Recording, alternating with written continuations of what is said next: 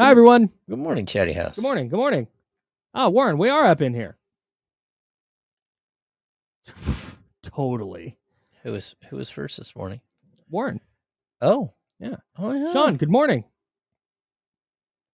David is here. Facts, bro. Hello, Zabo. Wheezy. Is that David Jackson? Casey Tucker Band. Yup. Johnny G. You said hi to Weezy, right? Yeah, we do know little to nothing about all of that. Yeah, no, I got nothing going on for you guys on that. Sorry. Nope. What up, Nick? Hey. Kenneth Williams. Eric, what's good? Michael Henderson. You guys have very formal names. Yeah. Love this for you guys. No Mike, no Kenny. And then Johnny G. And then Jonathan. Jonathan. Oh, St. Louis trip does not sound fun. Sorry, Johnny G. Good morning, everybody. There's Joe. Better. Not all the way. My face is still, you can see a little bit here. There's a little bit. Can you see that on my eyebrow? Yeah, just a little bit. A little bit. Yeah. So it hides. Most of it hides in the worst one. The worst one is right here. Oh, that sucks, dude. It's all good. We made it. I just feel for you. It's not a good.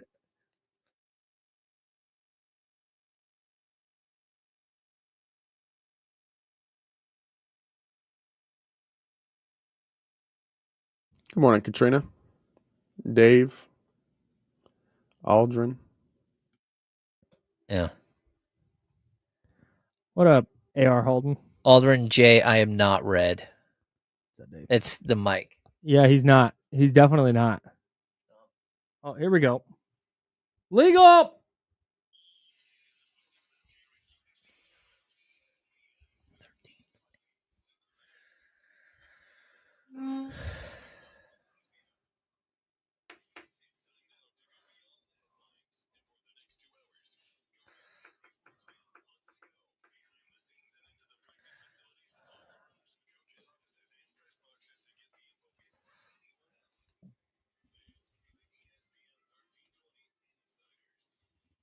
Hey, we're normal. This feels right. Yeah. I'm Kyle in the studio. That's James. He's back from Cabo. Joe Brazil in the building, Giants hat and all. We're the Insider, sponsored by Jiffy Lube, and we're hanging out with you until noon. Really fired up to be back here. Happy to have you back, James, because while I was whining on the radio about my week from heck, you were having a great time down in Cabo, and I love that for you.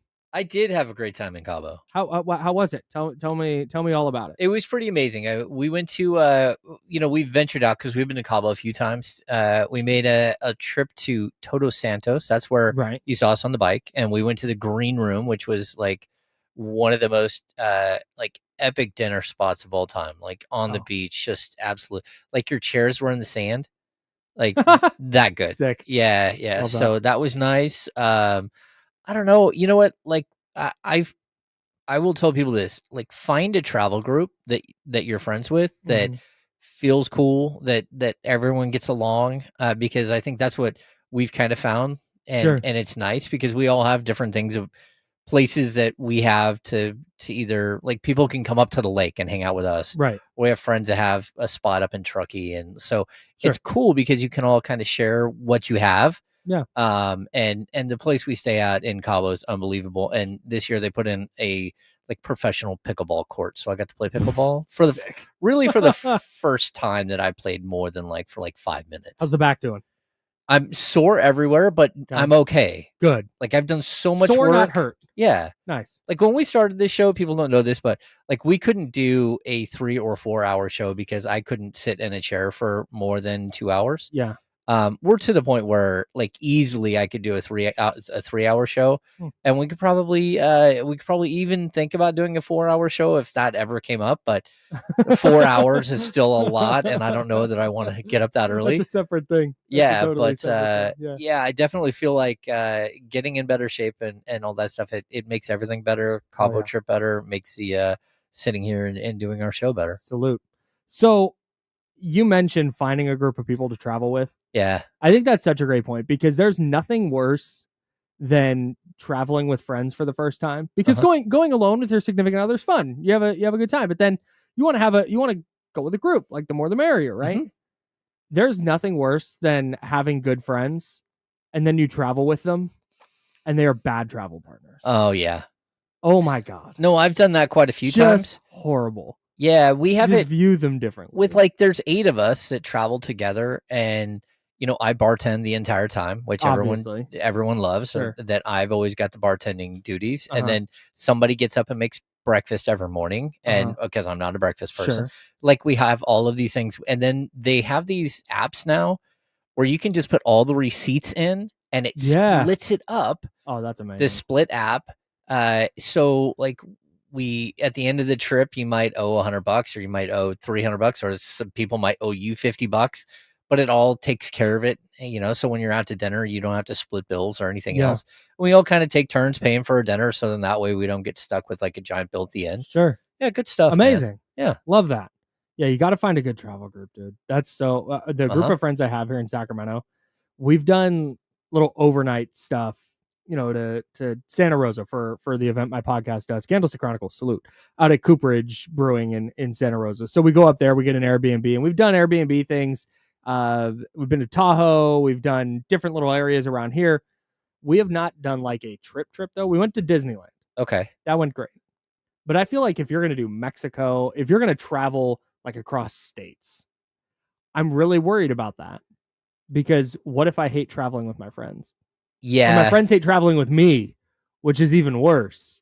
Yeah. If it gets awkward, you're like, oh, I don't think we can do that anymore. Yeah. Like, oh my God, you take so long at TSA. Like, why are you take your laptop out beforehand? Take your sweatshirt off beforehand. We've been in line for 10 minutes. Like that's the kind of like little stuff that I just can't, that's going to irk me about somebody. I will judge somebody permanently if I don't like how they travel. I think it's funny too, because when my wife and I, when we go places, we walk very fast, and it's alarming to some people. Like when we do walks around the lake, we don't meander. We're under a 14-minute mile walking. Like we cook. Yeah. But we do that everywhere we go. We just like move quickly, and not everyone does that. Yeah. And so a lot of times you look back and the people you're traveling with are like 100 yards back. And you're like, okay, we gotta wait. So it's one of those things where you kind of have to choose travel partners that have long strides. Sure. Yeah, you want to go to Berlin with us? Okay, yeah, that's fine. What's your walking mile pace? Yeah, what is your pace time? Can we get that sub 15? I need that sub 15 before. Hey, what are you training for? You doing a marathon? No, I'm vacationing with the Hams.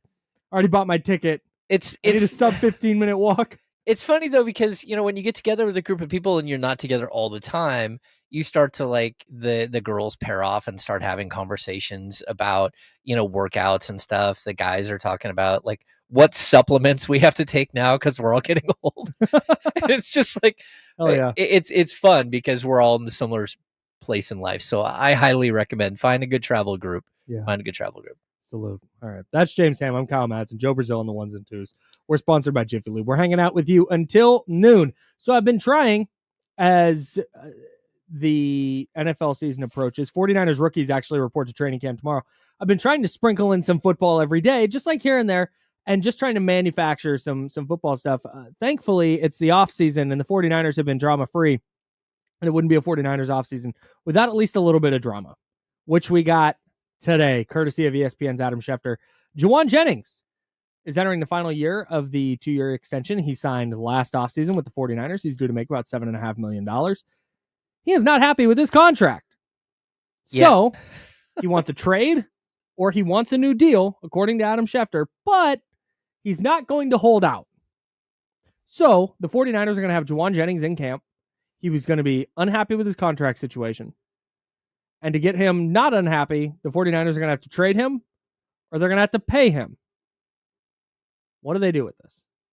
I told you when he signed that deal that I thought it was one of the best deals that I'd seen. A 2-year, $15 million deal. I'm like, that is like such a bargain basement deal for a guy who has the ability to really crank it up. You can tell. Even I don't think they've even capitalized on what he could be as a red zone scorer. Sure. Like, he's such a big body, and he has a really nice way to clear space and, box out people. So, hey, look, he needs to get paid, especially if you're going to trade Debo and you're going to have a $27 million Brandon Ayuk on injured reserve the whole time, and he's the number one. I don't know what that deal looks like.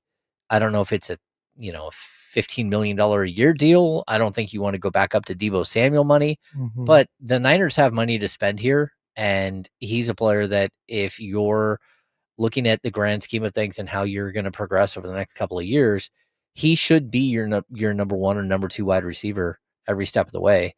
And that might not be like the best thing for your team, because he's probably better suited as a number three, but I'm okay with him as a 2-3, as a John Taylor type. Dude, he showed me last year that he's dramatically overqualified in the wide receiver 3 role. Yes. Yeah. That is, if he's your third best receiver, you're doing something right. Yeah. And last year he was ostensibly their number one wide receiver. He was their second on the team in receiving yards with 975. Would have gotten to 1,000 had he not gotten ejected from their season finale against the Arizona Cardinals. But this is a really weird spot for the Niners. And to me, I get why they wouldn't want to pay him. Like, I understand the logic. Of course. And I understand where they have leverage here. But if I'm Jauan Jennings, this is he picked the right time to strike. Because I don't think I say strike. Like, he picked the right time to make his feelings known. Yes. Because when you look at the Niners, you go, well, hey, if Brandon Ayuk is healthy and Ricky Pearsall is healthy and he takes a leap this year, Jennings is the number 3. The problem with that banks on one, Ricky Pearsall staying healthy and taking a leap. It banks on Brandon Ayuk coming back and being anything close to what he was in 2023 after an ACL tear, MCL tear, and additional damage, mind you. So forget this year, because I think this year it's pretty cut and dry to me that Jauan Jennings is going to be wide receiver 1 or 2. But now we start looking into the future, and we start looking at, is he going to be part of your receiving core? Is he going to be one of your top 2 guys in 2027, 2028, and beyond? And to me, man, normally in a perfect world, no. If Brandon Ayuk hadn't gotten hurt last year, I'm very much under the idea that he would have bounced back after a slow start. He would have had a good year, and it would have been Brandon Ayuk, Ricky Pearsall, and then you'd have a question with Jauan Jennings, because, like, man, this guy wants to get paid, but he's going to be wide receiver 3. But that's not your situation. No. Your situation is you have no idea what Brandon Ayuk is going to look like post-injury. You have no idea if Ricky Pearsall can play in the NFL still. Yep. He's going into year 2, flashed last year, a lot of upside for sure. But if you have a disgruntled Jauan Jennings, you might put yourself in a position where you're down to, okay, Brandon Ayuk, oh man, you know what? Actually, he's not going to be back till week 10.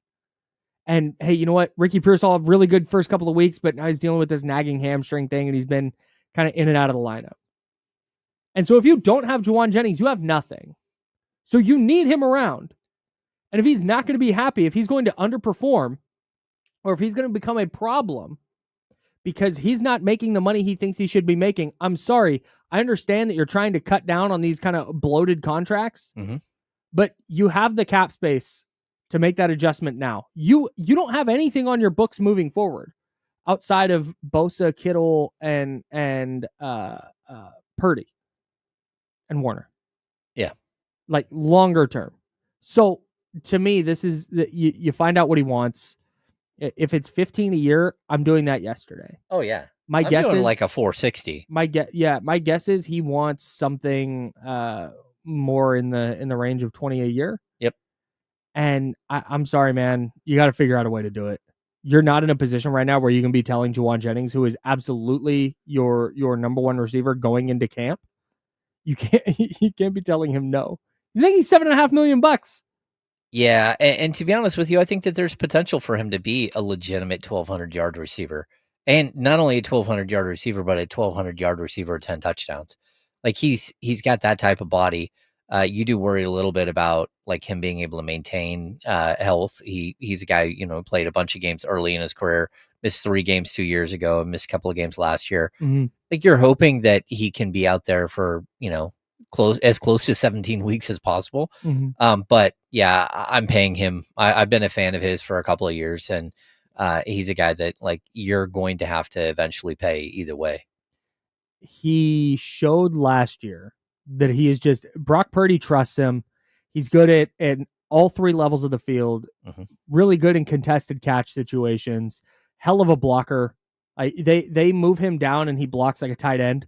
Yeah, that's why the 2 tight end set that they might want to run a bunch this year, I would use if you get healthy at the wide receiver position and you develop a couple of guys, I'd love to see him as a second tight end in certain situations. Sure.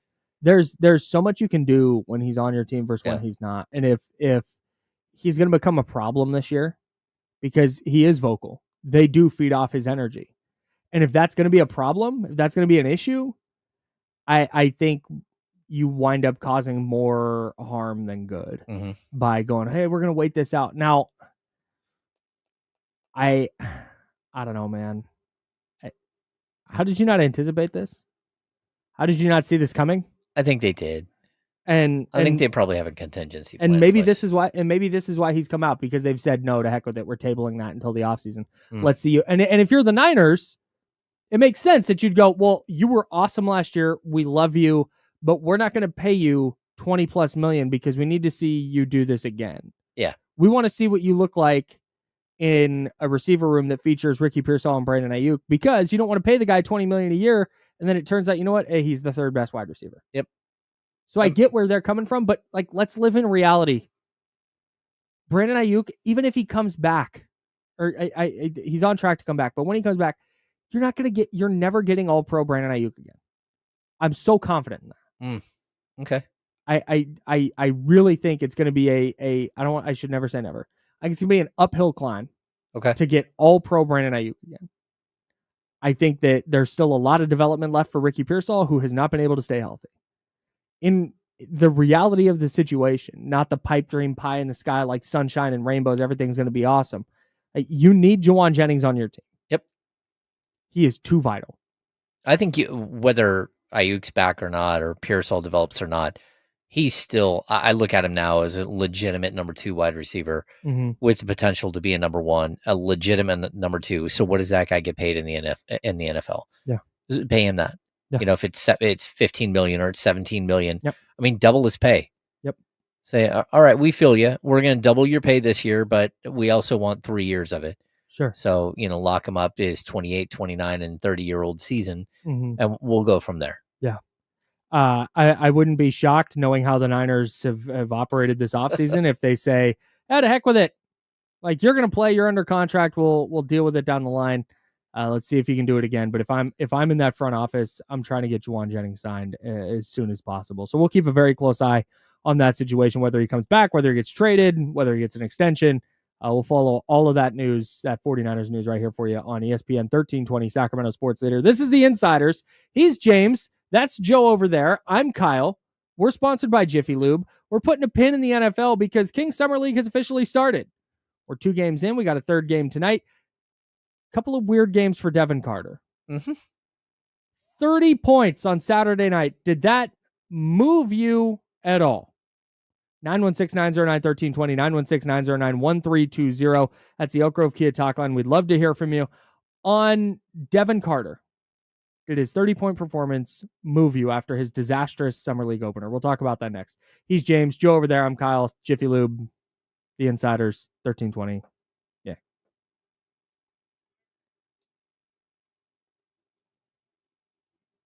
I meant to hit this. Sorry, Russ Dog. Because the non-guaranteed contract on top of the physicality of the sport. If Jauan Jennings plays this year for $7.5 million and tears his ACL, Jauan Jennings is not Jamar Chase, right? Like, he's not going to go. If Jamar Chase was in the last year of his deal and tore his ACL this year, Jamar Chase is still getting paid. It might not be what he was going to get paid, but he's going to get a nice little contract. If that happens to Jauan Jennings in week 2, he's just out for the year and hits free agency coming off an ACL, he's going to get a fraction of what he can get on the open market if he's healthy. So it's just kind of ensuring some kind of security because the contracts don't typically offer it. Good question, though. We went to Flora Farms, which I don't remember who it was that talked about that in the chat, but Flora Farms was absolutely spectacular. We ordered, some of our friends ordered a medium pork chop, like because they have different sizes of pork chops. It's one of their specialties.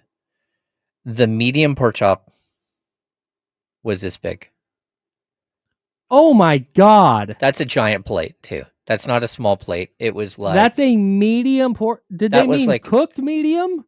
No, like a size medium. Medium-sized pork chop. You could get a small, a medium, or a large. The large, I can't even imagine they would have had to have a bigger plate. It's just a pig. Yeah. It's just a whole, it was one pork. Absolutely delicious. Absolutely it looks amazing. Phenomenal. Oh, I'm so jealous. Car is drivable. We're TBT on if all the repairs are completed. It's just the wheel, right? Well, the alignment, I guess. Yeah, but we got that. This is a green room. The scene from the green room. Just crazy. That's so sick. That looks fake. That looks like a stock background. Yeah. The right couple won on Love Island. Okay. The right couple won Love Island. Shout out to Amaya, Papaya, and Brian. This is facts. How about like a pork tonkatsu? Love. Yeah. Low ramen? That's what I had last night. Yeah. Yes. You can do ramen, or you can get I don't know, is it tonkatsu? Pork just katsu. Oh yeah, katsu pork. The tonkatsu ramen is so good though. Let me go. Bro, I'm so mad. Whoever, the psychopaths that were keeping Huda on the program need to be studied. I'm so serious. What a ridiculous thing. Hey, facts. Lizzie, I saw you were at Korean barbecue last night, and I was jealous. I need to go get that soon.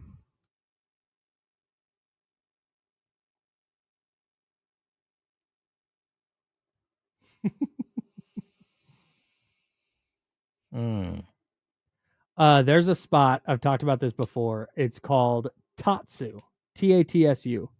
It is in Walnut Creek, which is about half an hour east of Oakland. Best katsu I've ever had in my life. Oh my God.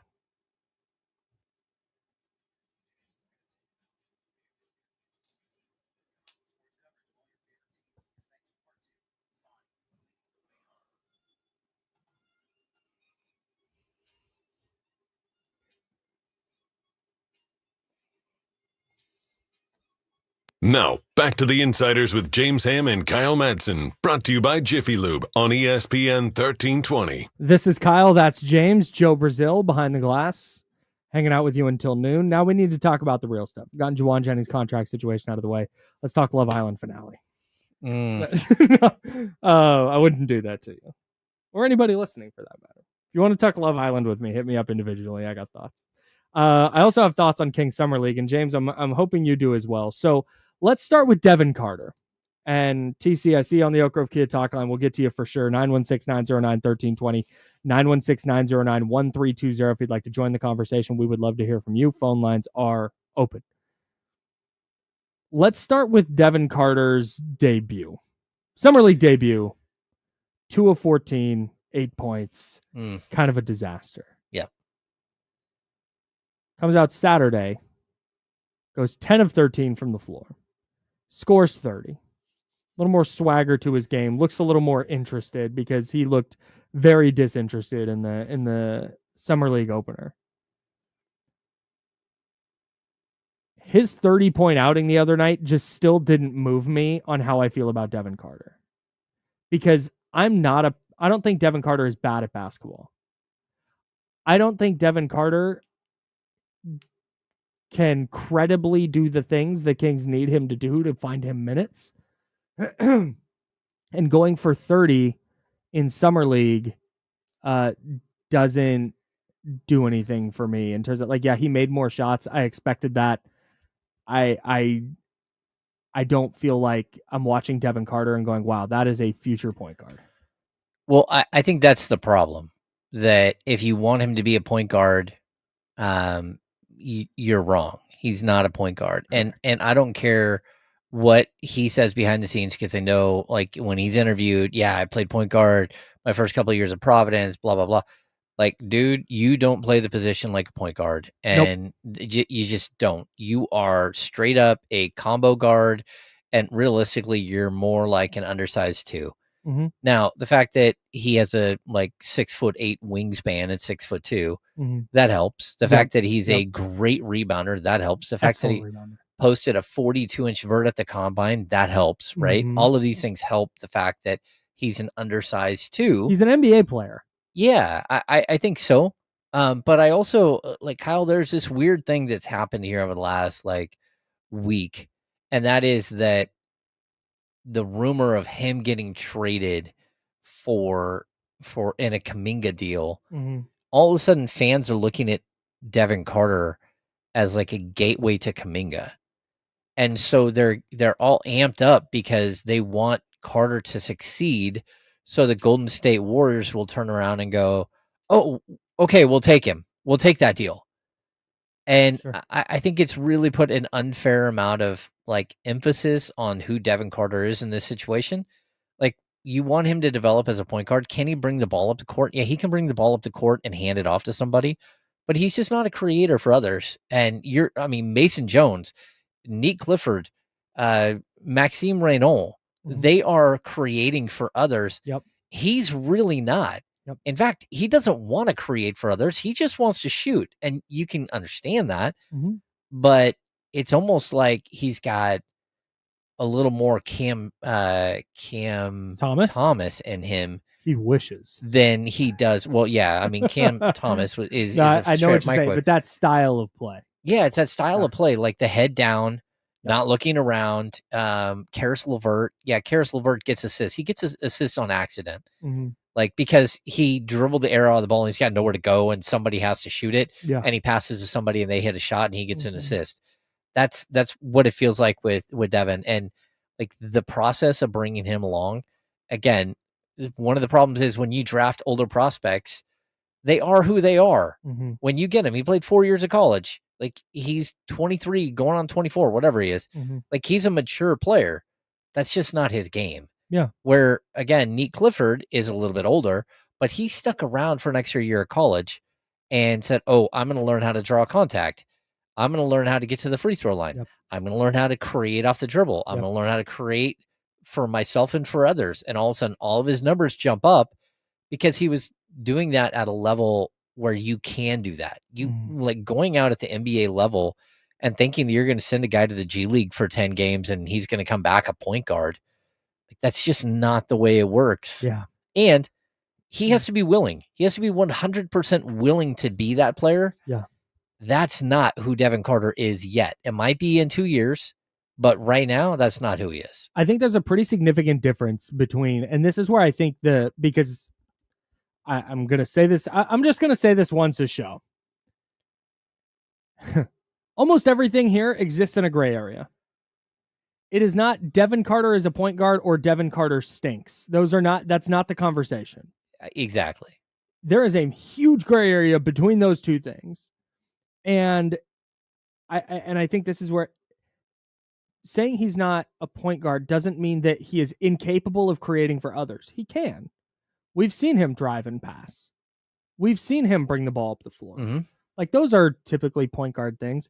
But there's a difference between, he worked on creating a little bit versus he worked on being a point guard. Yeah. A credible, bring the ball up, get the offense where it needs to be, get the offense orchestrated, and move the ball. Ball gets to you, you're moving it.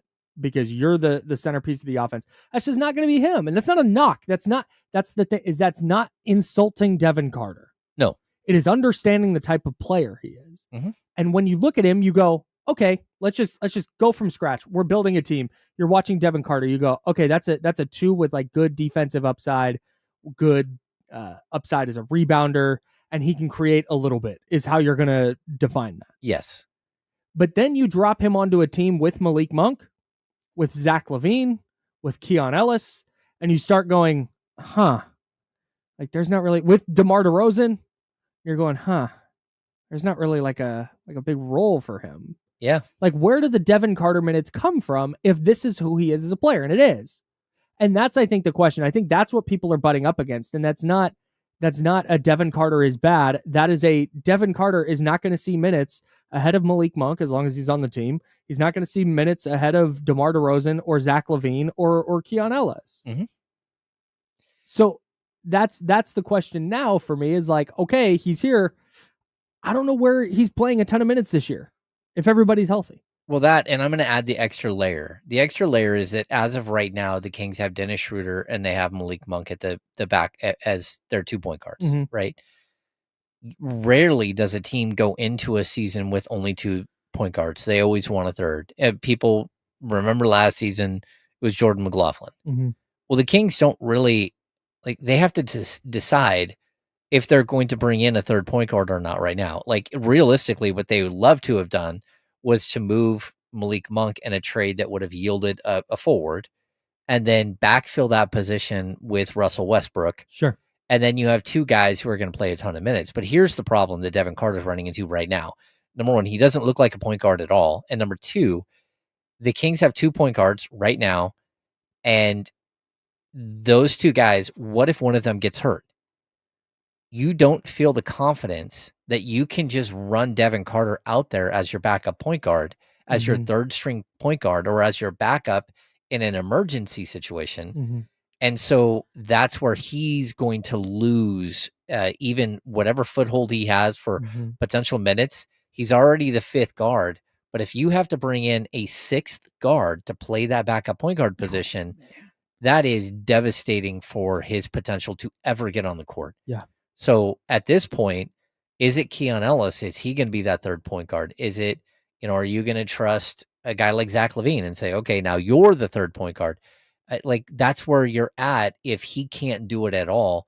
And so far, even like Nique Clifford, I've got more confidence in Nique Clifford right now. I was just going to say that. Like, bringing the ball up and getting initiated into the offense and start to move the offense than I do Devin Carter. And like, look, for a guy who barely played last year, he put up a 17.9% usage rate.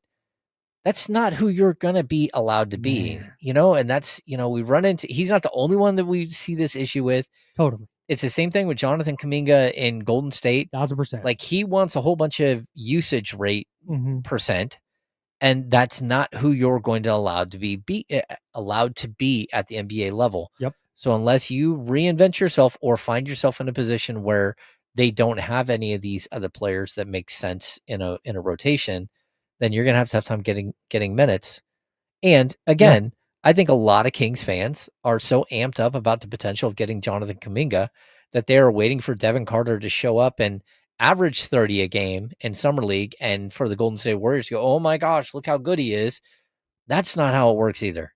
Yeah. Because nobody values Summer League all that much. What you're valuing in the Summer League is whether a player looks like he belongs or looks like he does not belong. And so far, Nique Clifford checked in. He belongs. Yep. Maxime Raynaud, he belongs. Isaiah Crawford looks like he belongs in my book. I'm watching Mason Jones. Okay. You see how all these other players get it. And then you're waiting for, again, for Devin Carter, the light bulb to go on. And it's not about the 30 points. It's not about the shooting numbers. Nope. It's about looking like the light bulb is on, and then you're checking in Summer League. I am not moved by Devin Carter scoring points in Summer League. Yeah. I know he can do that. My question is not, can Devin Carter put the ball in the hoop against guys who may or may not be NBA players? We saw him go down to the G League a couple of times and tear it up. And I'm good. 2 thumbs up on Devin Carter being able to put the ball in the hoop. Can you do all the other things that the Kings currently require from that position? Mm-hmm. And so far, through 2 Summer League games, he hasn't. It's good that he went for 30. You'd rather that than going for 8 on 2 of 14. Yep. 1,000%. Yeah. But it's like somebody has to define success for him, and then he needs to go seek that success. yes. And that is such a complicated thing. Mm-hmm. Like, hey, I need you to be this guy. Can you go show me that you can be that guy? Because again, Mason Jones should be out there trying to score 25 and earning an NBA contract. He's out there finding Devin Carter because he's hot, finding Nique Clifford because he's hot. Mm-hmm. He's moving the ball to the right guy and making the right decisions and showing you that, hey, look, I have the potential to be something more. And to me, that's a good sign for him. And when it comes to Devin, you're still waiting for that moment where, like, hey man, you're not going to be a star at the NBA level. Yep. I steal this line from Austin Rivers all the time because he says it all the time, and I'm going to believe him. Learn your role, change your life. Yep. Embrace that role, man. Real quick before we get to the Elk Grove Kia talk line with TC, who wants to talk about Devin Carter? You want to take a stab at what Jonathan Kuminga's usage rate was in 1,100 minutes last year? 24.5. Oh, you got to go up, buddy. Oh no. Steph Curry led the team, and this is Braxton Key was second, but he played 11 minutes. So guys who played more than 1,000 minutes: Steph Curry 29.8, Jonathan Kuminga 27.4. That's a really, I mean, it's outrageous. That's not quote unquote Kings basketball, but it might become Kings basketball. Dennis Schroeder, for those of you wondering, in 628 minutes, 21.2 usage rate. Yeah. I mean, Buddy Hield used to have around a 24 usage rate. 20.5 for Buddy last year. But that's with Golden State. When he was with the Kings, it got up around 24. Can I give an example of what we're talking about usage rate wise? Yeah. Brandon Pajemski is a guy who plays a lot for Golden State. Has the ball in his hands a ton. Has a usage rate of 18.3 because he moves it. Yeah. Because he gets the ball where it needs to go. Well, that, and he's asked to play like a point guard position while Steph is running off ball. Right. Yep. Like there's a way you can be on the court a lot and be very effective without putting the ball in the hoop. And the Kings need more of those guys. Yeah. Yeah. I mean, like Keon Ellis has a 12.7 usage rate. Keegan Murray has a 15. That's insane. Keegan's got to be up. He does. Over 20. He's got to be at 20. DeMar DeRozan 25. Let's get to our guy TC on the Elk Grove Kia talk line. He wants to talk about Devin Carter. TC, you're on the Insiders. What's going on, man? Hey, Kyle Ham, what's up, man? Chilling, bro. Hey, so look, check it out. Before we get started, Joe, give me a minute. Before we get started, Hammer, can you answer this? So, what's the cap hit if we were to try to buy out or maybe release DeRozan and Levine? Is it a major cap hit? I just want to know that, and then I'm gonna carry on. Okay, so DeRozan would be a like relatively substantial, like the non-guaranteed portion of his contract makes it complicated. But I can just tell you, like, Levine is $95 million over 2 years. A stretch provision allows you to break that up over 5 seasons. And so basically you would pay you'd pay $19 million a year for 5 seasons. Oof. No, okay. You're not doing that. Yeah, you're not going to do that. And you can't trade that. Once you buy somebody out like that, you're done. You can't trade their contract. Yep. Okay.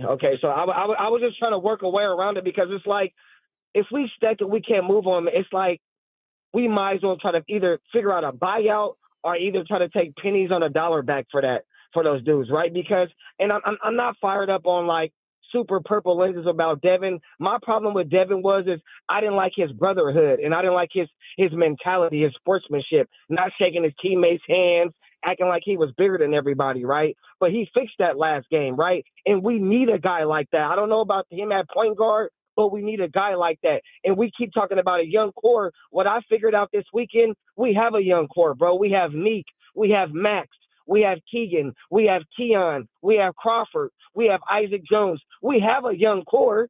So if we want to move forward with a young core, bro, we can move forward with a young core if we want to do that today. That's how I feel. Thanks for the call, TC. Appreciate it. I'm going to be brutally honest with you. You have a young core that's a 25-win team. So, like, I get it. The problem with that is that I don't know that Isaac Jones is an NBA player. I don't know that Isaiah Crawford's an NBA player. I'm a big Isaiah Crawford guy, but we're I like still, them both. Still, I'm with you. Still don't know if those guys are NBA caliber players. Yep. You don't know if Maxime Raynaud is going to be able to play in the NBA. Don't know at all. You don't know. I'm very bullish on Nique Clifford, and we'll talk about him, but you don't know what that's going to look like once the regular season starts. Yep. So maybe, but it's really clear to me, and we can talk about this here coming up, and it is something I wanted to dive into. So salute to TC. It's really clear there's not going to be this like commitment to youth. There's not going to be this huge youth movement this year where you're seeing veterans sitting in favor of young players. And so even if you have this young core, and I know TC was trying to figure out a way, can you just get off of these contracts? It's like if you're getting off of Zach LaVine's contract, you're trading multiple firsts to do it. Mm-hmm. At this point, you may be the same thing with Domas, or you're taking back another bad contract. Well, that's the deal. You're taking back bad contracts because in order to get up to a $48 million player, right, you got to give up at least $40 to $42 million in contracts. Right. So you're moving laterally. Yeah. So I don't, and I understand, you tried the buyout idea, like that's not going to play. So you're just kind of stuck. And if there's a young core on this team, I don't think we're going to realize it until 27. Yeah. But I want to talk more about that and the idea of a youth movement here for Sacramento. And I think it all centers around Nique Clifford, who has been a baller at Summer League. I've been extremely impressed with Nique Clifford. We got to talk about him. We got to talk about Maxime Raynaud, because it does feel like a lot of the Kings' future hinges on those two guys, and we'll talk about it. That's James Ham. I'm Kyle Madsen. Joe Brazil's with us. We're the Insider, sponsored by Jiffy Lube. This is ESPN 1320 Sacramento Sports Center. Yep. Yeah, like I like the idea of the Kings having a young core, but when your young core in 2027 is pretty much all going to be 27 years old, that's tough. Mm-hmm. Like, look at their young, quote unquote, young core versus, say, OKC. Like, their young core, their players are younger and just better. I did not realize, speaking of OKC, that Aaron Wiggins signed a 3-year, $9 million deal. 3-9 total, or 3-9 million? 3 and 9 total. Oh wow! Unless I misread, I thought he's making $9 million a year, like 327. They got a bunch of guys on like 3-year, 4-year, $10-11 million deals. Oh, I'm sorry, not Wiggins. Who was it? He's a 5 and 47. So he's 9 a year. Okay, Yeah. Maybe that is what I heard. Yeah, okay. yeah. Or what I read. I misread. My bad. Yeah. My bad, everyone. Yeah, it's the Kings are caught in like such a weird spot because you're so far behind the build of the other teams, the young teams that are coming up. Again, OKC, Houston, San Antonio. You're so far behind them, and even if you weren't, like, look at the talent that like a team like San Antonio has, and it's all like they have the number 1 pick in Victor Wembanyama, like a generational talent. They've got a number 2 pick, a number 6 pick. Like, you're so far behind because you have to go rewind and like try to get those players now if you're going to compete. So, like, where's the window for Sacramento? I have no idea. Yeah. And I get the consternation of, or the issue. Where'd my guy go? Aaron said, cool, let's be mediocre for the next 2 years, get bad draft picks, sign me up. I get the frustration there that the Kings as currently constructed aren't going to be bad enough to be picking in the top 3. And you want to give yourself like the best chance to do that. That's your best chance. Like, the higher you go in the draft, the better your odds are of hitting a pick. Of hitting a star. I totally get it. Like, yep. I am not naive to that fact. But at the same time, I think if the Kings could have gotten off of their contracts without shelling out a bunch of picks and taking back bad contracts, they would have. But there's not a lot of teams with money to just absorb contracts without getting rid of other bad deals. Yeah. And other that's expensive deals. Detroit is still lingering out there as a team that's why they gave up a second round pick in this trade for Schroeder, because they have a bunch of money between they're over the cap, but under the luxury tax. They have a huge amount of money right now, but they had no way to spend it. So by going out there and producing a $14.1 million trade exception with the Kings, it opened the door for them to actually have a little bit more. Yeah. So I understand the frustration. Is that I'm right there. It's going to be super annoying if they're 40-ish wins for the next 2 years, and then we go into 27. But you have to hit picks. That's what I keep coming back to. Whether you're picking 12th or second, like you just find players who can play. If it looks like Nique Clifford can play, and you pick him 24th, that's a really good start for me. But I'm going to bring this up.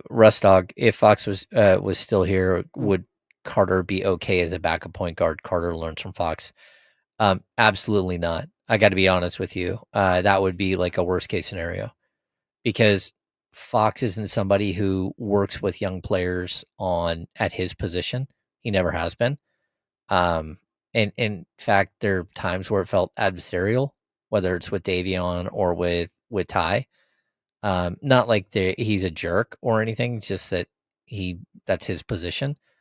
And Carter is also not a player who learns from who's willingly accepting that right now, which is going to be part of the problem.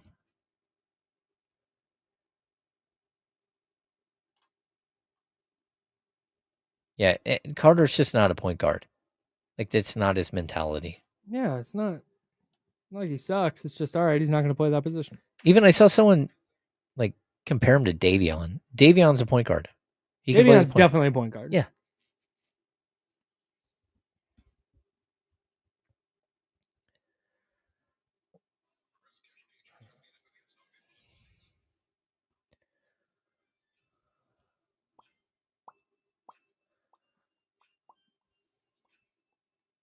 Now, back to the Insiders with James Ham and Kyle Madsen, brought to you by Jiffy Lube on ESPN 1320. I do get the frustration, man.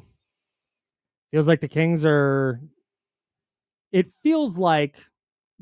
just kind of throwing their hands up for the next 2 years and going, hey, got these contracts. That's what it's going to be. We'll work on 2027. We'll have money and stuff then. But I think over the next couple of years, I do think we're just talking about a young core. Yeah. And I think over the next couple of years, that doesn't mean nothing is going to happen until 20. Let's take the chances off the table of Zach LaVine getting traded for something, or Domas getting traded, or DeMar getting traded this year. Let's take all that off the table. That doesn't mean, because our guy Aaron Mick in the chatty house is expressing the frustration that I think a lot of people have, that, man, like, this is just kind of going to be mediocre for 2 years and then have nothing except a bunch of mid first round picks. I get it. I am like, this is not to not, yes. Like, there's a very real chance that we get to 2027 and it's like, man, there's just, this cupboard is dry, and that would suck. But also, I think that there's a chance for some wins in that stretch. And I think you watch a guy like Nique Clifford, who they picked 24th. They didn't give up a ton of capital to move up to 24th or move into the first round, I guess, not move up, but move into the first round. And man, through two summer league games, I don't want to overreact. I don't want to put Nique Clifford stamped all-star, everybody watching, but it's hard not to be encouraged by a player like Nique Clifford, by a player like Maxime Raynaud, and go, okay, I feel okay if the Kings are drafting 12, 13, 14 over the next couple of years and finding impactful players. Yeah. Okay. So I'm going to make a weird analogy here, right? Love a weird analogy. Let's say that you're like building out your living room, right? Okay. And you really, really want this couch, but the couch is like $4,000, and you're like, there's no way I'm going to be able to afford that couch today or tomorrow, but maybe 2 years from now I can afford it. Yeah. You don't just like stop building out the rest of the living room. You can still paint the walls. You can still put up a TV that might not be the end all be all TV, but you can still find a really nice find for a coffee table or Sure. an end table, and you're slowly piecing the thing together for when you do have the money to go buy that couch to like tie it all together. Sure. But the thing is, by that point, you might be looking at a different couch, because when you go to tie it all together, that couch that you originally thought you were going after, it doesn't fit the room anymore. Who's the couch? Well, the couch is the players that the Kings don't have. Got it. It's the star point guard. It's whatever. Yeah. But I think you also need to define what it is that you have, the rest of the pieces that you have, and you need to keep proving those up. Like, just because you can't get the couch doesn't mean you can't get other nice things all around that will support that. So when I'm watching like a guy like Nique Clifford, like I instantly see like a modern day Lionel Simmons. Sure. Like I instantly see like Evan Turner, like not superstar, but really, really good, solid role player in the NBA for years. Whether they're a starter or not, you don't know yet. They've got a lot to prove up, but that doesn't mean that they're not functional pieces. Raynaud instantly looks like a player that you're like, okay, I think that there's a pathway forward for him to actually be an NBA player. And then all of a sudden he shows you flashes of stuff that you're like, okay, that pass he made to Isaac Jones, that Raynaud made to Isaac Jones for the hammer dunk, was like, where in the world did that come from? Because that is not on his college tape. And so sometimes when you get a guy at the pro level and the spacing changes, all of a sudden his basketball IQ starts to show up a lot more. Yeah. And so I do think that they found something in Raynaud. I do think they found something in Clifford, but that doesn't mean that they found like one of their top 3 players or a future starter. We don't know those things yet, but they sure do have skills. And you're like, okay, there's a way for him to get on an NBA floor. And that's what you're kind of hoping for, at least in the first summer league for players. And you're hoping that they continuously build from that. But this is like a really good benchmark moment for the Kings, where when you put guys out there in summer league, it's, do they look like they belong or do they not? And there are so many players that you instantly see, you're like, oh man, that guy's just a hack. Like he's got no chance of ever making it. And it doesn't matter how many points he scores. It doesn't matter how many times he like lowers his shoulder and runs through the entire defense and slams into everybody and somehow hits some haymaker. That doesn't matter. And I think what we're seeing from Clifford and we're seeing from Raynaud, 2 players who just legitimately get it right away. That's it. And you're like, competency. Competency first. It provides, because I don't think Nique Clifford is going to go in. I'm going to go out on this limb and average 19, 12, and 5, which is what he had in the second game. But what Raynaud and Clifford's games have done in the summer league for me is give me confidence that whatever role they're going to eventually settle into with the Kings, they'll settle into that role. Like they have the skill set to do, because it's not like what Nique Clifford is doing for the summer league Kings is not exactly what he's going to be asked to do for the Sacramento Kings. It's going to be a little bit different. But when you watch him and you just watch where he goes on the court, how assured he is in his movements, how he knows where to go with the ball, how he knows what he's doing defensively, the IQ to know how to draw contact and get to the line, which he's done really effectively. All of that stuff is like, man, he's going to be able to piece this together where, okay, the Kings don't need all this stuff, but he is competent at enough things that he's going to figure it out. Whatever role he settles into, he's going to be really good in that role. And I think the same thing for Raynaud. And if you can find, and again, this comes back to what we were talking about with the Kings building, their team building. If Clifford and Raynaud are NBA players, like just rotation guys, even if only one of them's a starter, the other one's off the bench, but they're playing 20 plus minutes a night, like that's so big for this year. Even if they don't get off any of their big contracts, even if they are, really mid and winning 38 to 41 games and they're just in kind of the back of the lottery again. Okay. Like fine. But at least like Clifford and Raynaud, yes, good. 2 thumbs up. And so far again, we're in summer league. Maybe they get to the NBA and just cannot figure it out. Oh yeah. Seen it before. Very possible. Seen it before. Yeah. But right now, if you're looking for something, if you're in the camp, and I am like, salute, I get it. This is not knocking you. I 100% feel why you feel this way. But if you're in the camp of like, we're just wasting these 2 years to be mediocre, like, no, you're not. Because I think you can find a player like Clifford. You can find a player like Raynaud. And if they're playing and if they're growing, now you start to see, okay, this is maybe the foundation of this core that's going to help the Kings be more relevant in 27 and beyond. Yeah. So I had conversations early last week about like Raynaud specifically. Like, and I'm not super high on the Drew Eubanks acquisition, right? Well, he is what he is. Let's right? talk about it. Go ahead. Well, but here's the deal: your starter is going to play 35 minutes a night, and Domantas Sabonis maybe 36. Right? He's going to hold down the fort. Drew Eubanks is nowhere near as good a player as Jonas Valanciunas. But also having Jonas Valanciunas on your roster at $10 million playing 13 minutes a night doesn't make any sense. It makes sense if you're in a stretch run and you're trying to get to the playoffs and you think that guy might be a matchup issue or might help you with a matchup issue down the road. That totally makes sense, right? But having a guy like Drew Eubanks does very specific things. Number one, you can crank the tempo up off the bench.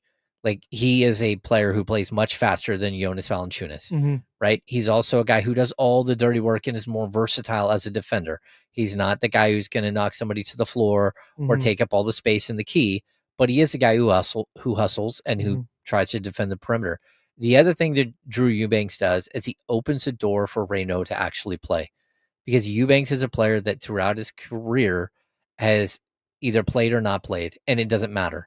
He comes in, he does his job when he gets to play. When he doesn't get to play, he doesn't sulk, he doesn't complain, he doesn't sit there and make a big problem about it. So if Raynaud is better than the 42nd pick in the draft, if Raynaud is actually a first-round pick like he was projected, and he comes in and he starts playing meaningful minutes in year one, 12 minutes a game, 14 minutes a game, and he starts to build a little bit, you now can bring him along. Where if you had Jonas Valanciunas, I hate to tell you this, Raynaud would not have played a single minute the entire season unless you really, really had to. And so, like, I see the vision for why you did what you did. And the other thing is, like, look, we talk about 2027, right? This thing is a mess. They have so much. It's not just the gigantic contract of Zach LaVine or the whatever money you owe DeMar DeRozan. It's the fact that you had no second round picks. It's the fact that you had all of this, like, stripped down. Like, this was a financial mess. And they've, like, Scott has a bunch of housekeeping to do before he can really even start doing the main heavy lifting of work. And again, we get closer to 2027, you're going to start seeing a lot of ability to move a guy like Zach LaVine or a guy like DeMar DeRozan. DeMar DeRozan at the trade deadline has way more value than he does today. 1,000%.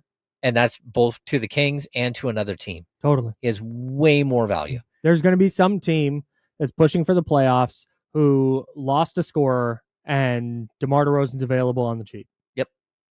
Like, financially on the cheap. And he's going to have value for sure. Just on real quick on Raynaud, I'm going to take it a step further. Unless he's a disaster, like, unless he just cannot play in the NBA, he should be playing over Drew Eubanks. Like, that's where, when you start talking about this youth movement and wanting to hey, who cares about wins? We want to see that. To me, is where, hey, you know what? If he's going to miss a defensive assignment here and miss a read on offense there, but overall he looks like he can play and he's learning and he's growing, there's zero reason to play Drew Eubanks by November or December. But if you come out and all of a sudden you're fighting and your team is better than you think, you have to at least give this team an opportunity to be who they might be. And if they show very quickly that they're not going to progress or they're not going to be a playoff team, then that's when you say, okay, like, February, he's playing a ton, but let me start peppering him in December and let me see what he's got and see if he can actually help change the trajectory, if he can be better than what you're actually running out there. And that's totally a possibility. Whatever is best for his development, I guess, is what I should say. Like, if they think playing him, if they go, man, he just needs to play, then cool, let him play. But if it's that, sprinkle him in November, December, we'll see where we're at come January. All right. I love that he barks, that Raynaud barks on defense. Like, he's all over the place. He's yelling and screaming. Like, he's moving. Hey, look at that. That's good. Love to see it. I have to apologize to an athlete. One of my least favorite things in sports is when somebody's like, you need to apologize. Like, I don't, but I'm going to in this regard. We'll tell you who it is next. That's James Ham. I'm Kyle Madsen. Joe Brazil over there. Complex is walking by. We're the Insider, sponsored by Jiffy Lube on ESPN. 1320 Sacramento sponsor. I'll be right back. Cool. I agree with this, Kyle. I need to see Raynaud be a better rebounder here in Summer League. He needs to get stronger in boxing out. I agree 100%. I would point out that he is playing with two very good rebounding guards. Again, or guard / forward, and Devin Carter and Nique Clifford. They both have been grabbing a bunch of rebounds. So I haven't watched enough, but when I watched the game tonight, and I urge you to do the same, Kyle, watch and see if Raynaud is actually boxing out so his guards can get rebounds, or if he's just not boxing out. And that's a big question. I don't disagree with this. Dario Saric, like, again, the reason why they did the Dario Saric swap for Jonas Valanciunas was because the Kings were trying to reduce their salary cap situation so they could add more players, which they will continue to do here and there. So Dario Saric for Jonas basically cleared up $5 million. And it also opened a pathway for the potential of a guy like Raynaud to play. And also it allows you to play a different style off your second unit. Hi, Charlie. Hi, James. So good to have you back. And to all my friends out there, Medulla Oblongata. That's right. Welcome to Jurassic Park.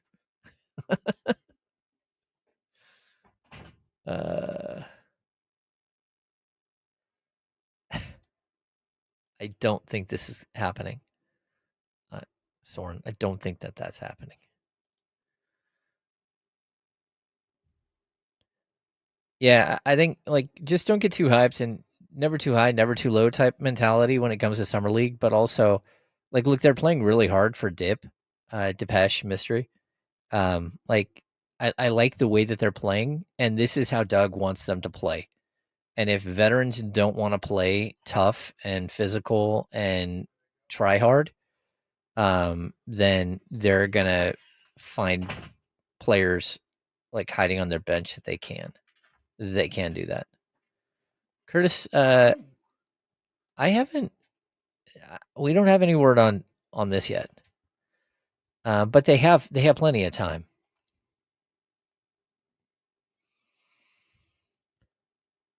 Heels, nails, blade. I don't think he'll put up the numbers Duarte did in his rookie season, because I don't think he's going to have the opportunity with DeMar there. But I think he's a better player than Chris Duarte. I feel for Chris, because Chris is a very nice guy. He's very physical. He works hard. He knows his game. I mean, he's just the ability to piece it all together isn't there. Like, it's tough, because I think physically, like, he has all the tools.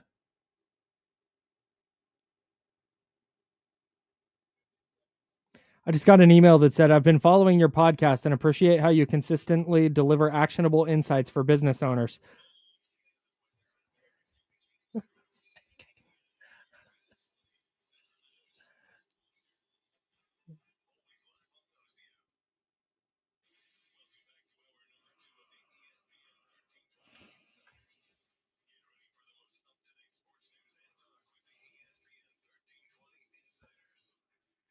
Hour number 2, that's James Ham. I'm Kyle Madsen. Joe Brazil over there. We are sponsored by Jiffy Lube, and we're hanging out with you until noon.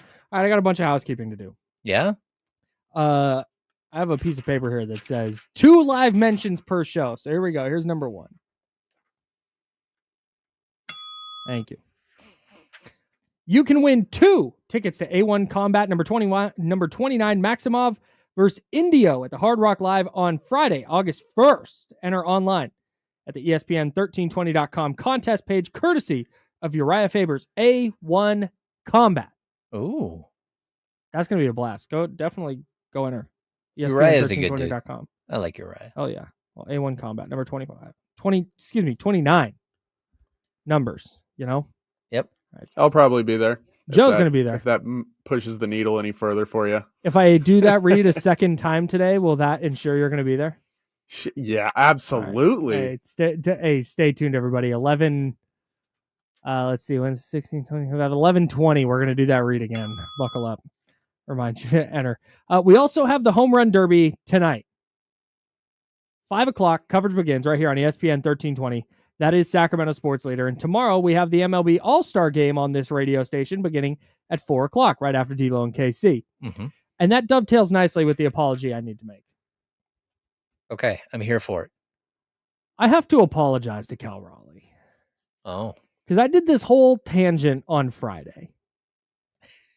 Because I saw a tweet before the show where MLB tweeted, "Who's the AL MVP?" And then they put Aaron Judge's numbers alongside Cal Raleigh's numbers, and it was really clear that Aaron Judge should be the American League MVP. His numbers are better across the board except for home runs. I even dove into like the peripheral weird stats to see. Nope, it is Judge. All the way across the board. RBI. Raleigh's up there with RBI too. But go ahead. But I think Judge has got him. Or at least he did. He might have passed him in the last couple of days. But my point was not that Cal Raleigh is bad. Mm-hmm. My point was that I don't want Cal Raleigh's season to get buried under the weight of Aaron Judge. And, Cal Raleigh has been amazing, but Judge is just on a completely different level. Like he's the MVP.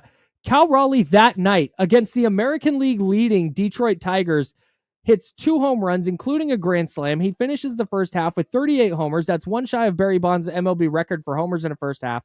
He is 10 shy of the single season record for home runs by a catcher, which is 48, belongs to Salvador Perez of the Kansas City Royals. Perez hit 33 as a catcher. Cal Raleigh already has 31 as a catcher. That's wild. It's just insane. So, my apologies to Cal Raleigh, because I made it sound like it would be ridiculous if Cal Raleigh would win the American League MVP. But if he continues this pace, and he finishes the season with 50 home runs as a catcher on a team that should be in the playoffs in the American League, mm-hmm. I get it. Like it's one of those deals where Judge might have the better numbers across the board, and it's going to be one of those deals where if you vote for Judge, I'm not going to be like, wow, but maybe Cal Raleigh just wins the MVP because he's the story of the season. Maybe Big Dumper just captures the attention of America.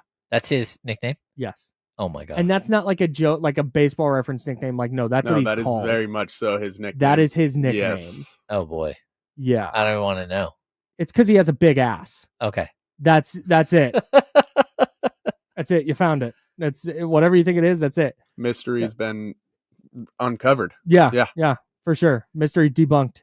So I think Cal Raleigh's path to the American League MVP is very much open. Mm-hmm. I was wrong to shut it down. If he winds up being the story of the season, get out of here, Jesse. If he winds up being the story of the season, even if Judge's numbers are better across the board, that's the pathway. And watching that game, I happened to be watching too. He knew I was watching. Yeah. He watched Cal Raleigh club a couple of just big home runs that extended their lead and then kind of put the game away. Incredible stuff. And he's in the home run derby, which begins tonight, 5 o'clock coverage right here on ESPN 1320. I'll be rooting for Cal Raleigh. Salute, bro. Mm-hmm. Like, my bad. My bad for saying you can't win MVP, because he very much can. Yeah, I agree. It's going to be tough though. I mean, Judge is like having this is his prime, and he's dominating his prime. Like very few players have dominated their prime for the Yankees, which helps. Yeah, that does help. If that's the thing, it's like, Judge might hit 60 bombs and hit 350. Yeah. I know there's more to baseball stats than that. Like I know there's believe me, I'm a numbers dork with baseball. So I know there's people like batting average doesn't matter. It's like, brother, if you're hitting 350, you're raking. Yes. You're hitting 350 with 60 bombs, you're raking. Well, I even don't care what era it's in. it's why we're saying right now, like Jacob Wilson is going to win the AL Rookie of the Year. He's batting 332. Yeah. He's second in the American League behind Judge in batting. He could easily win the batting title this year. Easily. As a rookie shortstop. That's yeah, crazy. as a rookie shortstop. Mhm. And then to be honest with you, it doesn't matter how many home runs Nique Kurtz hits. I don't think he's going to be able to catch him in the AL Rookie of the Year race. I don't. And Kurtz might hit 30 in like 450 at bats. Yeah. Like he might be on a ridiculous pace. He's a monster. Yeah. Yeah. I mean, a full season of him right now looks like something ridiculous, like 51 homers and 120 something RBI. Yeah, he's figuring it out for sure. Speaking of the home run derby, which is not, did you know the home run derby has a $2.5 million prize pot? That's wild. The winner gets $1 million. The runner up gets 500,000. Everybody else gets 150K. So you get a 150K bonus just for participating. And then the longest home run, the person who hits the longest home run gets $100,000. Oh, so you could, in theory, be the first batter of the night, hit one home run, have it go 550 feet. You wouldn't hit it that far, but indulge me. Hit it 550 feet. You hit no other home runs. You do nothing else for the night, but you walk out of there with $250,000. Yes. Like that's why has the NBA not done this with the dunk contest? Yeah, like put a gigantic prize number on it. And maybe they have, and it's just like under cover. But no, put that out there. Well, that and for like an NBA player, a lot of times you get like a Kia. Like very few NBA players are going to drive a Kia. Yeah, they might give it to a family member or friend or something. Yes. But man, tell me, you get $150,000 just to participate? Oh yeah.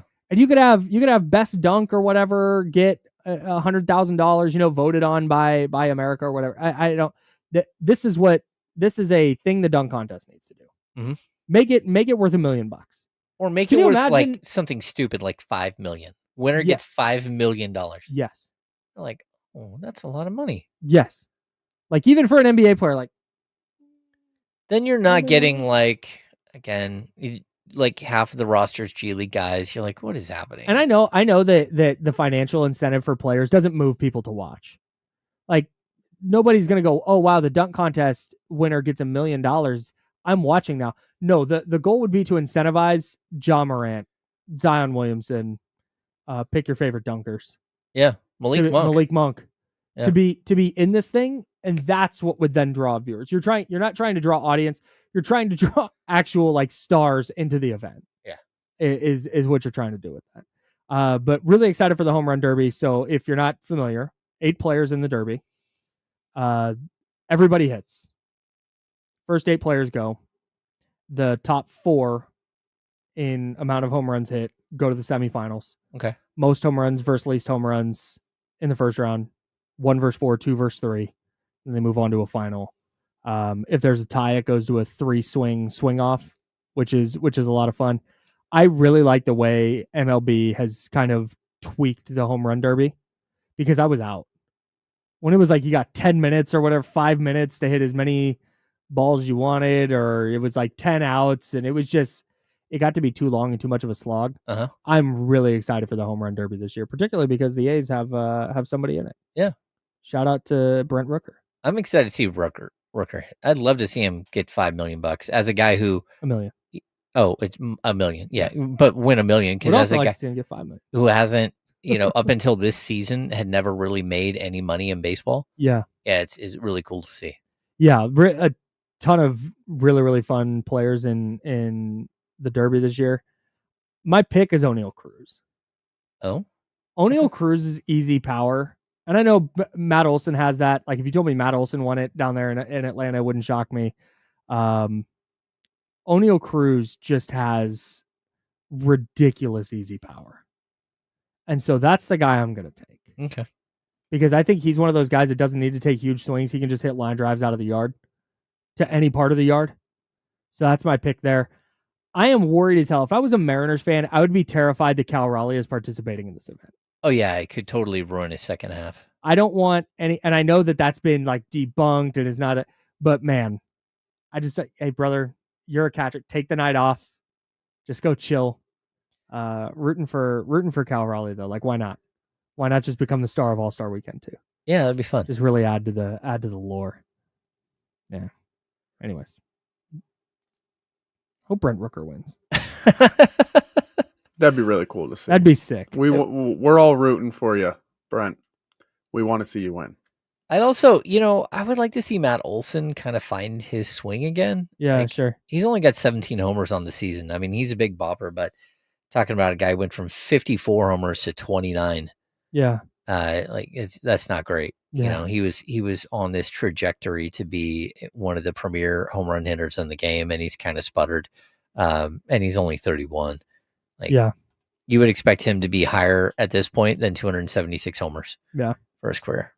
Junior Caminero from the Rays is another guy who has a real chance to win it. I think Buxton's a sleeper because he's a lot healthier than he's been in a really long time. Yeah. I mean, I've been seeing a lot of his highlights lately, and he's making really solid contact. I think he's kind of got he's not the biggest dude that's going to be playing, but I think a factor that people aren't really realizing is he is very healthy right now for the first time in a while. So yeah, he's a really talented player, really good player. I'm shocked that Jazz Chisholm is in this. I'm not. To be totally honest, it's like a total. He was the cover of MLB The Show. He's just kind of totally the culture guy, totally the vibes guy.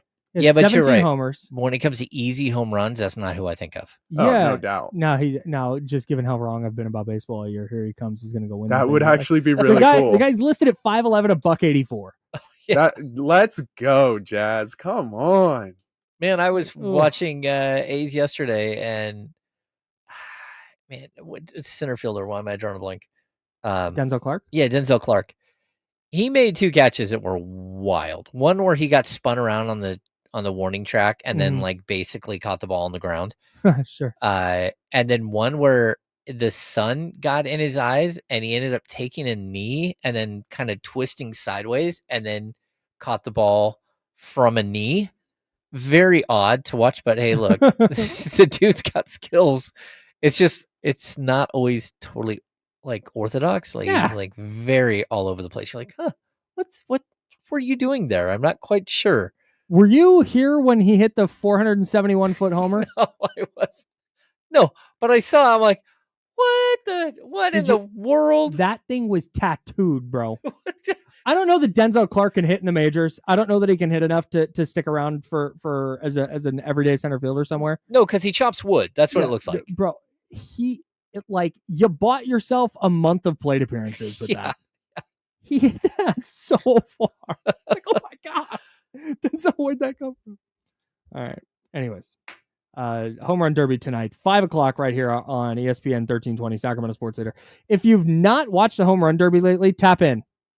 It's very, very fun, and I guess Pat McAfee is going to be doing coverage of it, which is not my bag personally. No, but maybe that's what you're into.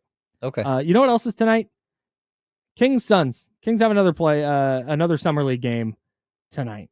We'll talk about what we're watching for. Should this be Devin Carter's last summer league game? Should this be Nique Clifford's last summer league game? We'll get into all that. That's James Ham. I'm Kyle Madsen. Joe Brazil's with us. We're the Insider, sponsored by Jiffy Lube on ESPN 1320 Sacramento Sports Center.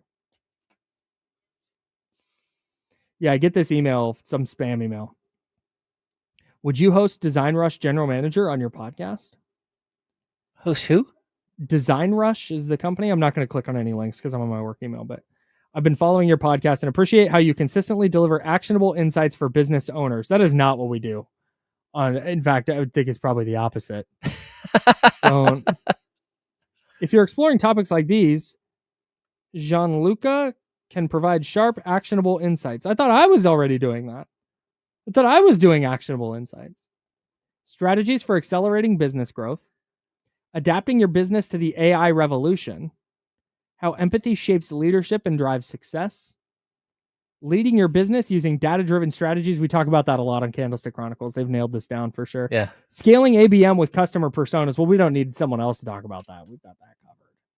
You should scaling with ABM personas is like my number one topic on CandleCron. You should do like an AI episode where you figure out a way to convert you and Biederman into like Minecraft characters and just do the entire episode as Minecraft characters. We could just throw you guys in Minecraft. Just do that. Yeah. Are you a Minecraft guy? Sure. I knew it. There it is. Yeah. I grew up with Minecraft. I forgot your Skibbity toilet toys at home. No. Okay. Minecraft guy. Okay. Now you're getting a little closer to the era I was. All right. So elementary school Minecraft when it was brand new though.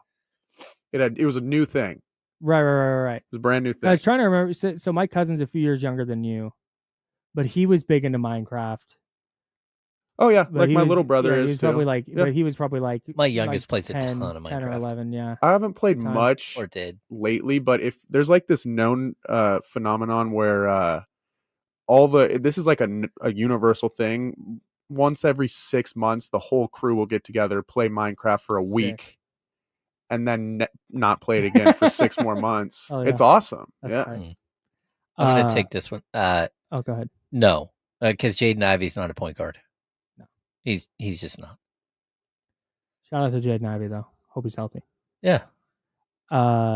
This probably makes me Achilles. ACL, I think. Okay. This probably makes me a ween, but whatever. I've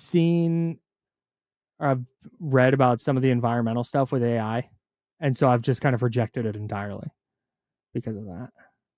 Oh, I don't do any. Our boss all the time is like, "You got to use AI. You got to do this. You got to do this." I'm like, oh, really? Yeah.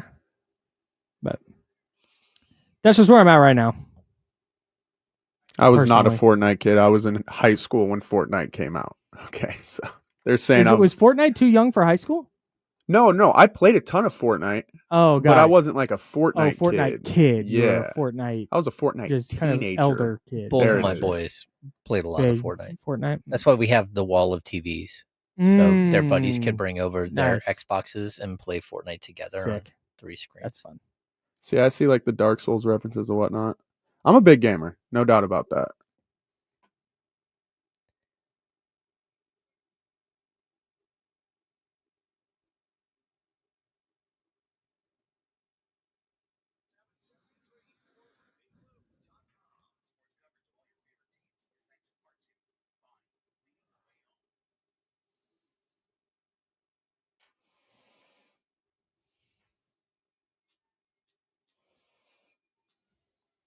Now, back to the Insiders with James Ham and Kyle Madsen, brought to you by Jiffy Lube on ESPN 1320. Is Jesse still in there? Did you make the reel that just went up on Instagram at ESPN 1320? You didn't do that one? Oh, okay. I was going to have some questions, which is why. All right, very good. As somebody working behind the scenes, follow us on Instagram at ESPN 1320. There you go. It's also where we're on Twitter, currently X, if you're into that sort of thing. James Ham there. I'm Kyle. That's Joe. Home run derby tonight. Kings, Suns. Third summer league game for the Kings tonight. Do we think this is a scenario where if Devin Carter goes out and scores 30 on 10 of 13, he's done playing in summer league? No. Okay, like in theory, it probably wouldn't be a bad idea. But when I look at what the Kings are doing right now, you've got a first-year head coach in Doug Christie. Mm-hmm. And I think what you're trying to do right now is to try to build some summer success, just to like promote this style of play, this physicality, this whatever they're trying to build. I think the Kings are going to go for this. Like, I think they're going to try to win all the way through. Okay. And I would like to say that, oh no, we might get to see, again, Sharif Abdul-Rahim's son play. But I don't know that that's going to happen. Or, some of the other guys that are hiding on the end of the bench, maybe they'll get some spot minutes here and there. The only way that's happening is in a blowout. And even that, Depeche Mystery, the Kings Summer League head coach, Dip, I mean, he had those guys out there the entire game the other night. Like, they were playing all the way down the stretch. And you're like, okay, this game's over. What are you doing? And so you anticipate Devin Carter playing all the way through Summer League? I think so. I don't. Maybe. Right. Maybe I'm wrong. That's like, I guess he didn't play a ton of hoop last year, so you wanted to play as much basketball as possible. Yeah. But if it's not in, like, I don't know. I think you had your bad game where Yeah. people were questioning like whether you're legitimately an NBA player. Sure. Then you had this great game Mhm. where you put up a bunch of stats, but I think you and I both can sit here and pick apart some of the stuff that he did. Mhm. Then you need him to go out there and have like a couple of really good, where it's like 18 to 20 points, Good floor game. 8 rebounds, 4 assists, where you're starting to show that you're getting what the process is. Because scoring 30 points isn't the process. Correct. The wild step back 3 that he took, which was just crazy. Are you talking about the one on the right wing where he put the ball on the deck and then got inside and then took like 2 of the largest steps ever? A move that is never going to work in an NBA game. Ever. That took so long. It took so long, and then he shoots low. Right. It was cash. The guy jumped way early and then landed, and still the shot wasn't off. If he would have just ran at his shooting arm, you wouldn't have got the ball off. Right. Yeah. It took so long to develop, and that's that shot. It's so funny that you clocked that, because that was such a perfect, like, okay, he made it. That's great. But that's not. That slow ass step back is not going to work. Well, that and like everyone goes nuts. They pan to the bench. Yeah, of course. Like, all right, okay. Yeah. Like, no, you cooked in summer league for sure. Yeah, it's like showing off a sky hook. Like, okay, yeah. Like, will you ever use that once? Right. Yeah, I know. A lot of kids now, when you go out and you play, so many kids like do the James Harden like 3-point shot. Like, it's everywhere. Man. It's very strange. James Harden ruined basketball. I've often said this. Yeah, I guess this for me anyway. If Devin Carter is going to be out there just doing Devin Carter stuff, kind of that he's been doing, he's looking to score first. He'll pass it if it's like absolutely necessary. Grab a couple of rebounds, but then fine. Then cool. I'd rather see more Raynaud. I'd rather see more Nique Clifford. I'd rather see more like Isaiah Stevens. Yeah. Like, sure. Like, see what these guys have. If Devin Carter's just going to go out there and look for his. It's like, cool, man. Like, we got it. We know what you can do. Go. We'll see you in training camp. I've always liked the idea of having a player on a 2-way contract like Stevens, who could be your third point guard. I've always liked that idea, because like, why not have your third point guard be a G League guy who's playing with the G League team all the time, who last year averaged a ton of assists per game at the G League level. 9.5. He had like over 300 assists at the G League level. So maybe he does know how to run a team, and let him like be up to speed, be in great shape, and then pull him up on occasion, let him have a taste of the NBA, here and there. But then also have this ability, like if someone does go down, at least you have a backup to the backup plan, and you don't have to go out and sign a guy like what we talked about earlier, like a Jordan McLaughlin. Sure. You don't have to do that, because you have a guy who's G League capable, who can come up and give you minutes, and it might not be the great minutes that someone else is, but we're talking 8 to 12 minutes for a short stint if someone's going to miss some time. And so maybe that's a possibility. I like him. I really like Isaiah Crawford. I do. Let's talk about it. Yeah. I am also in on Isaiah Crawford. I think there's a credible NBA player there. He's like a prototypical 3-and-D guy that all these other teams, not everybody has a 6'8", 6'9" guy now. They all have a bunch of 6'5", 6'6", 6'7" guys who are built like linebackers. Yes. And he's just a kid he's got a bunch of hops. He's super strong. He's very, very like a really good kid behind the scenes. Like very quiet, very reserved. Maybe that's part of it. He's not noisy enough. And that's where I get stuck, because I check so many boxes of, hey, why isn't this guy at least on the end of the bench and if not playing minutes? Yeah. On a team that needs 2, 3, or not twos, but like 3s and 4s who can switch and do that stuff and hit a 3 and not need the ball in their freaking hands. Like, why isn't he around more and playing? But then I watch a summer league game and I'll get to 3 minutes left in the fourth quarter. I'm like, has Isaiah Crawford played? Like, what are we doing? And then I got to go check. And it's like, oh yeah, he did make that corner 3 in the second quarter. That's right. Yeah. I'm struggling between how are you not being more aggressive in summer league versus, hey, he knows that this is going to kind of be his role. So that's what he's going to occupy, whether it's summer league, preseason, the regular season, G League, or otherwise. That's what it kind of feels like. I think that he got the memo, like, hey, we want you to play within like who you're going to be. Right. And so right now, 5 of 8 from the field, 2 of 4 from 3. That's perfect. 13 points, 3 rebounds, played spectacular defense. Like, he's so physical. And I know someone in the chat says, Bryce says 6'5" is awfully tall for a linebacker. I'm not saying he's built like a linebacker. He's a 6'5", 6'6" linebacker. Like, he's built physically. Yeah. Like he's a huge, like a defensive end dude more than linebacker. Well, yeah, but I mean, we're talking about guys who are like Lou Dort. Lou Dort is like just a monster. Yes. So it's like a bank vault.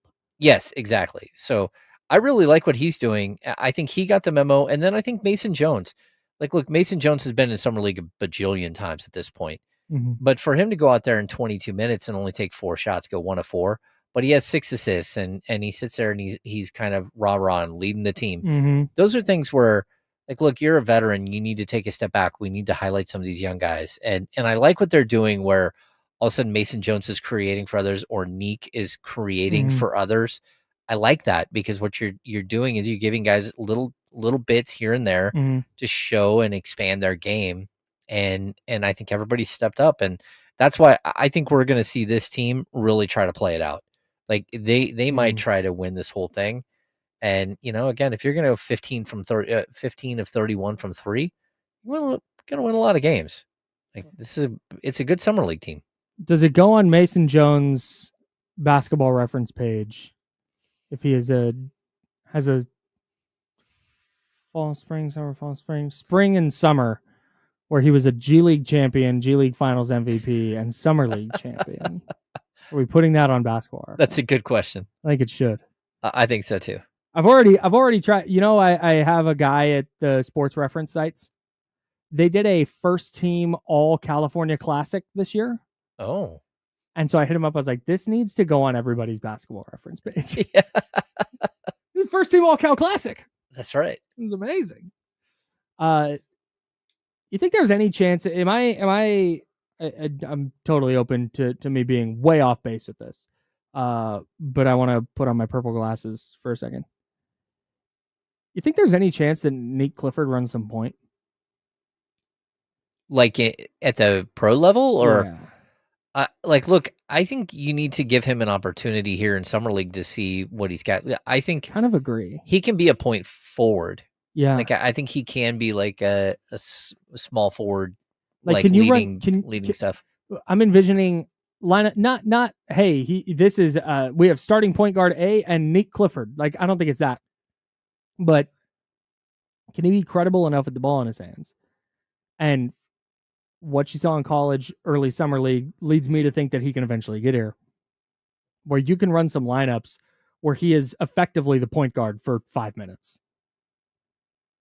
Like, that's kind of what I'm envisioning, where now all of a sudden this guy who's like switchable 2-3, like, hey, you know what? And in these certain lineups, these certain scenarios, talking about players who may not even be on the team yet, like, yeah, Nique Clifford's going to run the point because he can get everything organized and get the ball moving. I think there are enough question marks about his ability to be a true ball handler at this point that, I think one of the good things about summer league is you get a player out there, and again, we saw it with Raynaud with the past Isaac Jones. You saw something, you're like, oh my goodness, where did that come from, right? But then there are other, when you're really, really watching like the finer nuances, and you start to see, again, Clifford overly reliant on his right hand, right? Those are things that this break, because we're going to get done with summer league in like, mid to late July, right?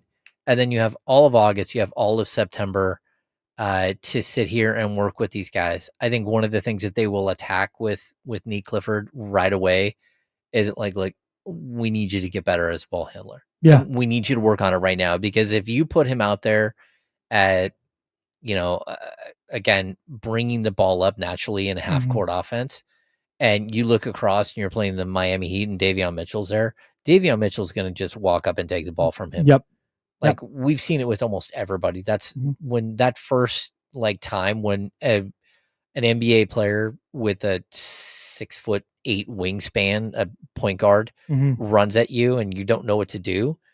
That's where I think Nique is going to have problems. Like in the flow of an offense, when he's got the ball and he's dribbling downhill or whatever, he's creating for someone else. Yeah. I think he's perfectly fine. But I also think they need to tighten up his handles pretty a lot. Yeah. And they have a couple of weeks here, you have 8 to 10 weeks to really refine some of the things that he's doing, and also get these guys in a workout program. I saw, again, Isaac Jones. Isaac Jones looks like he's really bulked up upper body. Yeah. And that just tells you, like, he knows he's going to play the 4-5. And he, like, at this point, like, I hate to say that, like, Trey Lyles isn't coming back. Yeah. It sure doesn't look like there's a pathway for Trey Lyles to be on the team. Like, I don't know, Dario Saric is going to make this team. Maybe he will. Maybe he'll be, depth. But that you can't go into the season going Sabonis and then some combination of Dario Saric and Isaac Jones or Drew Eubanks or Drew Eubanks or Maxime Raynaud. Like, nah, that's not. Yeah. I don't think Saric is a guy they're leaning on. Well, that, and I'll continue to point this out. Saric makes like $5.5 million. If you stretch provision him and just, again, break his contract up over 3 years, it really does open up like $3.5 million, 3-point-something million for the Kings to use right now to drop below the luxury tax even more. So you have this gap to play with, right? And so I think there is a possibility that, that they do that. And it's one of the reasons why I was like, I just kept saying, why are you giving up a 2nd-round pick to get rid of McDaniels last year? There was no reason. Just stretch provision him. Like, if you're paying $1.5 million this year for McDaniels, like, who cares? You're paying $1.5 million next year. Like, nobody cares. Not moving the needle. Nobody's going, the Kings can't build a team because of Jalen McDaniels. Yeah, because Jalen McDaniels like $1.5 million. Like, that's what you should have done, as opposed to giving away a 2nd-round pick. And it's how you get into these situations where it's just these little pieces of things that you don't have money for. You could have easily moved McDaniels in one of the trades that the Kings pulled off during the season. Like, his contract was small enough that it would have just fit right into one of those deals. Yeah. And then you still had your 2nd-round pick. So it's those little mistakes, the like death by 1,000 paper cuts, that now Scott Perry has to go and clean up. Yeah. A lot of maintenance to do. James Ham's there. I'm Kyle Madsen. Joe Brazil on the ones and twos. We're the Insiders, and we're sponsored by Jiffy Lube. We're hanging out with you until noon. It's so funny how fast the shine wears off Summer League for me. I get so excited for Summer League to start. And I get the first couple nights, I got Cooper Flag debut, and of course Kings are going to be on. But when the Kings aren't on, I watched Jazz Hornets the other day. Fired that up. Yeah, hey, let's watch Jazz Hornets. Like, a lot of good, young, exciting players to watch this. We're 5 days in? I'm over it. Oh, man. I got it. The hoops are not good. I tried watching, I think, what was it, yesterday? Knicks Bucks? Is that who it was? Sure. It was so bad. We're like midway through the first quarter and everyone has stopped playing defense and they're just running back and forth with guys getting layups. It's like, hey, does anyone realize that that's not getting you to the NBA? Like, this is not a pickup game at the local Cal Fit. Yeah. That's not what somebody play some defense. Anybody. Stop ball. It is. Yeah. It is, and it's not. I don't know. I don't want to, like, this is not. Hey, if you were watching Summer League, you're bad. Like, no, salute. You're a basketball sicko way more than I just. If it's not the Kings right now, I just can't. Yeah, I just can't.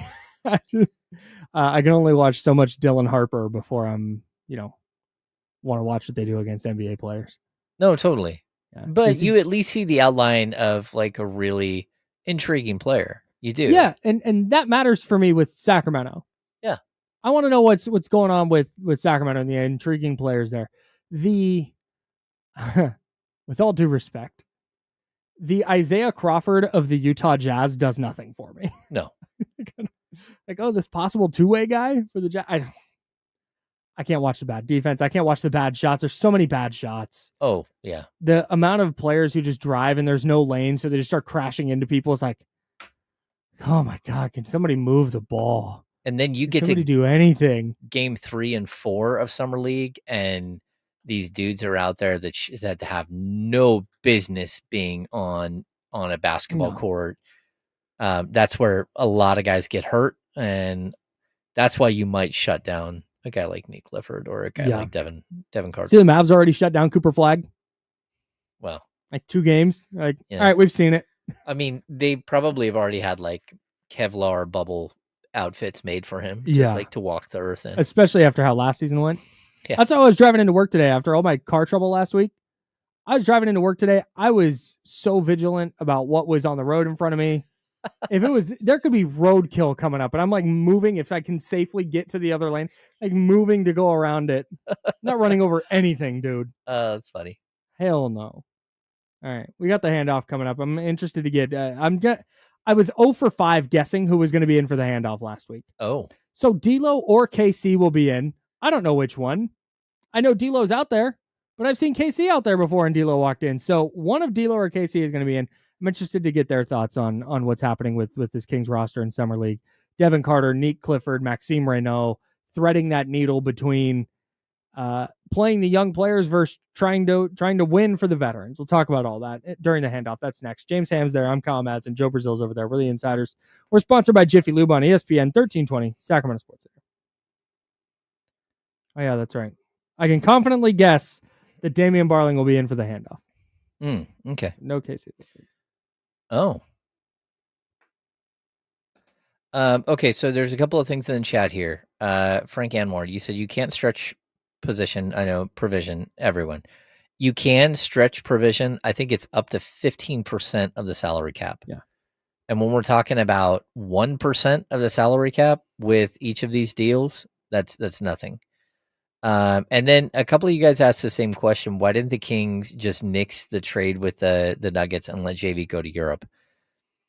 This is a really good question. Number one, they were committed with the Nuggets to doing this deal for whatever reason. And so that's one thing. You don't want to burn a bridge with another team because they really wanted Jonas Valanciunas, right? The other thing is Jonas might not be willing to give back all the money. So the Sasha Vezenkov thing is one thing, but it almost felt like Jonas was like heading to Europe and like expecting to still get his paycheck. I don't know what the deal is there. And so I kind of want to know if there was a buyout amount, because if the buyout was less than what Saric makes, you might as well have just like bought him out. Or if it was even less, like if he's walking away for nothing, I agree. Like you should have just traded him for nothing. But you already had, I mean, you just let him go for nothing. But you already had some sort of commitment there, and I'm not sure what happened.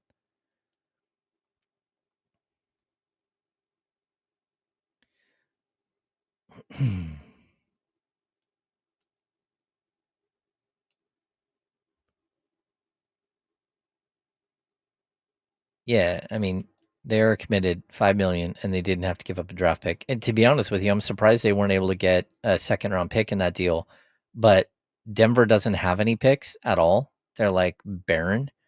One of the craziest things ever. There's a couple of teams that have nothing, and one of them is right there.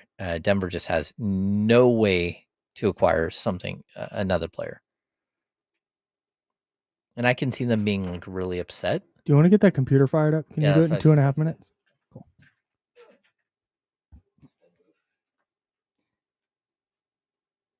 That's right. Yeah. Got it. At least you guys know, considering I literally have access to a calendar that tells me that Casey's not here.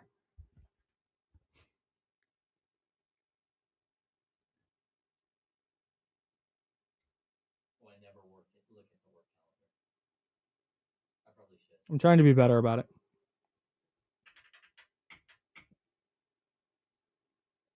Considering I just learned how to block off time on other people's calendars and request meetings and stuff. Oh, really? Yeah. I was doing that analog. I was texting. I was like, hey, are you available this time? Yeah. About fourth time I asked Complex if he could meet, and he's like, check my calendar. I'm like, all right, brother, you know what? I don't know how. Is that what you want me to say? Is that what you want from me? Hey, it's Damian Barling. Oh, you guys got the light blue hoodie. Oh, my God. Oh, that was tough. Oof. Oof. How are you? I was trying to move my back. That was an L on my part. Oh.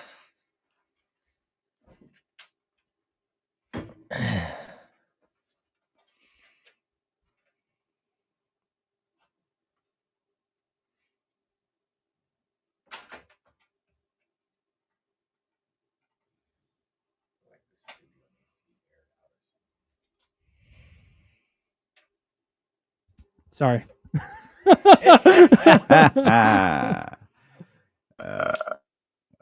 Mute down. Damien, Thank you for that. Yeah. I feel left out of the light blue Group text. casual hoodie. No, I'm not in Group that text, one. meaning I just text James. Light blue bros. Wear the light blue hoodie shirt thing. I just don't have enough t-shirts, man. So I have to find like my lightest. Sure. I have t-shirts. I just don't really have any that I like. I love these. And I think They're they look so weird. thin. I run just into don't that think too. They look good on camera. That's why I started buying polo shirts. Oh, it's a good look. There you go. I worry about the sun. No, understood.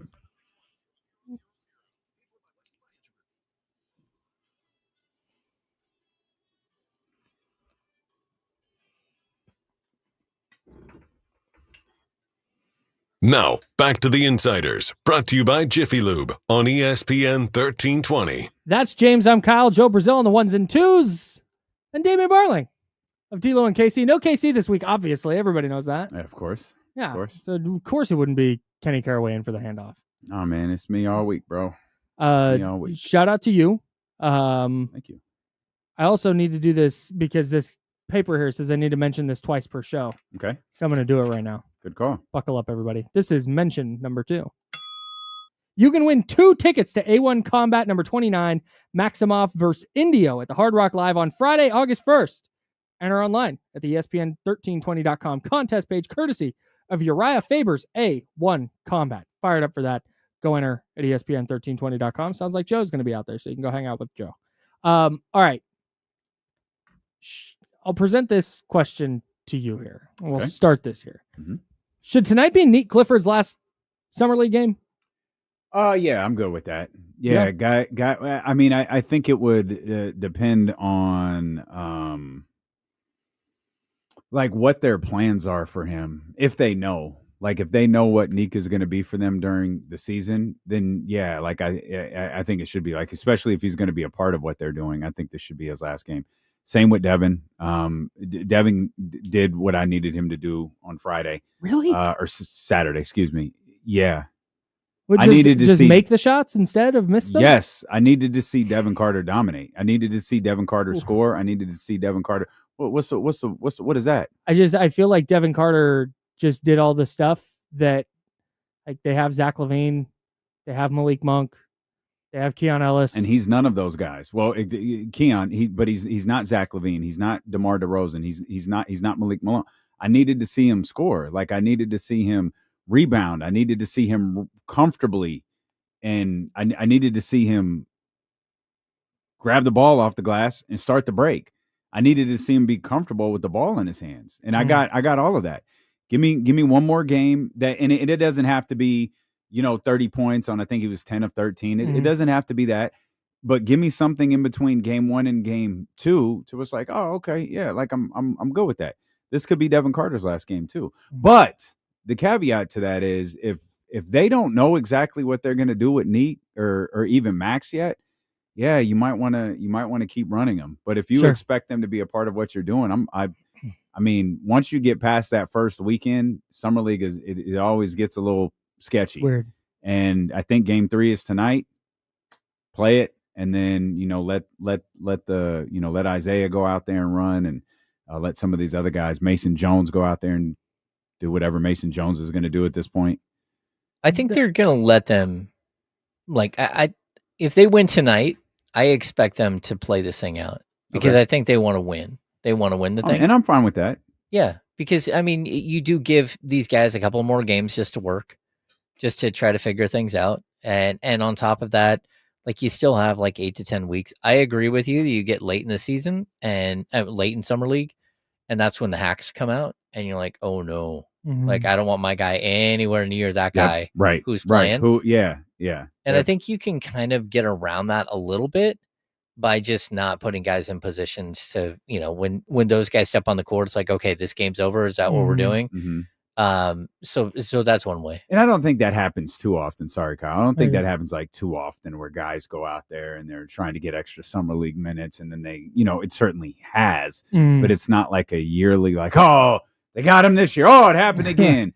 Like, it's just, you know, that there are guys out there who are fighting for their job. They're, you know, they're doing the best that they can. They're trying to earn a spot in the NBA. This is the path that they see to do it. And sometimes, you know, you've got to try extra hard. Sometimes maybe you got to make a play that you didn't think all the way through. Sometimes you're not skilled enough, you know, to make a play, you know, at the basket. That's one thing I love. Like, there were like 3 Kings that got dunked on Saturday. That's beautiful. Get dunked on. Like, get up there, try to block the shot. Yeah. Garrett Temple, someone got during that era of the Kings, and I can't remember who it was, but I remember Garrett talking to me and Jason, and he's just like, no one cares. Like, you're playing defense. It's like if you're willing to take, because all it really boils down to is social media. If you're willing to take that, like, you're doing your job. Like, you're getting up there, you're trying to block the shot. And man, the Kings did that on Saturday. Give me that 10 times out of 10. Yeah, the Cardwell block and then the Cardwell when he got dunked on. Both of them were 100%. Like, the first one was unbelievable. The second one was so acceptable. Oh, absolutely. Yeah. He almost got it. Absolutely. Yeah. He didn't get dunked on because he was slow and late and not there. He didn't half-ass it. Like, he's exactly. like, he just a little more bounce. I meant to ask this earlier, but we'll just do it now. Is Mason Jones playing for the Kings, or is he playing to put tape out for other teams? I think he would love to play for the Sacramento Kings as a rostered player, but I just don't know. I mean, it could be in the cards. They're going to get down to counting pennies here at the end, and there might be a couple of roster spots. And as opposed to going with like a Doug McDermott or a Jay Crowder or, you know, one of those guys that Markelle Fultz, you may just go, okay, look, this is fun. You know? Oh my God. Is Markelle Fultz still on the team? I completely forgot. He is, or he's not? Agent. Not as of right now, but again, we could get to a point where they look and they say, we need that third point guard. Yeah. Maybe they do. Yeah, Russell Westbrook. Hey, if it's Markelle, I'm not getting off that hill. Like, no, that's fine. No, that's fine. Absolutely, I believe Russell Westbrook should play for the Sacramento Kings. I would so much rather see Russell Westbrook play for the Kings than Markelle Fultz. Oh, yeah. I saw everything I needed to see last year. I like Markelle. Yes, emphatically yes. I don't want to be too hard on him. I know Jesse was the first person I ever remember. Like, why not just go sign Markelle Fultz to do something for you? And he, you know, he did a few things that became like, you can't really play him. Yeah, you're gonna have to figure something out. You're gonna have to make Malik do it. You're gonna have to make that. You're gonna have to make these other guys. You're gonna have to make guys play out of position. Yeah, and that's the main thing. And I can't wait to talk to James at 3. I feel like I've been storing so many things while you are off in Cabo away that I want to ask you about. And I just hate the idea. I heard your guys' conversation about Nique just a couple minutes ago. You know, you talk about him being a point forward, and you asked about him playing a point guard. I get you can get through, you know, moments like that, but I just, it's the same thing with Devin Carter. Like, asking guys to play out of position, I feel like is a recipe for disaster. And, you know, maybe that's something you can ease Nique into, and over the years you could put him in that position, you know, as he gets to year 2 and 3, like, no, we could trust him with the ball in his hands. We could trust him to do this and do that. But like right now, like, I just don't want to see those guys playing out of position. I'm okay with him doing it in summer league. Like, hey, let's try this for 5 minutes where we're going to run the ball through you. You're not going to be like at the top, like running a natural point guard position, but let's see what you've got, because you want to see how he deals with somebody like running at him. You want to see how he deals with the panic moments and whether he can handle himself. And so far he's handled himself really, really well, but there's going to come a point where he has to show that he's more than just like a spot guy. And like, look, this is about, summer league is about like really breaking down a player and saying, okay, I see at least 5 issues that we have moving forward. Mm-hmm. And we're going to work on those issues for the next 10 weeks. We're not going to work on every issue. We're not going to try to recreate your 3-point shot and bring you back as like something different. What we are going to do is we're going to really, really concentrate on your ability to handle the ball. Mm-hmm. And that's something I think with him, they're going to do. Like, we're going to work on your left hand. We're not comfortable with your left hand. It stands out on tape. And let's see what you look like. And that's a good case for him playing well past tonight. Yeah. Right. Mm-hmm. Let him stay out there and try to work these different dynamics of his game into different spurts of their rotation. Yeah. Real quick, we only got a couple of minutes. I want to ask you about Jauan Jennings, who wants a new contract. Yeah. He's going to show up. He's not going to hold out. Just letting everybody know that he's not satisfied with $7.5 million and either wants a trade or a new contract. Mm-hmm. If you're the 49ers, do you tell him tough? Or do you have Trade to work his ass. something out? Get it over with. Really? Okay. It depends. Do they like him? Yeah. Do they see him as a guy?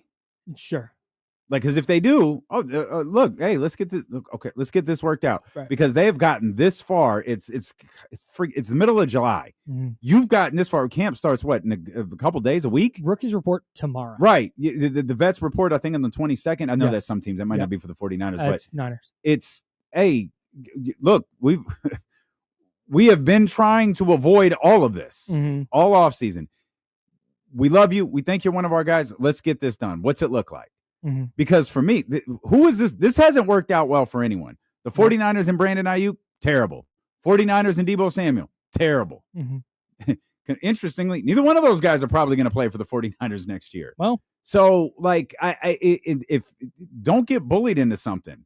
You can't keep going through this year after year after year. If you know right now that's not our guy, ship him anywhere. The problem is he's their best wide receiver right now. Oh yeah, by like a lot. Okay, so is he your best wide receiver right now, or is he your best wide receiver moving forward?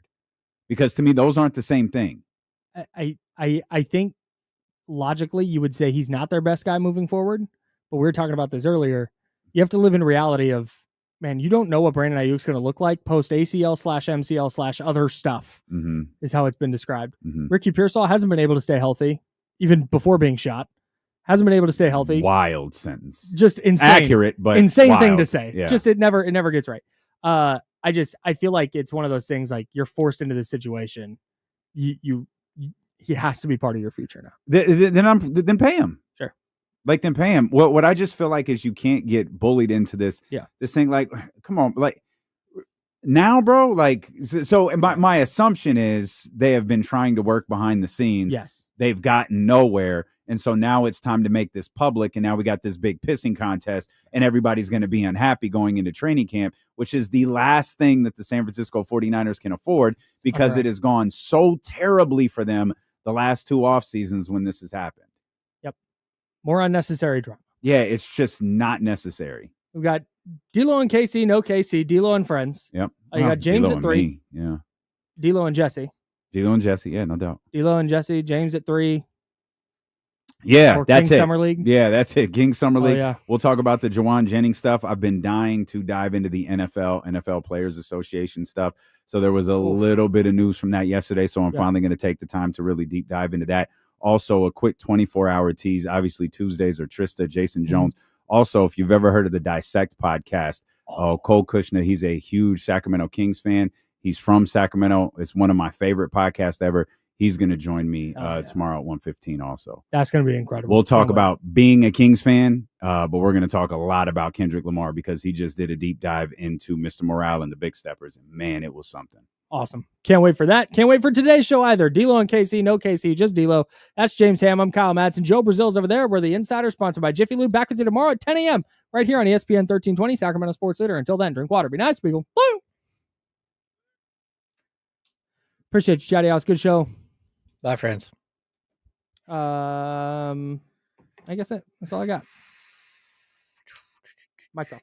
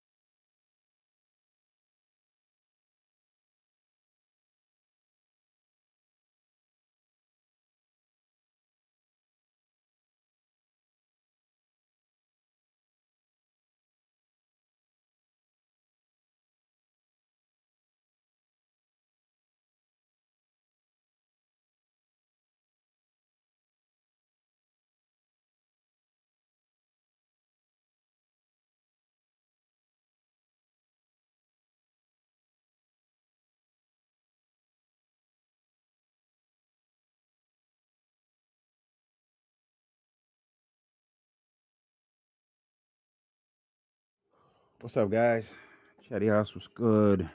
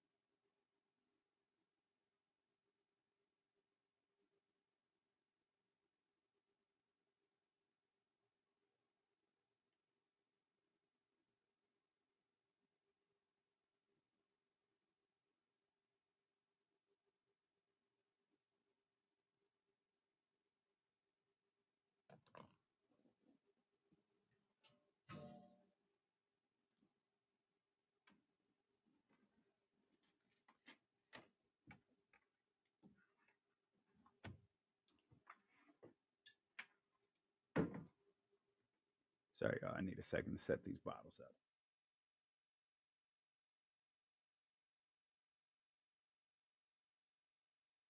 What's up, Chatty House? Happy Monday.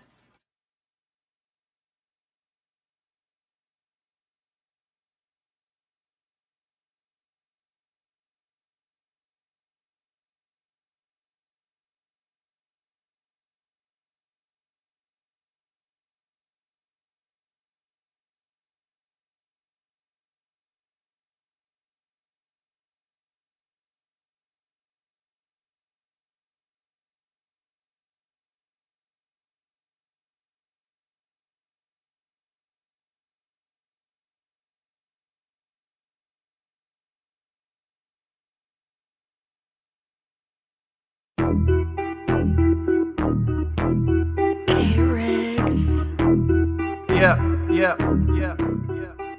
We got them screaming D-Lo, KC, D-Lo, KC, D-Lo, KC, D-Lo. We got them screaming D-Lo, KC, D-Lo, KC, D-Lo, D-Lo. We your number one spot. We your number one spot for some sports, huh?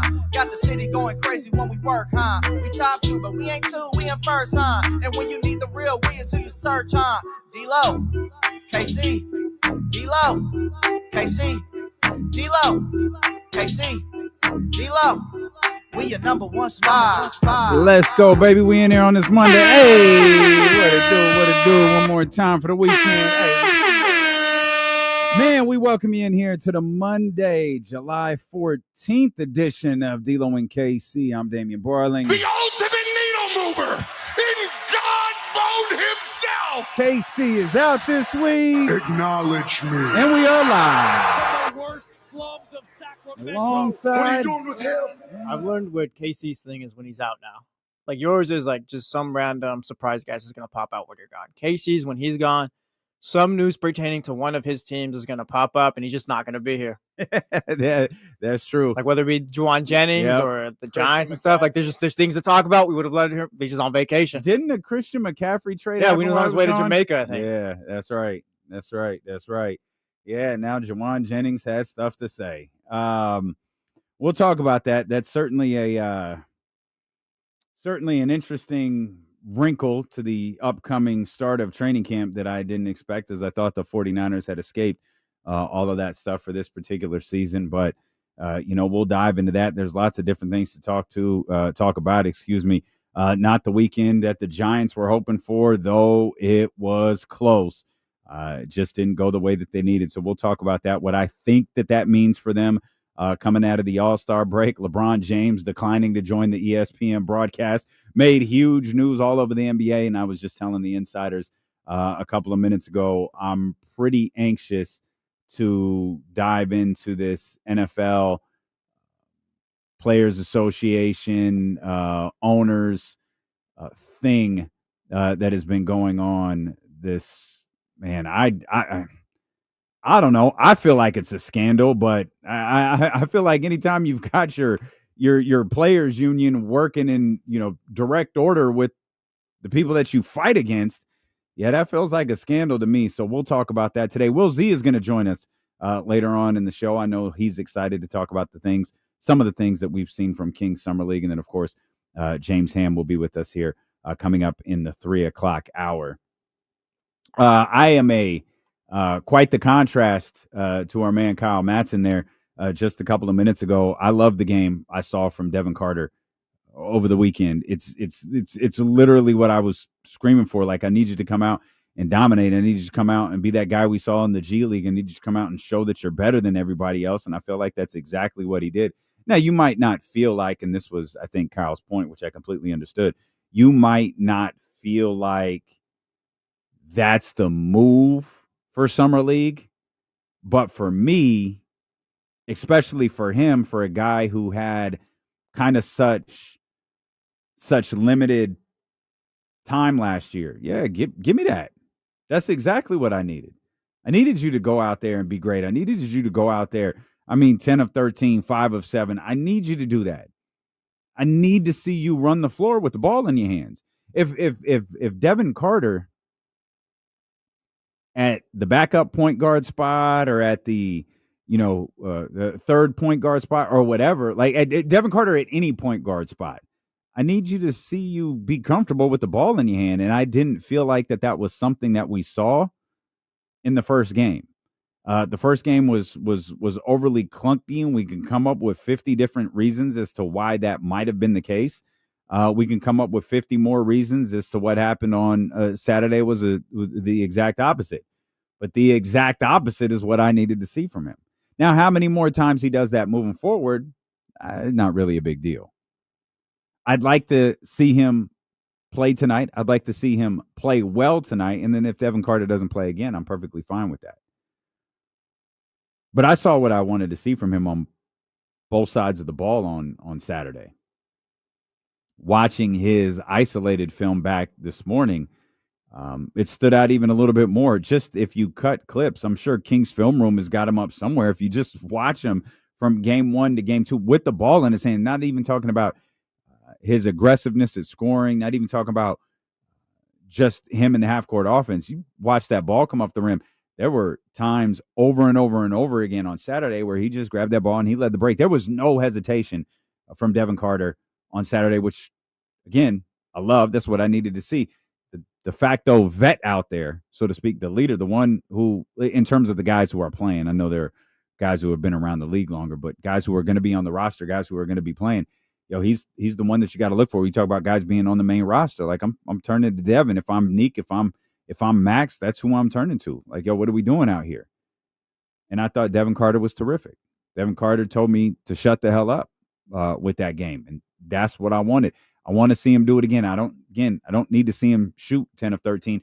I don't just need to see his shots fall. Like, shots are going to fall. Shots are going to miss on a night-to-night basis. What NBA on TNT tells us. It's what NBA Today used to tell us. It's a make-or-miss league. But what else do you do? How are you moving on the defensive end? How are you moving with the ball in your hand? How are you moving on the break? How are you leading on the offense? I think he had 3 assists, right? It's whatever. He's not Chris Paul. I'm not looking for him to be, Russell Westbrook and average a triple-double. I just wanted to see the man be comfortable, and I thought he was. I thought he was completely comfortable with the ball in his hand. At least he looked it. And everybody looked comfortable with him. The offense looked a lot more fluid. And there were a lot of things that were, a bit different in Saturday's game versus game 1. And, we'll talk about these guys a little bit more in depthly, as the show rolls along.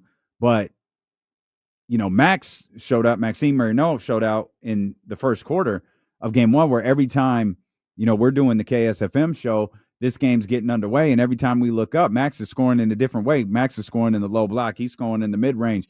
We're sitting here watching him, catch the ball around the three-point arc, and we're saying audibly, shoot it.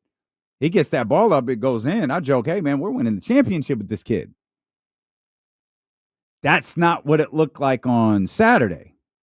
It was a lot more spread out on Saturday, which to me made Devin's contribution stand out a little bit more. Because the guy who had the big offensive output was actually Devin Carter. And so what you do with those 3 guys in particular moving forward, I think really depends on what you plan on doing with them this season and how much more you want to see from them. I'll repeat this until the season starts and I just have to shut up about it because it's reality. I don't like putting guys – I don't like guys asking to play out of their natural position. I mean, you could call Devin Carter a point guard if you want to. Everybody knew when he was drafted, he's not really a point guard. Like, he can do a lot of different things from the backcourt, but that's not exactly what he is. He's not the organizer that which has become my favorite term for a point guard that Fred VanVleet is. He's not the floor general that a guy like Chris Paul is, or even like a guy like Lonzo Ball is. Those are the type of point guards. That's closer to what I think Dennis Schroeder is. I don't think he's exactly the floor general that either one of those guys are, but I think he's a lot closer to that than he is, say, like a Trae Young or something like that. I think the Sacramento Kings needed another one of those. Hell, even Malik Monk isn't that. Malik Monk isn't that floor general type. I think the Sacramento Kings need a guy. I think the Sacramento Kings need a traditional point guard. I mean, I know Chris Paul is out there. I think the Sacramento Kings need a guard like that. Now, the problem with that is, as we've outlined and we'll just continue to outline until something changes on the roster, is in fact the roster.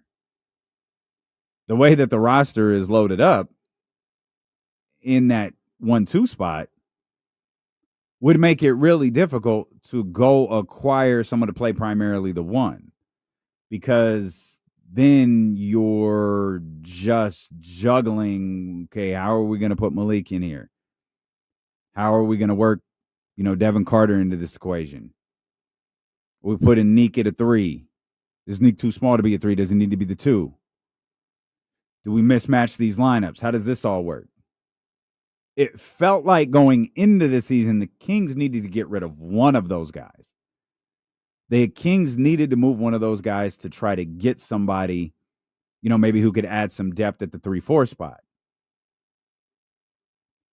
Now it feels like they might need to get rid of 2 of those guys to add some depth at the 3-4 spot and potentially add someone who handles primary backup point guard duties. And this goes back to the CJ McCollum tweet, Jennifer, I'm trying. Or, I'm trying, Jennifer. I'm pretty sure the Sacramento Kings have been trying to do this. They've just been unsuccessful. Pretty sure they've been trying to move off some of these guys in this loaded backcourt and just haven't succeeded. Which would make failing at moving one of them and going to acquire someone else at that position a bit foolish. Now, there are some things that happened over the weekend that I actually didn't realize hadn't. And it's the Saric Jonas Valanciunas trade. All of the talk about JV had been about Denver and going to play in Greece and Denver honoring him to his NBA contract. And, I learned far more about overseas contracts than I ever really cared to learn about over the course of the last week. But I hadn't realized that the trade actually hadn't been completed. Both teams announced the trade yesterday, which I thought was so funny. Shouldn't the conversation been about, if this trade doesn't go through, Sacramento's just kind of stuck. And this was, Dario Saric isn't as good of a player as Jonas Valanciunas is, but this was a money-saving move. And I don't know if that's because of Dennis or other things that they're trying to do here this offseason. But the first thing I wondered when I saw the let's get to work Dario Saric or whatever the tweet was, this hadn't been completed yet. Okay. Maybe this had to be completed for them to get moving on some other things. Now, I have no idea if that's true. I just thought it was interesting that trade actually hadn't been completed when we thought it had. We'll talk more about that as the day progresses, and we will dive back in to the game we saw on Saturday from the Sacramento Kings at Summer League. We'll get back to the rookies who continue to play really, really well. So we'll talk more Kings basketball. Obviously, KC is out today. I'm thrilled that you're here with us. We're going to open up the Elk Grove Kia Talk line. If y'all want to hang out, get on these phone lines, be the co-host for the day, 916-909-1320. We're just getting started. We're thrilled that you're here with us. It's Dealing with KC, brought to you by Sky River Casino on Sacramento Sports Leader, ESPN 1320. And we're off and running, baby. Off and running. Everybody have a good weekend.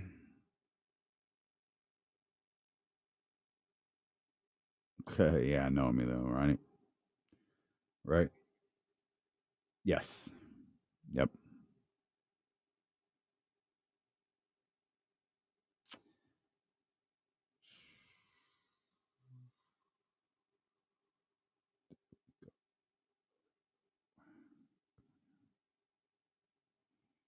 So okay. It was cool, CJ. You don't sound impressed. Overrated. I know it was a monster at the box office, but you don't really sound like you're feeling it.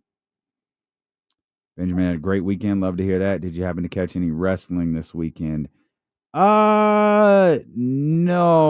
I caught up on just about everything. I saw a little bit of what went on at All In Texas.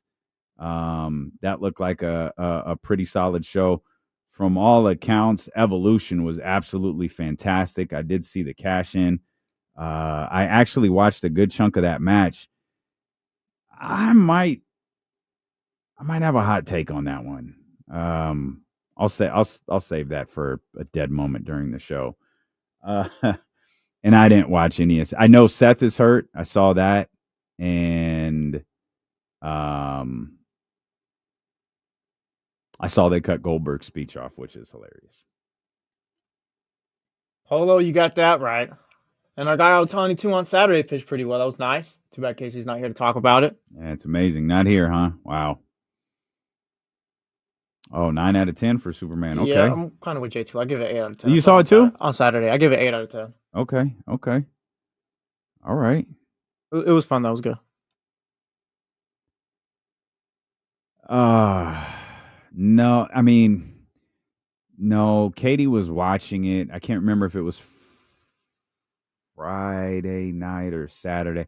I don't know what happened. I know she was upset at some of the eliminations and how Huda whatever got to the finale, and it's like, baby, this is wrestling. This is a work. Like, they did that on purpose. Like, she gets eyeballs, she gets attention, she gets drama. It's a work. But other than that, I have no clue what happened.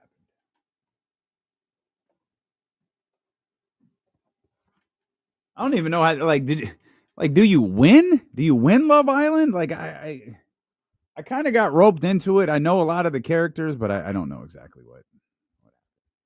Chris went to both Giants and A's. Okay. Hoda. Okay. I think people love her because she's crazy, Leezy. She was a mess. This is fact, Stephen Brown. Mr. Terrific was dope in that movie. Man, good to see everybody had a great weekend, man. That's awesome. I picked up my suit yesterday for the wedding. Oh, let's go. We're not picked up. They got to work on it stuff now, but let's go. Gave them more money. Buy? Yeah. Nice. We're going traditional black on black? No, it's going to be like a lighter tan type out there. Okay, yeah, Obama. Yeah. All right. President Obama.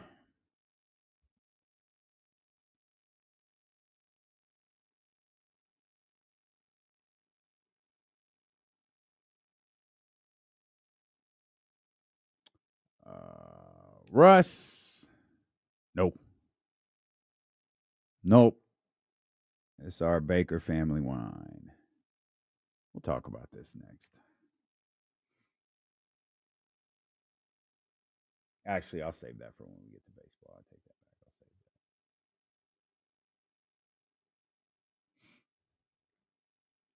that. Zabo, what's good, baby? Do you like Superman movies? I'm not big into. We're talking during the commercial break with the Chatty House. It looks like a lot of people, including Jesse, went to see Superman. Obviously, that the movie was an absolute monster. Mark asked, do you like Superman movies or superhero movies? Excuse me. Not really. It's not that I don't like them. Most of the ones that I've seen, I've thoroughly enjoyed. I just don't make I I don't make an effort to go see all of them that come out. It feels like there's so many. And it started to get I started having trouble understanding what was happening with these superhero movies when they did like the Jerry Maguire Spider-Man movies. And then like they dropped one and Tobey Maguire. I said Jerry Maguire Jerry Maguire is terrific. Yeah, Tom Cruise was playing Superman. I was like, wait, which one was that? The Tobey Maguire ones. And then they put one out and like people didn't like it. And then like immediately like an entirely new version of Spider-Man came out. Yeah, there's been 3 different Spider-Men. And I was confused. I was like, wait, where's Tobey? Oh, this is different. So it's like the Batman joints where they do the, it's Michael Keaton, then it's George Clooney, then it's all these different people. And then, no, we're completely resetting. We have a brand new director and we're doing, Christian Bale, and this is getting real dark. And so once I caught on to like how this all worked, it's like, okay, I got it. We're doing this completely different. Like, wasn't there a Superman that dropped not that long ago? Man of Steel was like 2000 and Man of Steel 13 to 17, one of those years in between. Okay. Pretty recently enough, I guess. Well, there was Batman versus Superman. That was one of them. That was pretty recent too. Batman versus Superman. Like this is a different Superman, obviously, than the Henry Cavill guy. Yeah, I guess I just don't pay enough attention. I did finally watch Sinners. How'd you like that? I loved it. Yeah, it was tremendous. Like it was absolutely fantastic. I didn't realize because I waited so long to watch it. We made a like, hey, we're watching Sinners Friday night. We're watching Sinners Friday night. We're watching Sinners Friday night. So I get home. It was like, you want to eat dinner and watch the movie? I'm like, no, because I have to get up, do the dishes. We'll watch it as soon as we're done eating. And I was both happy and felt stupid when I went to the Apple TV and found Sinners and saw I waited so long that it was on HBO Max now and it was free. Oh yeah, that's where I watched it. First day it was out. That's what I waited for. I felt ridiculous, but 2, I was like, oh, okay. Procrastination pays off. Save me $20 or whatever it was, because I fully expected we'd have to do the bit where you go to Apple Music or iTunes or whatever and buy it for $25 and watch it. But I thought Sinners was incredible. I don't know if Casey said to. I'm not sure, but I was really happy I stayed through the credits. Oh yeah. So I don't know if someone said to stay through the credits, but I remember like the credits start to run, and I'm like, nah, hang on, let's just wait this out. Shout out to Marvel for that one. And the scene comes back, and that was I thought that was one of the best scenes of the whole movie. Yeah, I feel like that kind of just tied everything together. Yeah, that final 5 minutes was just fantastic. I feel like Sinners is one I got to rewatch because like everything from the beginning of the movie to the end of the movie is just connected in some way. Yeah, in that movie, there are things I'm sure I missed. Yeah, I was locked into that. Like it was sit there, no talking, no getting up, no refilling drinks. Let's just lock in on what's happening in this movie. But I absolutely love that. I'm glad to see so many people love Superman. I will say, I'm gonna go see it. Like, no, I'm not. Just wait till it comes out. I never HBO Max. I wanted to see Sinners in the theater. It just never happened. 1 week turns into 2, turns into 3. Then it's like, well, let's just wait to rent it at home. And then that went south, and it wound up being on HBO Max. So the turnaround time on movies is pretty quick now. Yeah, it'll hit. Well, I feel like because do you think that has anything to do with just people not going to the movies anymore? Probably. I mean, just show it for a few weeks, 3 weeks or whatever, and all right, throw it out there now. So I think when you throw it onto a DSP, like while it's winding down its time in theaters, you have people like me. I was fully prepared to pay $20 to own the movie, which I know I'd probably only watch once or twice maybe, but I was fully prepared to pay the $20 to just watch it at home. That's the COVID effect. I was gonna say that's one of the things from COVID that just kind of still lasted. That's probably never gonna go away. To me, like if you put out a movie in the theaters today and said, all right, well it's $18 if you go to the theater, but it's $40 if you watch it at home. I watch it at home. I'd watch it at home for $40 and be very happy and call it a wash because popcorn ain't gonna cost me $20 and I already got my drink there, so I'm good to go. That's one, and I understand why they didn't. But that's one I wish COVID had kept. But it was a big weekend at the movies, it appears, for all of the superhero fans. I'll try to catch up on the next one, man. We'll see. I'm sure I'll watch this when it hits HBO Max or whatever streaming platform it's going to. I did get the opportunity on a pretty busy Saturday to catch up with that Sacramento Kings game. Got a chance to watch it mostly live, and then rewatched the whole thing last night. And I kept wanting to pick apart what the rookies were doing, because as I'm watching them, it's like, oh, they're a little bit more spread out. They're a little bit more. There's no big, scoring burst. Well, I guess that's not the case for Nique. Nique had a big fourth quarter again, but it was for Max. Max didn't have that, 11 points in the first quarter like he did in game one. But I thought he played really well. I thought both guys played really well, and I'm trying to figure out what my expectation for them is, meaning Nique and Max, what my expectation for them is headed into the regular season, headed into training camp and all of that type of different stuff, versus what the Sacramento Kings expectation might be of them.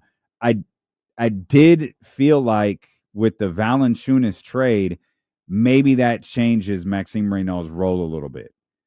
Because my initial thought was like, nah, it's cool. Like, it's cute. I'm glad everybody's high on him. I'm glad everybody is digging this. But Jonas Valanciunas is the Sacramento Kings backup. He's a more than capable backup. He's a starting caliber backup. And then he gets traded, which, of course, didn't get finalized until yesterday. We'll talk more about that when James gets with us in the 3 o'clock hour. But when the trade gets announced, it's like, oh, Saric. All right. And I think there's a Drew Eubanks thing was over there. It's like, all righty.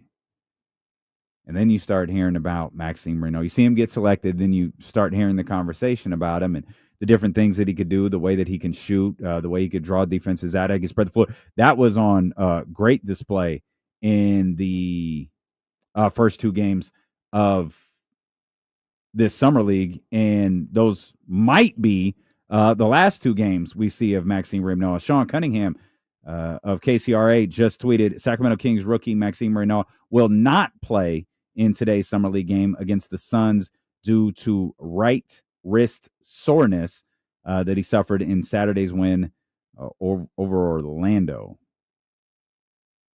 Again, he doesn't say he's out for the remainder of summer league, but Maxime Raynaud will not play in today's summer league game against the Suns. And if he doesn't play again, that's not a big deal either. Summer league, I'd actually prefer he doesn't play, because summer league, and I love basketball as much as the next person does. But it gets really difficult watching summer league basketball as you get later into this week. As you start to get into the Thursdays and Fridays, and the spectacle of summer league is gone. Like, LeBron James isn't going to be courtside for the Los Angeles Lakers game on Thursday or Friday or whenever they next play. Maybe if Bronny's getting run, but even at that, I still doubt it. Like, the allure of summer league is the first weekend. It's Thursday, really through Sunday. You could stretch it into today, as I'm sure there's a bunch of meetings going on, a lot of general managers still there, a lot of people still there. And then they start to filter out. There's not a mass exodus like there is the All-Star game. There's just a filtering out, and it's a quick filter. They disappear quickly. And then the more that they disappear, the more the Niques, the Maximes. I mean, Cooper Flagg's already been shut down. Like, it kind of comes to an end pretty quickly. So I'll be happy to watch a Kings game on Thursday or Saturday. I just don't want to watch it super intently. And if Nique is playing, I am. If Max is playing, I am, with all due respect to Isaiah Stevens or Isaiah Crawford or some of these guys who might be on two-way deals, or some of these guys who might find, their pathway in Stockton, I'll catch up on them when Deuce and Mo are on the call and find out what's going on. But outside of that, like, let's just kind of get this over with. So Maxime won't play tonight, but I love the way that Maxime played in the first 2 games of the Summer League. And I think it showed. And if you had a level of excitement, and, I asked people like, hey, I know the possibilities of this are really exciting, but let's take a deep breath. Let's chill. Let's see what happens, as the season rolls along. And then Summer League starts, and he immediately scores 11 points from 8 different places on the court. It's like, okay, well, this isn't going to settle anybody's excitement down, nor should it. Like, why not? You have the right to be excited when, 1, you're a franchise that doesn't provide you much excitement, and 2, this is a second-round pick who people talked really highly about. Hey, man, this is my pop. It's my work. And Nique, man, those 10 points from Nique in the fourth quarter against Chicago the other day. Like, Nique, I love that Nique just stayed aggressive. You go back to that Orlando game the other day, he was instrumental in the Sacramento Kings winning that game. Those, I think, I can't remember if it was 10 or 11 points that he scored in the fourth quarter, but the Kings, what was that, 84-81? Yeah, they needed all of that. Kings beat the Bulls' ass the other day. Like, they didn't need those points, but he stayed aggressive. He kept playing his game. And he continued to show off the different things that he could do. One thing he didn't, though, he didn't get to the foul line. It's not necessarily his fault. Summer League officials also. You never... Chicago shot 28 free throws in that game. They were getting the whistle. Nique didn't really work for the whistle like that. And maybe that's not his game. I have to pull up or talk to some of the experts about what he shot from the free throw line in terms of not necessarily percentage-wise, but what he shot in terms of free throws per game in college. But he hit the 3. 8 of 13, 19 points in total. Behind only Devin Carter, who dropped that 30 piece, and then Max, who had 17. There's no reason to not feel good about what you saw in Summer League. Now, you could try to temper your expectations. You could try to not get overly excited. And to be honest, as I'm saying that, I realize I don't think anything is going to happen this offseason that's going to get Sacramento Kings fans too excited. Having Nique play well, I think, brings a level of excitement for sure. I think having Maxime Raynaud play well brings a level of excitement for sure. If Devin Carter plays well tonight in whatever part of the Summer League that he plays the rest of the way, whether it's tonight or it's through the week, I think Kings fans will be just fine. Barring seismic trades, plural, I don't think anything is going to get Sacramento Kings fans overly hyped at the end of this season. Now, I think when training camp comes around and preseason comes around, I think some of the negative discourse surrounding this team will disappear a little bit. Or let me rephrase that. It won't disappear. It will subside a little bit. And then I think the excitement for the season will come, and hopefully it starts immediately. Hopefully the Sacramento Kings don't find themselves behind the 8 ball 6, 7, 8 games into the season, and they come out and play well. I'm not asking them to go 8-0, 6-2. They just come out and are playing solid basketball. And it's like, okay, we see this. This works. Again, it's not a, what was Doug? 11 of 12? 11 of his first 12?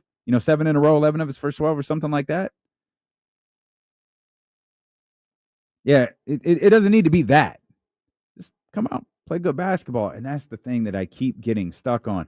When you add, a potentially impactful rookie like Nique Clifford, when you add a potentially impactful rookie like Maxime Raynaud, when you have an improved, second year player he is like Devin Carter is a second year player,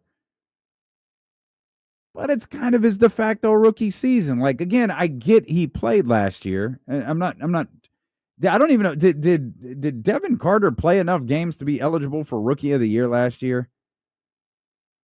I mean, I know he came back shortly after Doug was hired, or Mike was fired, whichever one you want to look at. He played 36 games last year. He wouldn't even have been eligible for Rookie of the Year last year. So I don't think. Isn't that how many? Didn't Joel Embiid play? Didn't Joel Embiid play 36 games in what was his third season, and he thought he was going to win Rookie of the Year in his fourth season? Well, yeah, it was something like that. And then wasn't there something with Ben Simmons? Ben Simmons didn't play his rookie year either. Well, that's but what I I'm don't saying, remember like- how many he played his second season. Well, I think, the second year, like, there was a whole thing with him and Donovan Mitchell as far as winning that award because Ben technically was in his second year or something like that. Man, how times have changed. Joel played 31 games the first year that he played 31 games, which was actually his third season. And I'm pretty sure he tweeted he was going to win Rookie of the Year next year, which would have been his fourth season. But regardless of eligibility or not, the dude played 36 games last year. I mean, he spent a chunk of time in the G League. He spent a chunk of time on just being injured and not being on the roster. So it's okay to like feel a level of excitement around these three guys.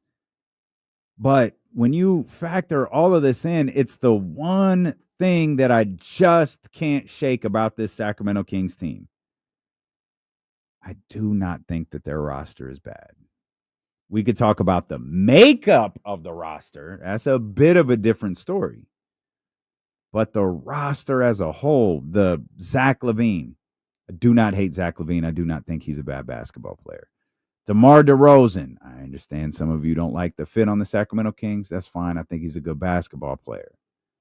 Malik Monk, whatever is going on with him behind the scenes, whether they're trying to move him or not, or whatever his future is, whatever.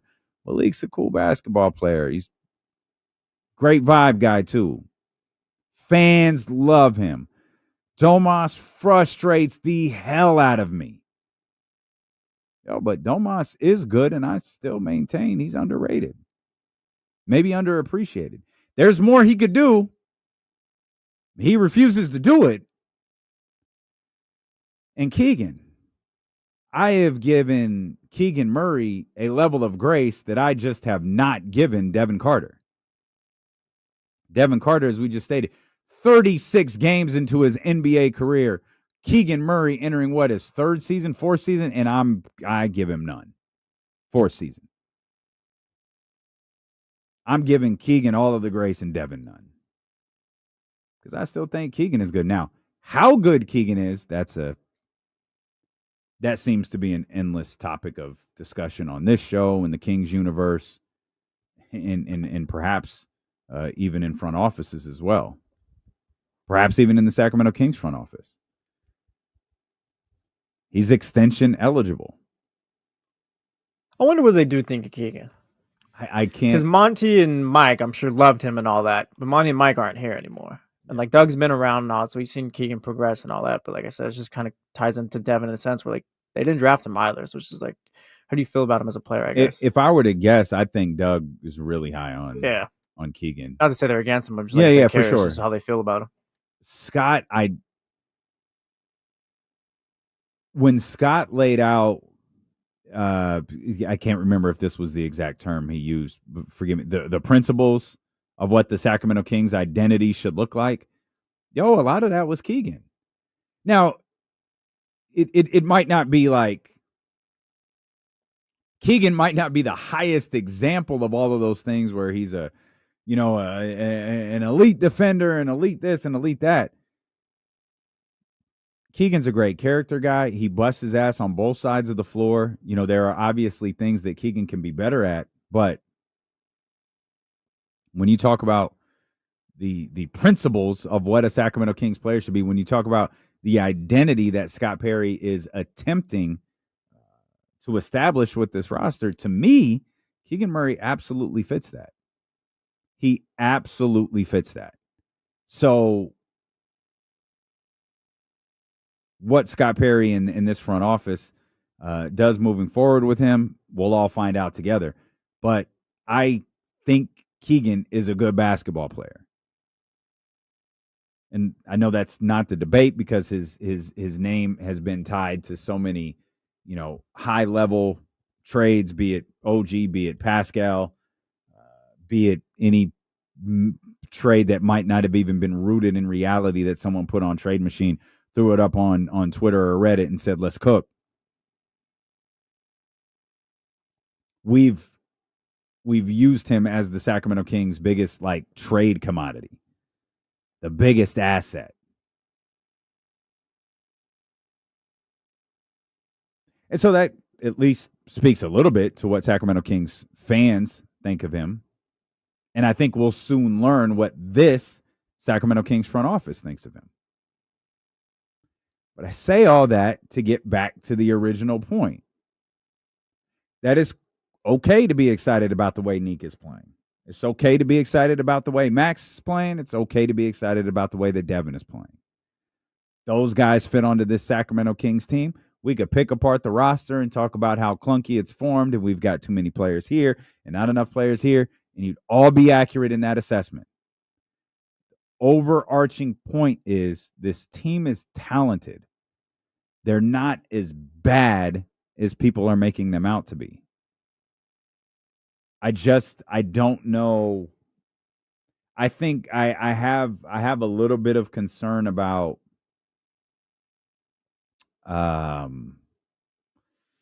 like the psychological component. I have a little concern about like how people are feeling coming into training camp. I'd be really curious to know how Domantas Sabonis is feeling this offseason. I'd be really curious to know how Devin Carter truly feels about hearing his name in trade discussions. Or if nothing else, hearing his name in the rumor mill. I'd love to like know that. Malik Monk, same thing.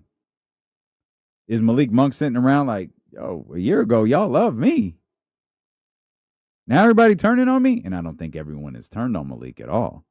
And I don't think Malik is one of those guys who lives on social media either. I think he lives on the golf course. I think that man out there enjoying his life. And we talked about the fallout of last season and how so many things happened last year that could frustrate some of those guys. With all of that behind us, with the Mike Brown stuff behind us, with the De'Aaron Fox stuff behind us, with the urgency to, hey, fellas, let's just get through the season. Hey, fellas, let's just get together. Let's play the right way. Let's see what we could do here. You know, let's make a push for the playoffs. That doesn't work. Let's try to get this playing game. Let's just go out there and do what we can. With all of that behind you, with all of the, you know, adrenaline that comes with that almost survival-like instinct, how are your feelings once that's worn off? Is it, man, what a brutal season, excuse me. Let's take a breath, reset. We're not going to have to go through any of that next year. We'll come out, we'll cook, we'll be ready. Or is it, man, what a season. Yo, F this team, man. They're as dysfunctional as everybody says they are. This team can't get right. Not sure. However, the Kings clearly have some good young components. I'd like to see a little bit more from Devin Carter, though. He did exactly what I wanted him to do on Saturday. I'd love to see him do something along those lines tonight. Again, it could be somewhere in the middle of those two games. I want to see him More than scoring, I want to see him be comfortable. Be comfortable as the go-to guy. Be comfortable as the number one out there and facilitate everything for those young brothers. And I will be able to make my judgment based off that when we reconvene here tomorrow at 12 o'clock once the game is over. We'll come back, man. Much more basketball to talk about. A situation is brewing in San Francisco, of course, as we approach training camp. There's no chance we could get to 49ers training camp without some drama surrounding a wide receiver. And we're not going to get into the All-Star break the way that KC hoped. Obviously, he's out today, but we'll talk about his Giants, and we'll dive back into the Kings as well. Will Z in the 2 o'clock hour, James Ham in the 3 o'clock hour. It's Dealing with KC, brought to you by Sky River Casino on Sacramento Sports Leader, ESPN 1320.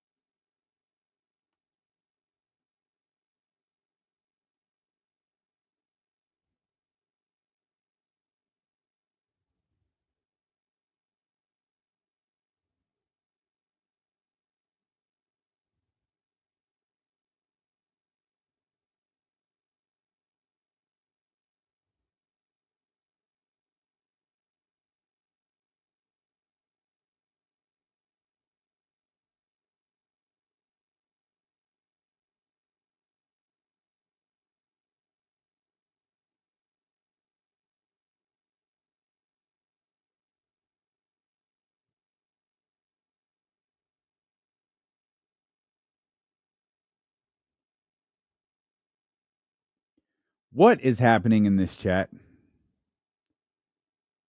We talking about 90s actresses. Okay. Okay.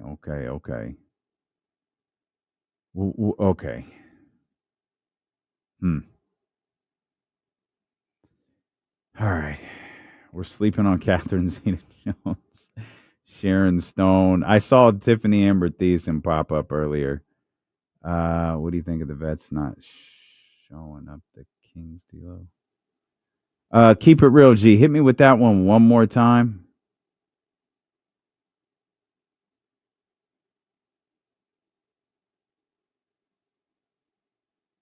Oh, Russ. Okay, Russ. All right, buddy. Y'all are funny. Anthony Richards, yeah. Jennifer Love Hewitt. Okay, I see you. Hey, we back. The bottle. We told y'all we was bringing the bottles back. We bringing the bottles back.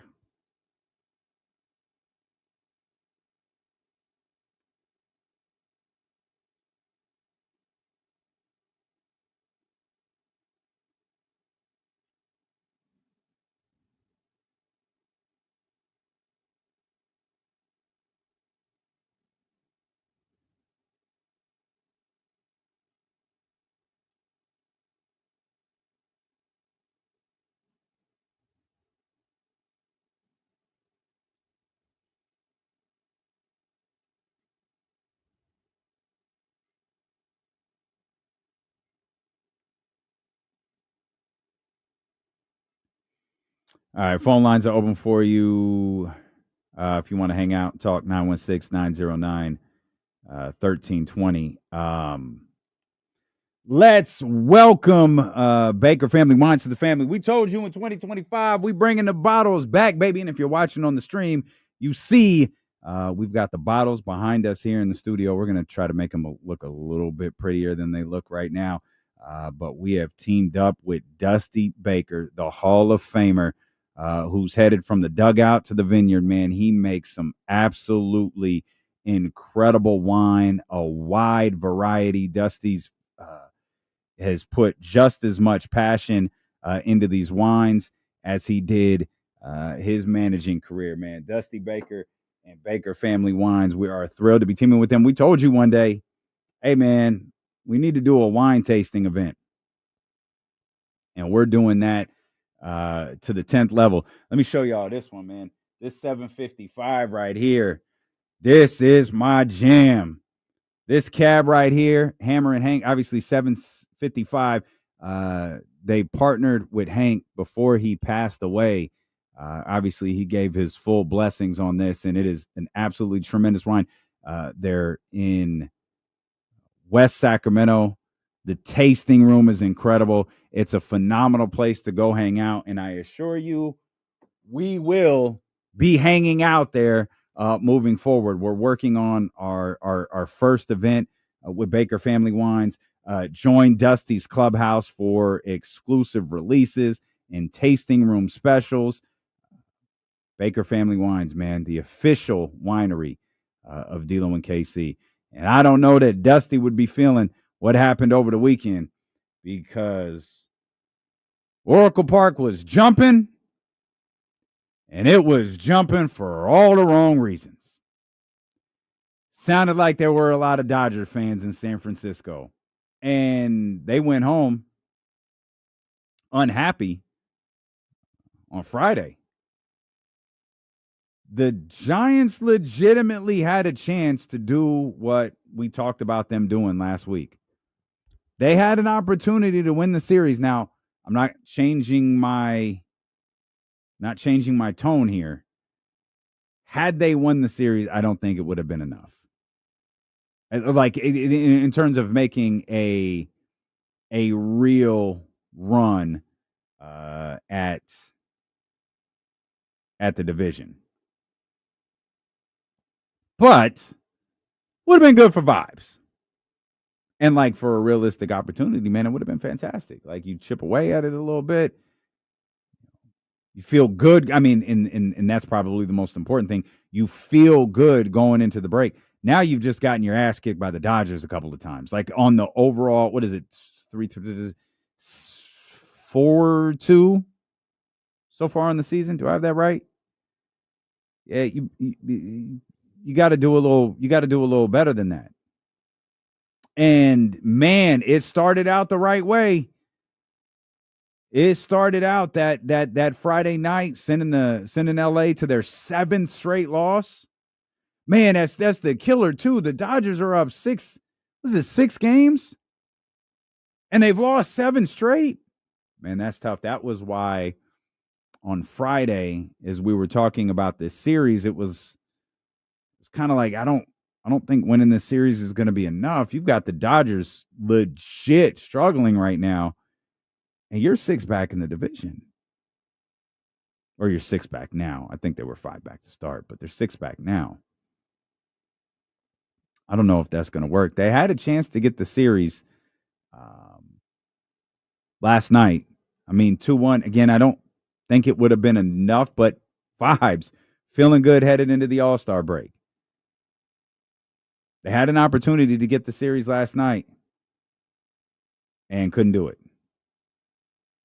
Hell of a ninth inning. Things went bad for them in the 11th. And that pop when Freddie Freeman's single drop was a little bit too loud. A little bit too loud there at Oracle Park. That's why I say I don't think Dusty Baker would have liked that. I know Dusty Baker was with the Dodgers too, and I don't think he would have liked that many Dodger fans at Oracle Park. He would say, yo, this ain't happened when I was here. I think the Giants' best bet is the wild card. I did see, well, there was an interesting note about the Giants. They're 52-45, so they're reaching the All-Star break with 52 wins for the 5th time over the last 20 seasons. They did it when they won the NL West with 107 victories in 2021. They also did it in 16-14 in 2011. This Dodgers team is legit, though. And the killer part is you have the Padres right there. So I feel like, and obviously you just do what you do. You keep going out there. You keep playing games. You keep trying to win games. You just go out there. You do what you do. But I don't think the Giants can catch the Dodgers in the division.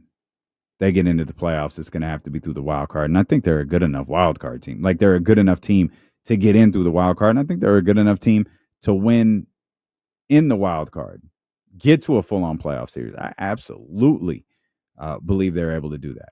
I think the Dodgers have some shortcomings too, which it'll be interesting to see if the Dodgers are in one of those like LeBron-led team things where they're, they won the World Series. Now they're kind of chilling. Now they know it's a long season. They just want to get through it. And their way of getting through it is 58 wins or whatever it is. And I know there's people talking about their full-on rotation isn't strong enough. I'll be curious to see as we get to the second half of the season, how does Ohtani's role on the mound change? They've been very delicate with his return to the mound. I don't imagine it's a situation where he's going to go from 2 to 7 or 2 to 6. But I do wonder if you're going to see a gradual increase from post All-Star break headed into playoffs. Is that something that they're viewing as a luxury versus a necessity? Is the idea of Shohei Ohtani on the mound for you, oh man, that'd be great. That'd be great if it works out, but it's cool if it doesn't, because here's what we have.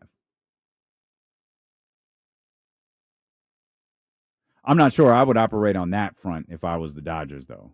I would operate on the idea of like, it's cool if it's dope if he's there, but if he's not, that's all right.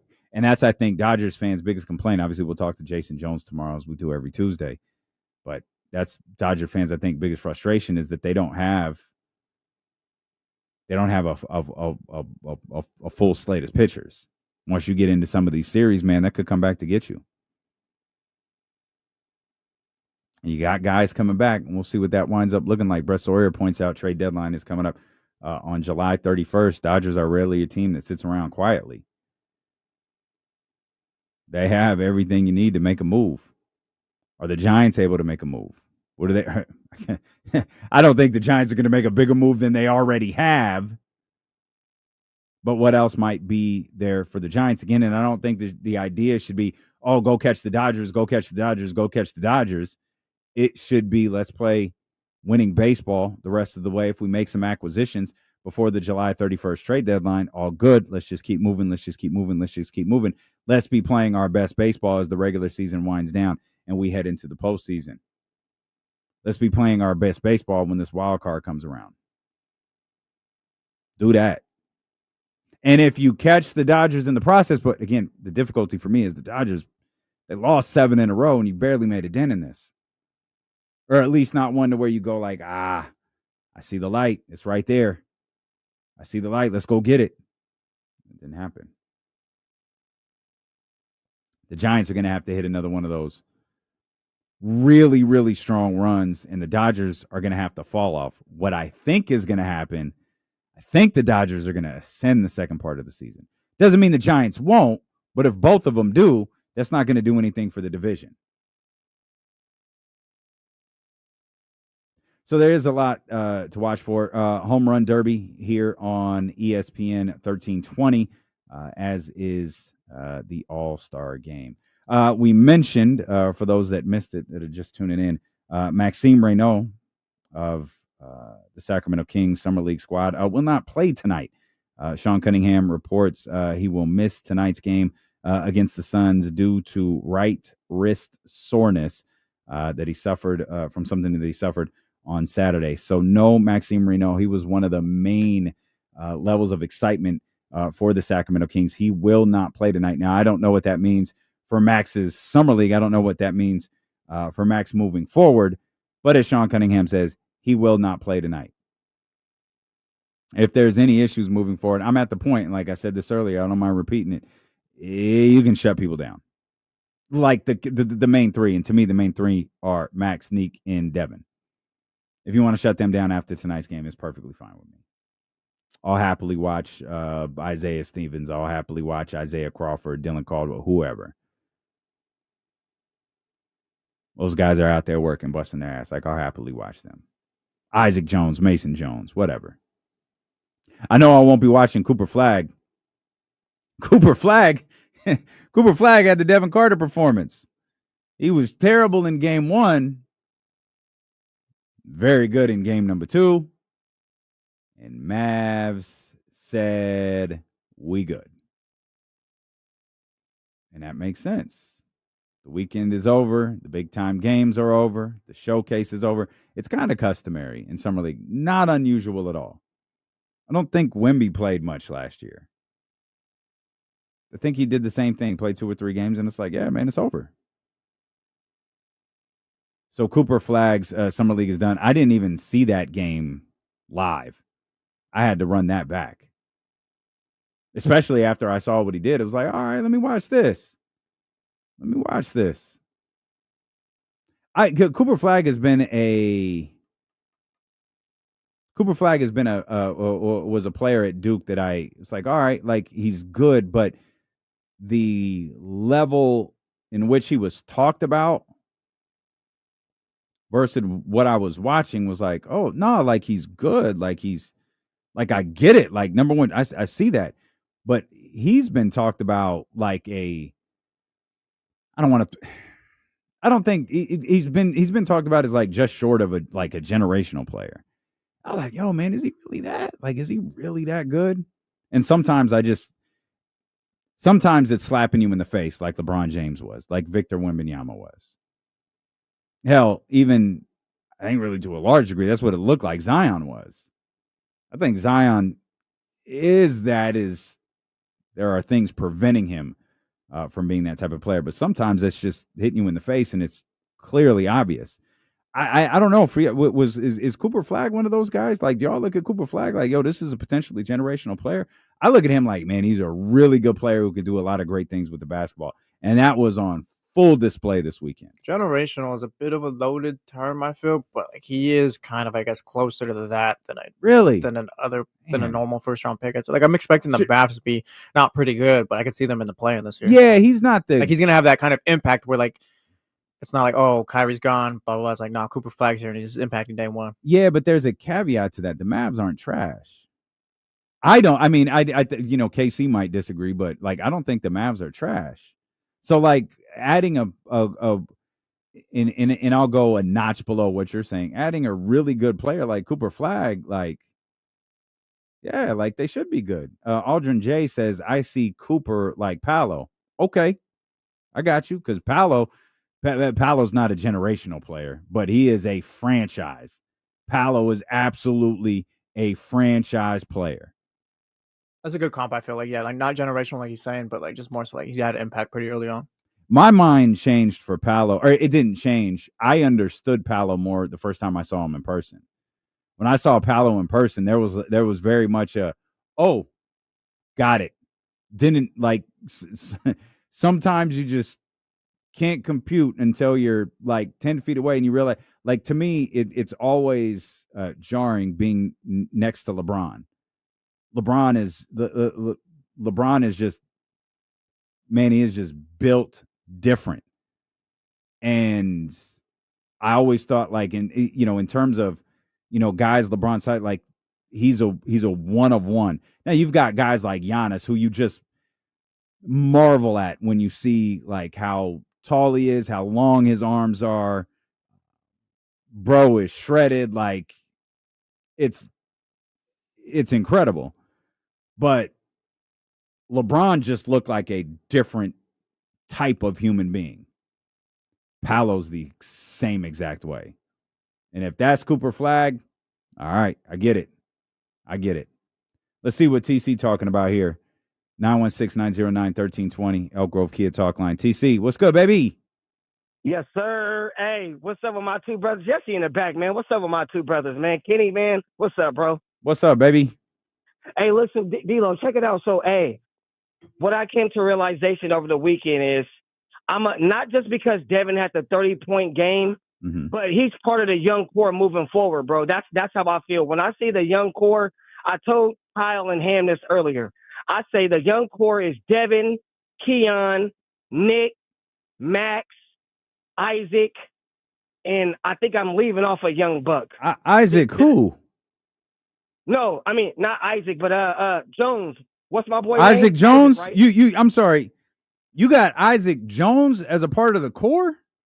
No, not that. I'm talking about as far as our young core moving forward, the young guys that we got on the team as far as Devin, Keegan, Keon, the young bucks. Okay. Besides the Rosen, Levine, I got the you. Domas, bonuses and all that, right? So if we was to move with a youth movement, I would be fine with that. You get me? And I asked James in this earlier, D-Lo, I said, man, how much would it cost to buy both those dudes out just to move on? Like if we can't trade them, listen, he made sense. He said it's too much money and we ain't going to do it. So I said, I'm going to leave it alone and we're going to let the money fall back. But my call was, we have a young core, Kings fans. In my opinion, I believe we have some young guys on this team right now. We don't have to go out and search. We can put with it, but it's not like we don't have anybody at all. We have some young cats that's ready. That's what I got, D-Lo. Okay. I feels a little optimistic. Yeah.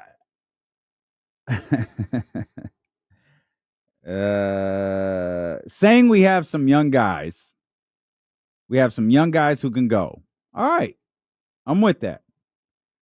But to say like I'm going to stop short of saying, no, like we're good if we go with the youth movement. Like, no, we're not. Like I'm sorry. To be clear, the Kings aren't. The Kings aren't good. Like you go with, buying out the Levine and DeMar, one, the cost would just be astronomical. And two, and I cannot stress this enough, how stupid. Dump that. I'm going to do this again. How more stupid this organization would look for trading De'Aaron Fox for a player who winds up playing a handful of games for them, and then you buy out what is roughly the remainder of their $100 million contract would be something I'm not sure this organization could survive. I'm not sure it's something this fan base could survive. And you don't have any young players worth even the idea of that thought. Not even entertaining close. Like there's no young player on this team right now is even just, like I said, worth the thought of, maybe you do that massive mistake. Not even close. Oh, TC, I love you. That'd be so bad. So bad. And you can play, though. Here's the other part of that. Like if you're all in on Nique and Devin and Max, and you love these young players, like great, man, that's fire. You can run them with Zach and DeMar, like it's fine. You can run those guys together. You can play. Look, I'll go back to the roster conversation we were having a couple minutes ago. You may not like the way the roster is constructed, and I completely understand that. But the talent that's on the roster is not bad.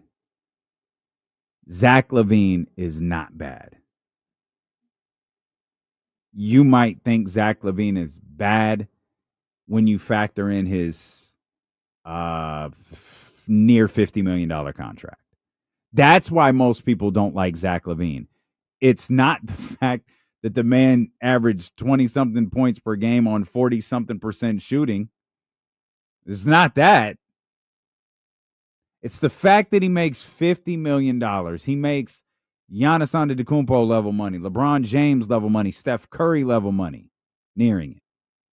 And he doesn't play like any of those guys, and that frustrates fans for some reason. We do this all of the time. It happened with De'Aaron. The perception of the little babyface kid who was drafted number 5 overall and everybody loves him. He wanted to be in Sacramento. That all changed when he got that third contract. Second contract. It all changed. Second one. Now, if it changes on the rookie extension, imagine what it does when you get to the big money contract. Because again, you're not judging him by what he's doing on the floor. You're judging him by what he's getting paid. DeMar makes what, 20 and some change? 5, 6, 7, somewhere around there. 1 year ago, a little over a year ago, 53 weeks ago, everyone's like, yo, that's a good contract for DeMar. The 2-2 and the partial at the end, man, Kings front office did that. Now all of a sudden, God, it's so much money. DeMar DeRozan was the most consistent player in the Kings uniform last year, and that includes Domantas Sabonis. That's why the conversation on Domas is starting to change.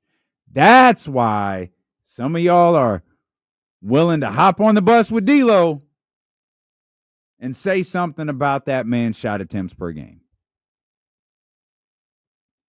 One day, y'all wanted to kill me for saying this man should shoot 1 to 2 more times per game.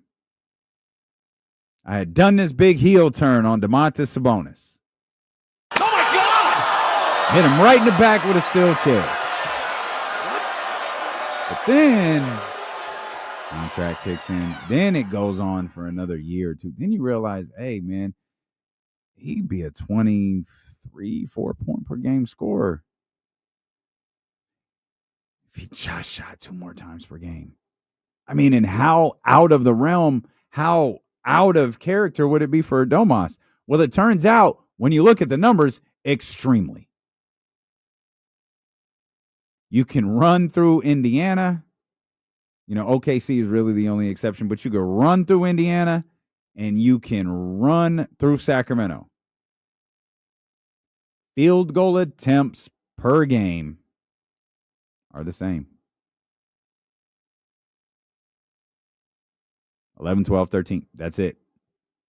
And think about how low. You're talking about one of, and I mean this as a shoot, you're talking about one of the best players in the league. How many players in the league can you say they're one of the absolute best and they shoot 12 times per game?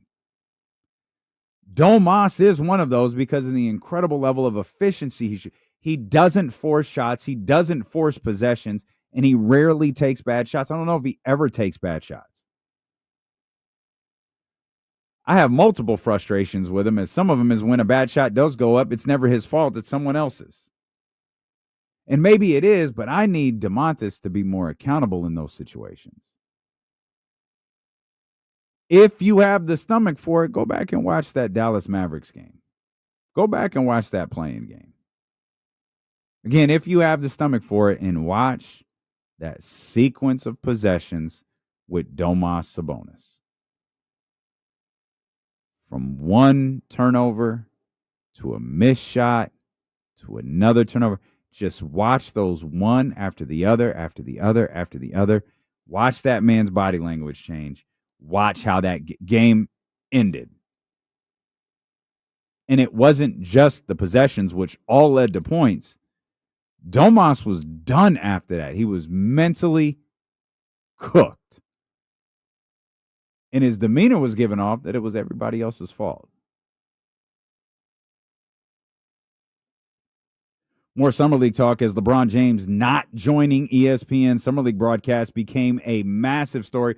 We'll talk about that. But first, no chance we can head into 49ers training camp without some drama surrounding a wide receiver. We'll talk about that. It's dealing with KC, no KC this week, but we're happy you're here with us on Sacramento Sports Leader, ESPN 1320.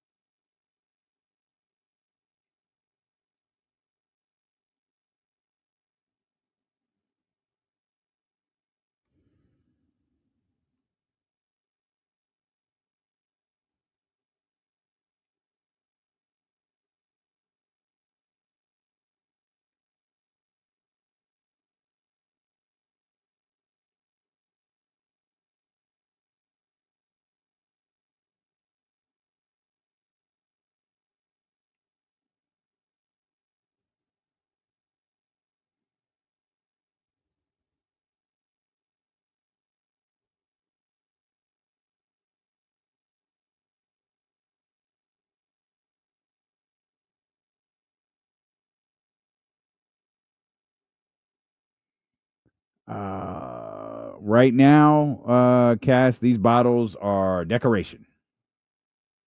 Right now, at some point, I'm gonna drink them. We'll drink them. But right now, these bottles are here to help us promote Baker Family Wines, man.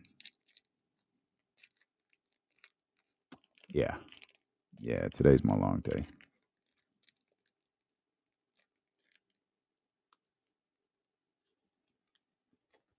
Oh yeah, for sure.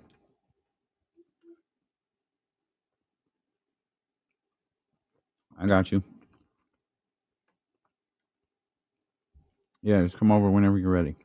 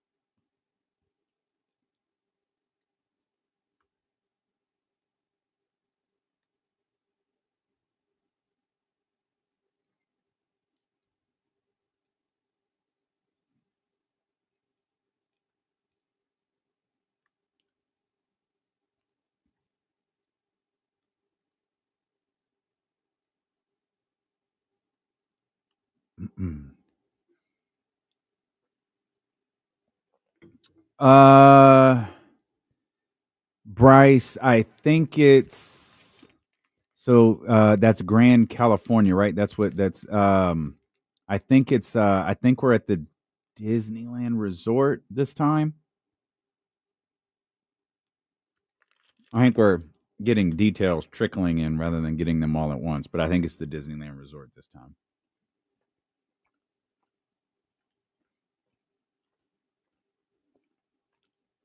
Big Rob, man, that's work, bro. It's work to keep it that fresh.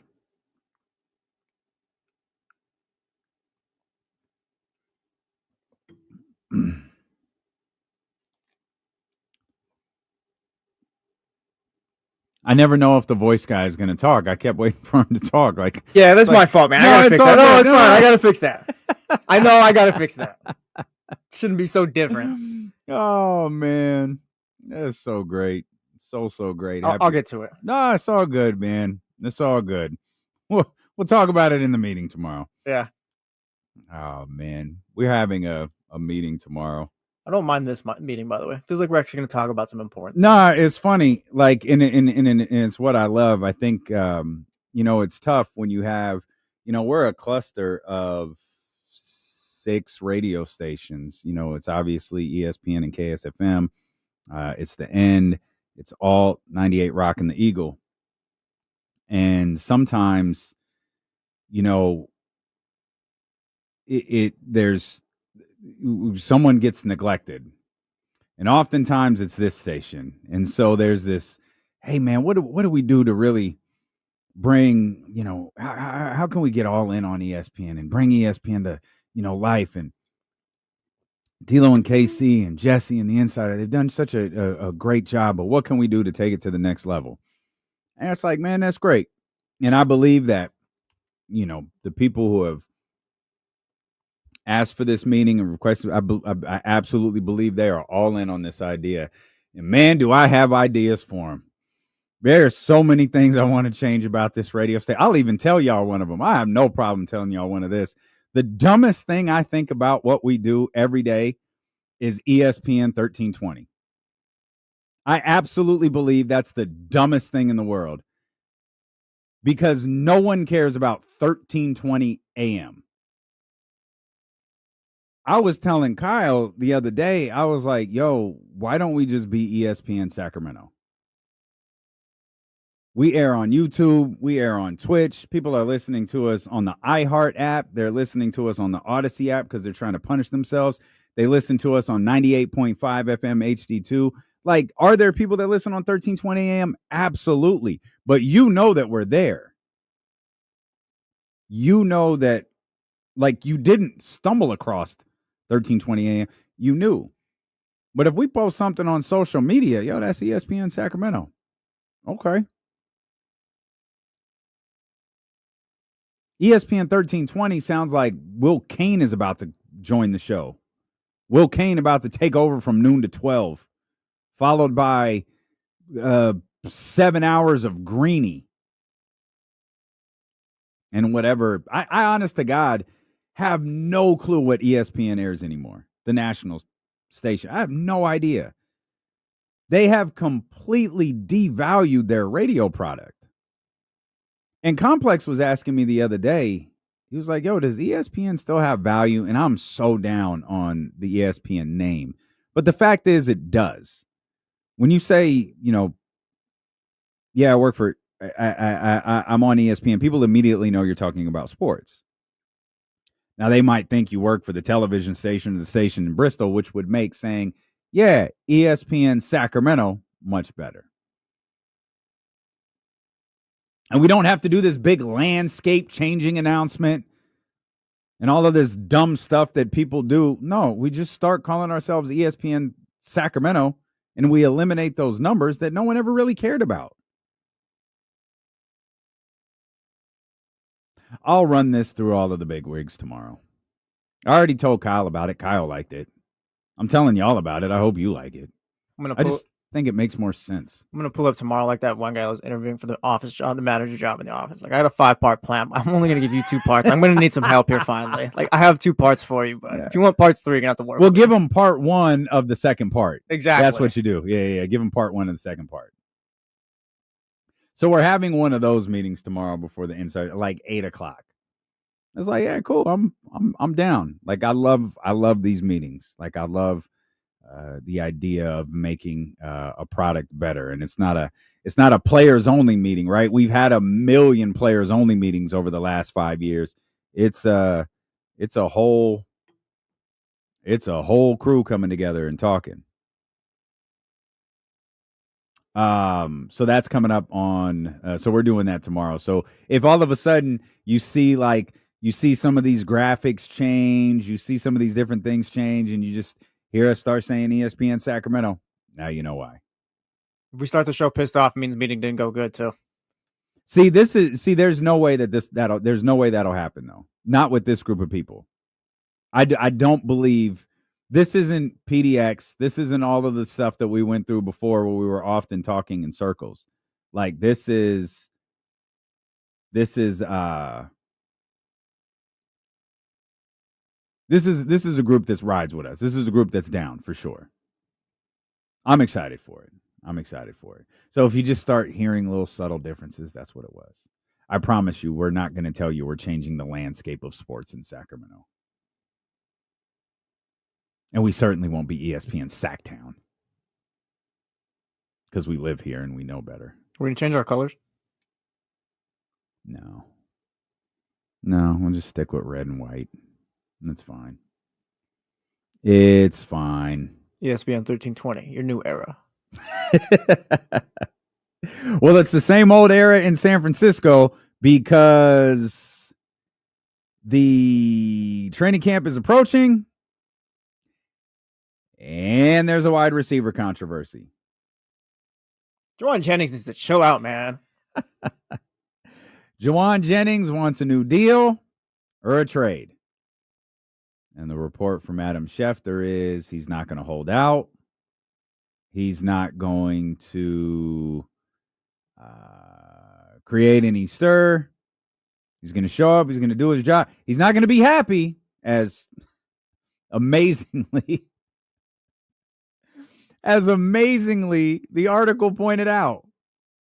Schefter legit wrote, he is not expected to be a training camp holdout, but he is not expected to be happy either, as the 49ers saw last summer with Ayuk.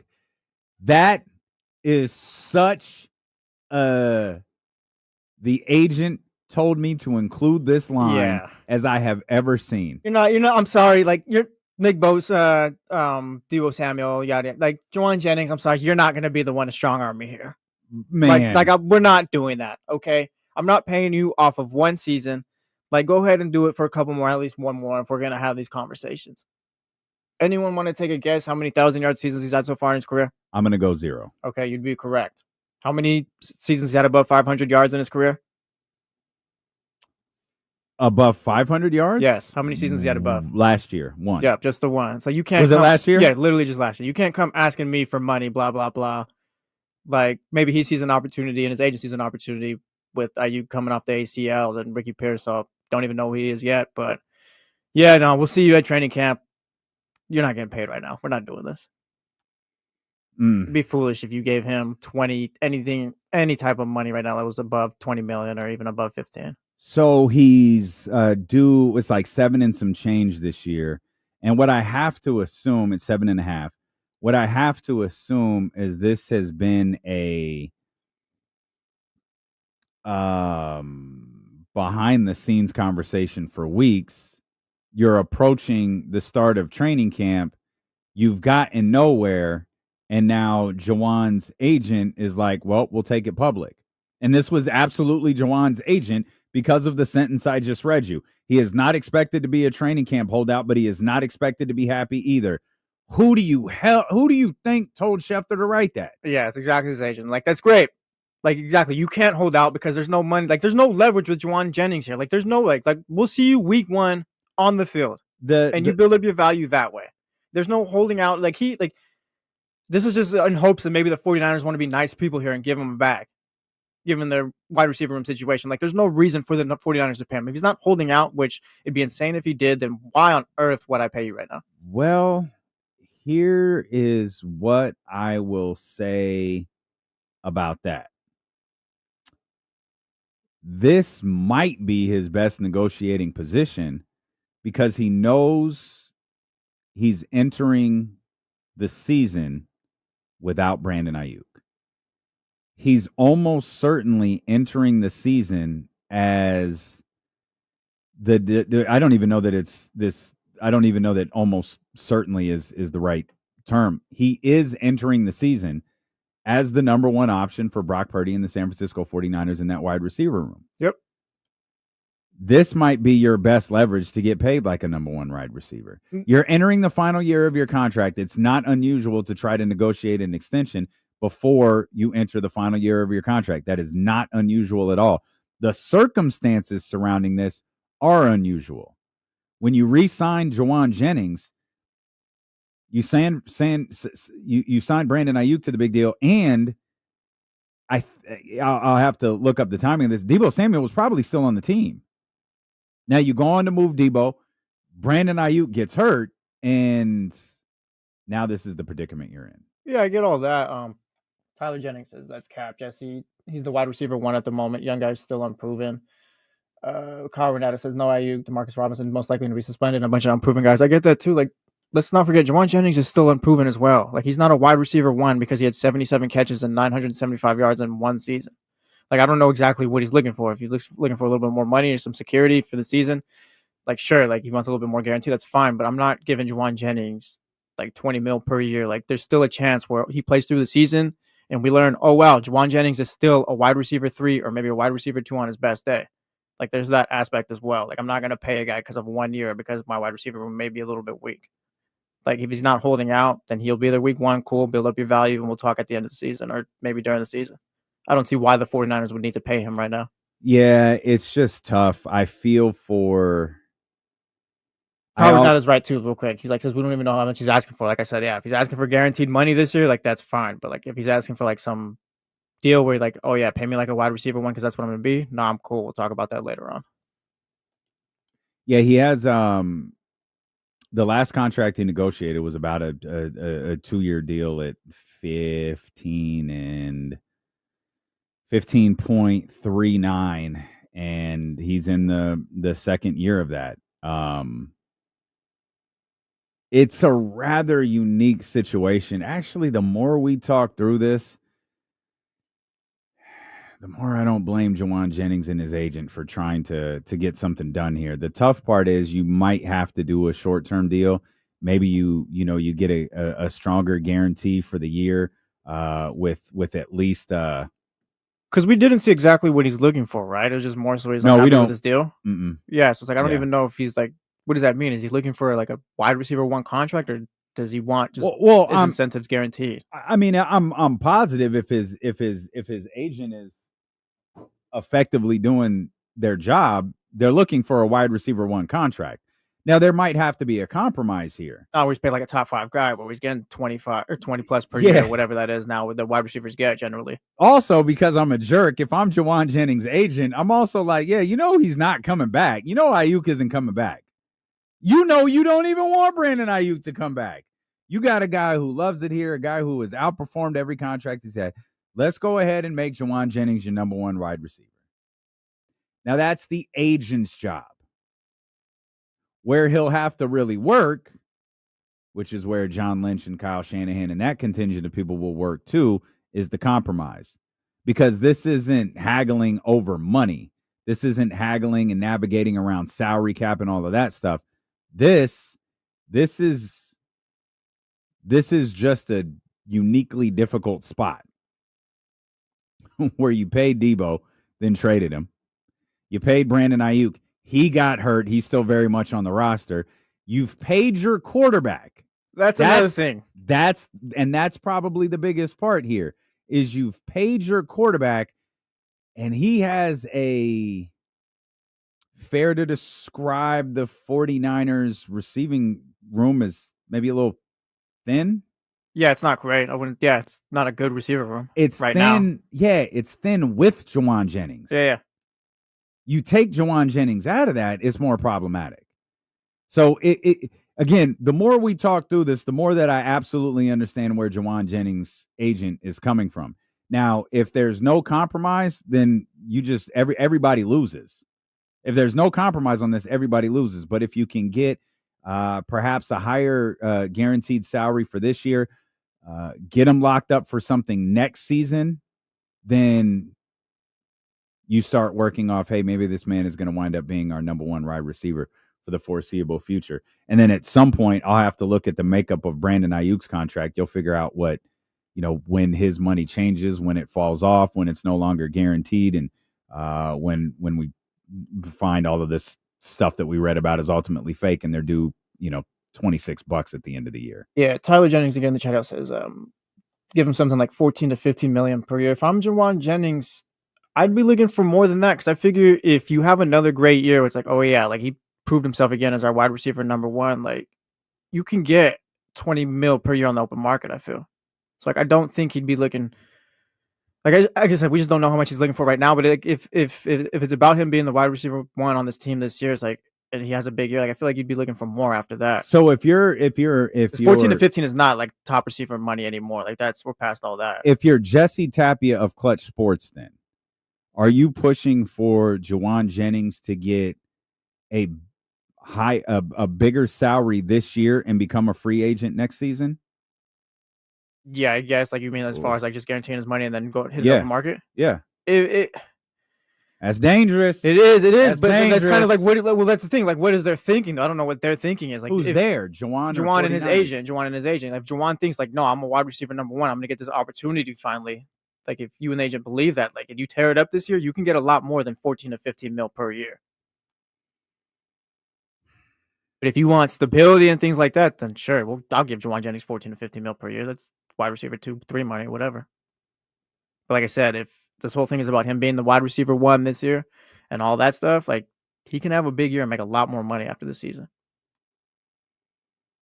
So I'd figured, like, to me, my thing is like maybe that's kind of what they're looking toward. So as far as talking with the Niners, and if I'm the Niners, I'm not paying that right now. But do you agree that the difficulty in navigating a final year of a contract is very high? Yeah. Okay. Because there is, I don't know, they're in a weird spot, I guess. Like, Jauan has It is. all the reason in the world to do what he's doing right now, I guess. It's a pretty unique spot.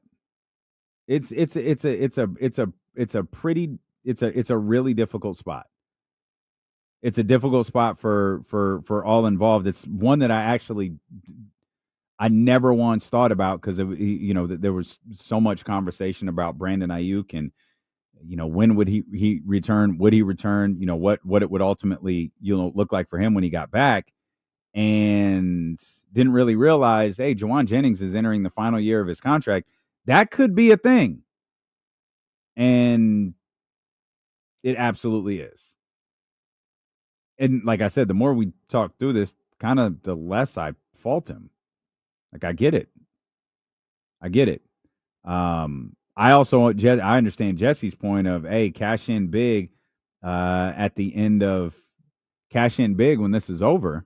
He's 28 right now, but maybe you can get like a 3-year, $65 million contract or something like that, where it's like you're someone's top receiver because you had a big deal with the Niners or something like that. Because I don't know, like, the Niners aren't going to. Well, I guess what are the Niners going to do with Brandon Ayuk, though? I'd imagine you're not going to pay 2 guys. I don't know. And not both of those guys. Yeah, I don't know. I don't know what they're doing with Brandon Ayuk. Remember, like, before Brandon Ayuk got hurt, it wasn't exactly going great. Then Brandon Ayuk gets hurt, and now you have this really difficult situation. And this is one of the things that I hate so much about, like, injuries and timeline projections is they'll tell you, hey, so-and-so had surgery. They're due back in, 4 to 6 weeks. 4 to 6 weeks is the timeline in which they can play again.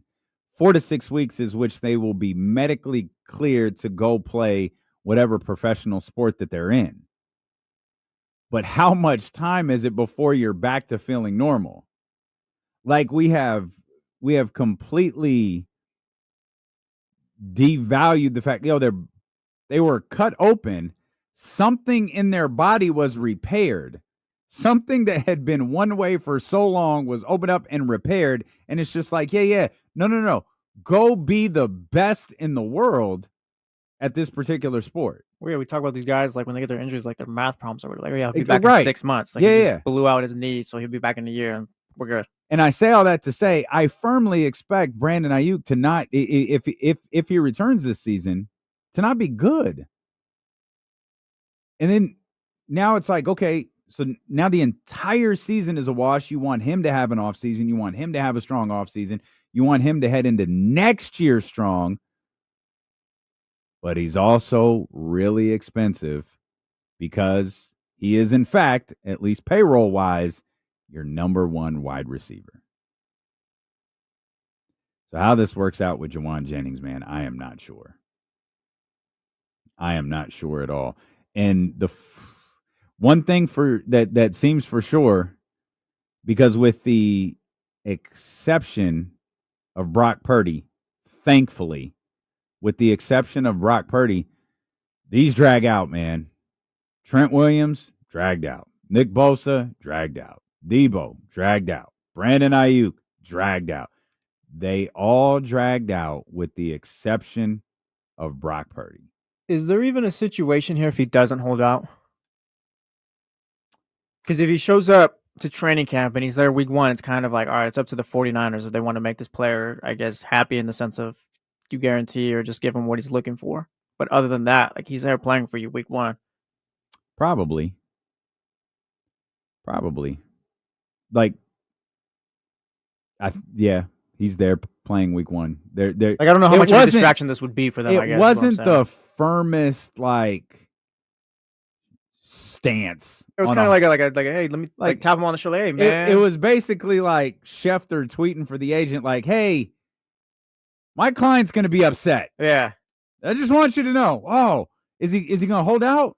Well, no. He's going to tell a lot less jokes in team meetings, though, I'll tell you that. He's not going to smile. I'm going to tell you that. He's going to sit by himself in the cafeteria. All right, man. There's also another component to this, and it's not like Jauan Jennings is 23 years old. Oh, yeah, he's 28. Right. He's got to get his now. Like, if there's ever a time, it's right now. And again, forgive me. The more we talk through this, the more I get it. This is your chance. Get every penny you can, even if it's just guaranteeing the 7.5, even if it's making it a 10 million. Do whatever you have to do because this is your shot. Do you think the 49ers, and work with me here because I don't even know if I believe this, but have they kind of developed a culture where like this feels like it's every year now, whether it's Bosa or anything like that, like there's always just some type of contract distraction that pops up. And I don't know how much of this is about, like Kenny was talks about, like you either trying to win or whatever, but like money's on the mind as well. And like that's at the forefront. Like, you think Jauan is kind of playing off of what he's seen the last few years in San Francisco or Santa Clara, or is this just more circumstance where a guy just needs his money and it's the right time? I actually think it's a product of the 49ers system. They've drafted good football players. They went and got Trent Williams through trade, which part of the Trent Williams acquisition was making sure he got a contract. Once you got him in a 49ers uniform, so you certainly don't want to lose him. You've been able to acquire, Christian McCaffrey was through a trade. You've been able to acquire talent, and part of having talent on your roster is paying them as talented players. And that might be just as much as what this is as anything else. He probably is looking at it like, Debo was your number one guy, and you paid him. Then you decided Brandon Ayuk was going to be your number one guy, and you paid him. Well, you don't have Debo. He's somewhere else. Brandon Ayuk is rehabbing, and when he was playing, it wasn't going well. The guy you drafted in the first round last year's off and on healthy. And now you have me, who is entering this season as your number one wide receiver, just like the other two. So I want to be paid like the number one wide receiver. I stepped up last year when those guys weren't here. I stepped up last year when Debo was gone and Ayuk was unavailable. So yeah, I want to be treated essentially the same way you treated everybody else. Brock Purdy was your guy. You paid him. Nick Bosa was your guy at that position. You paid him. Trent Williams was your guy at that position. You paid him. Debo, Brandon Ayuk, they were your guys at my position, and you paid him. Christian McCaffrey, you paid him. I am your guy at this position for the quarterback that you just signed to a massive contract. Pay me like that. You paid George Kittle. Paying George Kittle was as much about Brock Purdy as it was George Kittle. I can't believe this. I just talked myself into being Team Jauan. I'm with it. It makes complete sense. Real quick, too, because I think this kind of adds to what we've been talking about. Gwitty Q threw it in here. It's got reported. Garrett Wilson just got a $130 million extension. I think it's about 31 per year, not including the guarantees or whatever. And I'm looking at Spot Track right now. For a top wide receiver one, that's going to cost you about $30 million per year. Looking down the list, like Terry McLaurin's getting you can't pay 22. You can't do that. Calvin Ridley's getting 23. They didn't even pay Ayuk that. You can't do that with Jauan Jennings. You can't pay him that money. He's not that. You can't do that. Christian Kirk is about 18 mil per year. Keenan Allen's 20. Like, I guess that's what maybe think about Jauan if you were, but yeah, you're not. I don't think you can give him 25 plus or anything like that. Again, none of this. We don't know what they're looking for. This is all radio show. content right here. Yeah, but Tyler says it. I wouldn't play on $7 million if I was Jauan Jennings. I actually completely understand that. I understand that. It's just a tough position that we laid out. He doesn't have a ton of leverage other than you did it for everybody else. I want you to do it for me too. We'll come back. Man, there's two things I really want to talk about. Will Z is going to join us. We've got to get to this NFL Players Association collusion thing. We've been holding off on that for so long, and there actually is some news that came out about that yesterday, sort of. If you're not caught up on that story, we'll catch you up. It's bad. Even for the NFL, it's bad. That's next on ESPN 1320.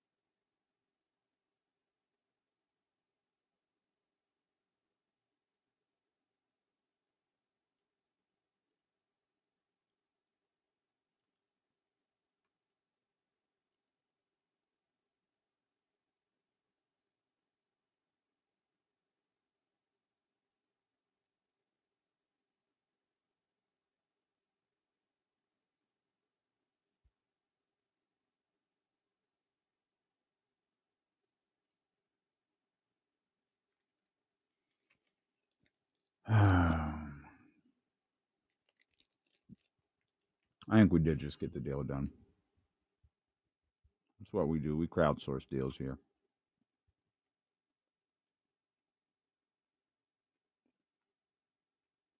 Yeah, Barrett, the only tough part about that is, and I know this could happen whenever, but what if he gets hurt? I mean, that's the biggest thing, right? With NFL players. What if they get hurt?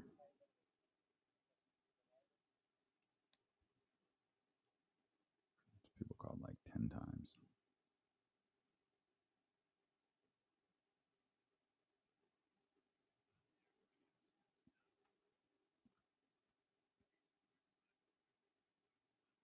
Man, you guys are cooking.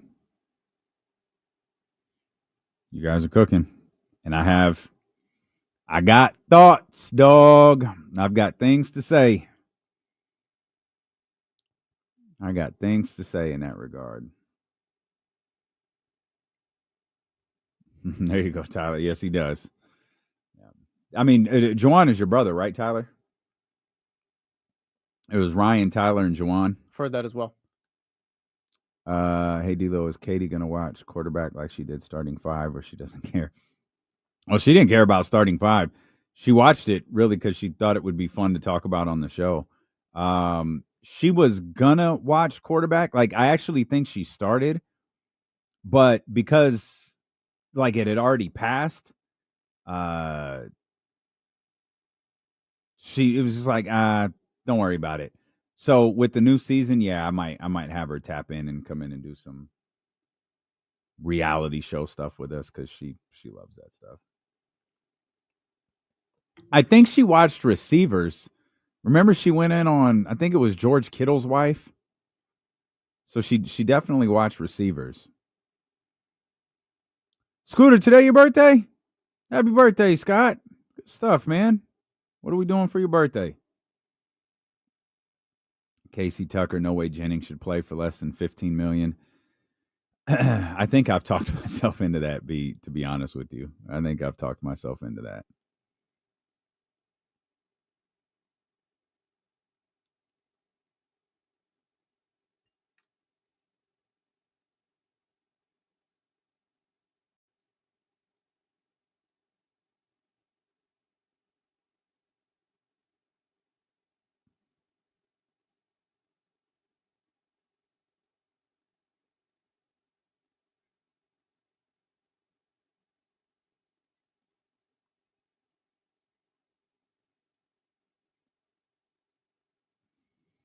916-909-1320 if you want to get in on the phone lines. KC out this week. Happy that you're here with us. Let me hit some air horns from our man Scott. Hey, Scooter 916, happy birthday, baby. He said he's going out there fishing, sushi for dinner. That sounds like a good birthday, Scooter, man. I appreciate you. Happy birthday, my friend. Enjoy this day. July 14th it is.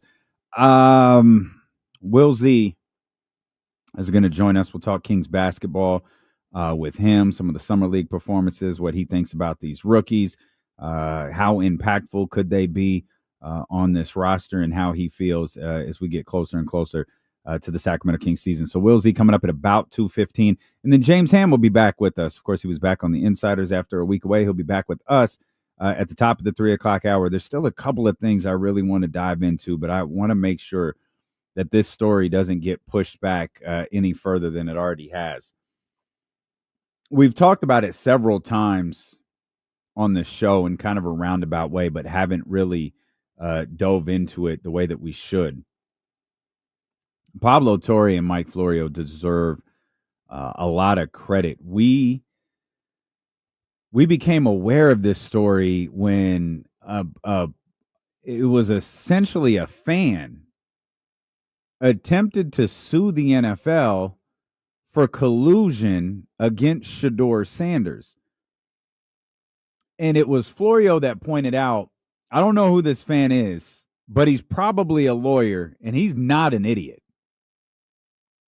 The main thing it appears that he wanted to bring to light was that there was a 61-page arbitration ruling that showed there was some form of collusion between the NFL, meaning their owners, and the NFL Players Association, the people that are elected to work for the players. And for weeks after that lawsuit was announced, nothing.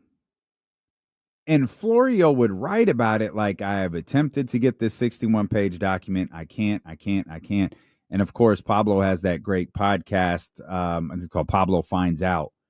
And the two did a podcast together a couple of weeks ago in which they acknowledged they were in a friendly competition to see which one of them could get the 61-page document first.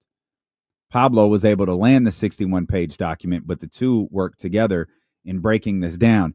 They did an extensive podcast on it that I strongly encourage everybody to go listen to. Because this is, I use the word scandal because that's exactly what I believe that this is. And this is a scandal unlike anyone I can remember in professional sports. I mean, there have been, and there may currently be, gambling scandals. Hell, we've had scandals involving sex, thanks to Ime Udoka. Shoot, it wasn't just Ime Udoka. There have been scandals involving sex long before him. There was always the thought of collusion surrounding Colin Kaepernick. And as most of you are aware, for someone who has been Team Colin Kaepernick since 2016, you have been called every form of an idiot over the better part of the last 9 years for believing that collusion could potentially exist in the NFL when it came to a quarterback the likes of Colin Kaepernick. And no one cared because that was such a divisive subject. And people wanted to make what Colin Kaepernick was doing starting back in August of 2016 about everything except what he was actually doing. And when you go back to that August of 2016 and that first time it was noticed that he wasn't kneeling during the national anthem, he was sitting on the bench. And it wasn't even the first time he did it, it was the third. But it was the first time a camera caught it. And after the game, it might not even have been after the game. It might have been the next day. I can't remember which one it was. I think it was after the game, and it was absolutely in San Francisco because all of the local media was there. And I remember, I think this was one of Tim Kawakami's finest jobs because he asked a lot of questions that day. It's 15 minutes. It's 15 minutes of Colin Kaepernick standing in front of his locker. And every storyline, narrative, whatever that was used to describe what Colin, he shot down like that day. They were asked, well, what about the troops? He's like, no, this isn't about the troops. This isn't about this. This isn't about that. I'm telling you flat out what this is about right now. And it was essentially ignored. The 15 minutes is readily available on YouTube, but it's been completely ignored when it comes to history. And then, of course, Colin Kaepernick finishes out the year with the San Francisco 49ers, has the season that he's had. I should say the 49ers have the season that they have.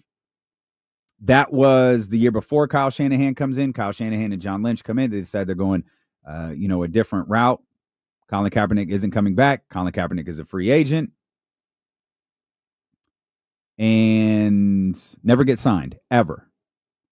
And then along the way, you get these little public workouts that the NFL allegedly set up. You get all of this nonsense that is just that. It's nonsense. And then this Shador thing happens. And Kenny and I said the day the draft ended, the day after. It's like, look, Shador doesn't go in the first round. That's pretty surprising, but like, okay, it's whatever. He doesn't go in the second round or the third or the fourth. And then he winds up being drafted by the team that everyone thought would wind up drafting him anyways. Fascinating. Interesting. Perhaps just a hell of a coincidence. Then that lawsuit is filed. And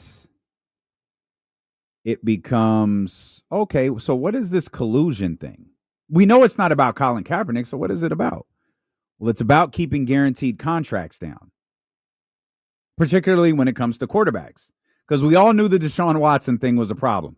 Everybody knew the Deshaun Watson contract was a desperate football team making a desperate move that has backfired in an incredible way. Now, the 61-page ruling, it did say that there wasn't enough evidence to support the fact that owners colluded amongst each other to keep the guaranteed contracts down. But there was evidence to support the fact that Roger Goodell, the commissioner of the NFL, who works on behalf of the owners, worked with the NFL Players Association president. The guy whose very job it is to get NFL contracts up, to keep contracts down, to keep guaranteed contracts down. They point to specific names like Russell Wilson, Lamar Jackson. Of course, Lamar Jackson will be one of the most egregious things that ever happened in the NFL when Lamar by himself is attempting to negotiate a contract. He wants a fully guaranteed contract, just like Deshaun Watson had. Baltimore is saying, no, we're not doing that. And then Baltimore makes the unprecedented move of saying, remember, I think he's under the franchise tag this time. Remember that to take the unprecedented move of saying, go ahead, go seek a trade. Schefter puts out the tweet that the Baltimore Ravens had allowed Lamar Jackson to seek a trade, and immediately, the Atlanta Falcons go, nah, we're not interested. We're not interested in Lamar Jackson. Really? Y'all got Desmond goddamn Ritter, and you're saying you're not interested in talking about a trade for Lamar Jackson? Okay. You had, I think the New Orleans Saints were another team. No quarterback. Not interested in Lamar Jackson. Huh. So this isn't collusion, huh? There's a lot more to talk about this, but we've got an attorney on the line, and I know this is what he's calling about.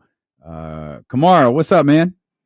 What's going on? I tried to call you from my cell, but it was like coming out kind of crazy. Can y'all hear me fine? Yeah, I got you, bro. I got you. We could tell you're in the big conference room with the oak table and the glass statues, man. We know.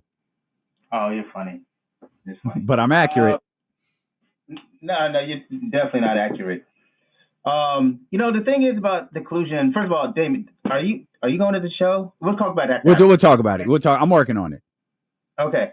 The thing about it is that I think everybody kind of knew about that. There was a bunch of collusion happening with the NFL, and I think what's frustrating is when they would gaslight you and they're saying there's no collusion, there's nothing there, and you're like, it's almost like, don't believe what you see, believe what I tell you, right?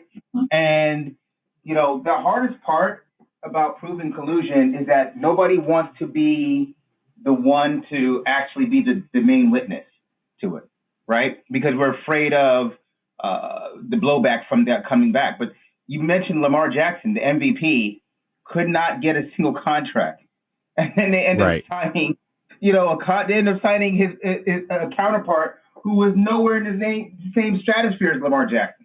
So I think that was one of the red herrings, and obviously we're going back to the Colin Kaepernick and everything like that. But I think what my problem is, the NFLPA is such a weak organization. Yeah, right. Arguably the worst in sports. It's the worst in sports.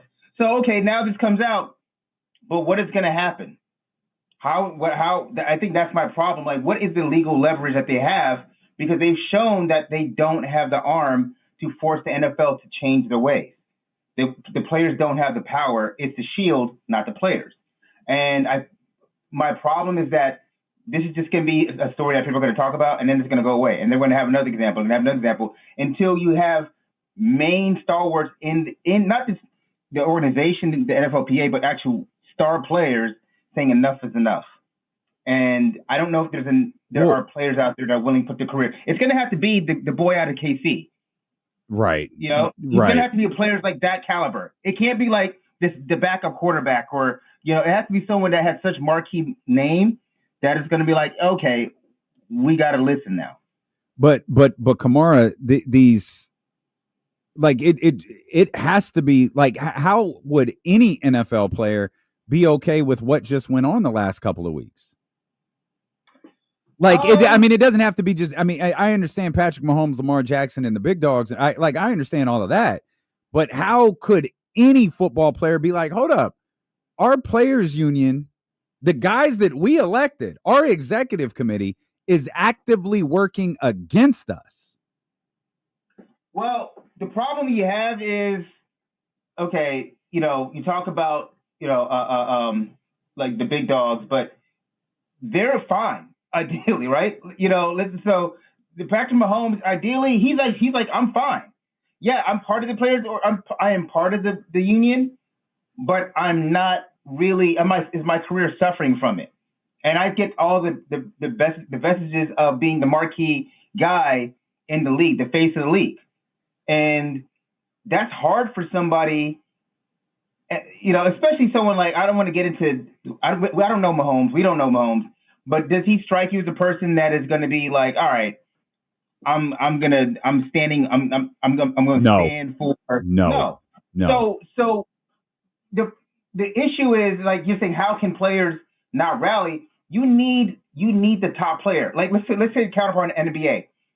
If LeBron says, even though he's not what he once was 5, 6, 7 years ago, but LeBron says his name, his voice alone will cause a ripple effect on how the league reacts. Yeah, right. Right. And even though when they're talking about two different scenarios, two different players associations, whatnot, I get all that. It's not apples to apples. But we have to acknowledge that you say, how can players continue to go on? You need the big domino to fall. And until the big domino falls, the NFL is not going to react. And the big domino is never going to fall, because they're going to feed the big domino. You're going to get all the looks. You're getting all the love. You're not like the rest of these guys. You're different. Yeah. Yeah. So that's my okay. opinion on it all, man. I appreciate you, man. Thank you for your perspective, especially from attorney. That's our man Kamara out there calling from Orlando. He's trying to get me. Kamara always calling, trying to get me to spend money. And I'm gonna tell you something. He's about this close to pulling it off. Like I'll tell y'all about it later because we talking about something right now. But to me, this is a scandal. And that's the part that frustrates me. And what really frustrates me is that Kamara's right. It does. It's going to have to be Lamar. It's going to have to be Patrick Mahomes. It's going to have to be one of those big dogs to say something when in actuality, the backup lineman who pays his dues to the union should be furious. It doesn't have to just be Lamar Jackson and Russell Wilson that are upset. The guys who were named in this, the guys who I actually think testified in this arbitration rule, it's not just them. Every NFL player who has learned that the Players Association that they elected has worked to keep their money at a lower premium should be offended. But here's what it all boils down to for Roger Goodell and the rest of those owners. It doesn't matter. They don't care. The players don't care. All because you don't care. And that's fine. You don't. I just laid out the Colin Kaepernick situation. Y'all know how I felt about Colin Kaepernick for the last 9 years. You know how I felt about what he stood for. You know how I felt about that whole situation. Many of you felt the same exact way. It wasn't enough for you to stop watching. It wasn't enough for me to quit my job and walk away and say, because I can't do this job and not cover the NFL. So it wasn't enough for me to quit my job and walk away. And for most people, that's going to be the case because think about it. What scandal in NFL history has ever rattled them? Aaron Hernandez likely killed multiple people as a player. Nothing. Ray Lewis almost certainly murdered somebody. Bro won the Super Bowl the next year. Then he's all of a sudden he's Biggie from the New Day. He's the power of positivity. It's a new day. Yes, it is. Y'all remember Ray Caruth? No one cared. These are extreme examples. I just named 3 examples of murder. Didn't affect the NFL one bit. What about the integrity of the game? What about Spygate? What happened with Spygate? Anyone remember? No. Not what Spygate was. Everybody knows what it was. But what happened after? They destroyed the tapes. They learned from Frost Nixon. They learned from the White House tapes. When Richard Nixon essentially set up Watergate on the phone lines. They learned. Destroy the tapes. That's what they did. They have minimized Deflategate for a decade and some change, but didn't give us the opportunity to see what it actually was. Oh, everybody knows plays. Oh, that's what defenses do. They study film. How is it different? You think studying film is the same thing as watching a team run through their plays on the football field? Run through their specific plays that are set up for this specific team? Okay, that's fine if you think it is. That's perfectly fine if you think it is. Put the tape in and let us see it then. Put the tape in and let us see how minimal of an impact Deflategate had. They did it because they can't. Because they know that's not true, so they destroyed the tapes so no one will ever know. Deflategate overtook an entire season. No one cared. In the end, no one cared. Hell, I just mentioned 3 instances of scandal that involved one football team. 3 instances of scandal that involved one football team, one coach, one owner. No one cares. The NFL openly admitted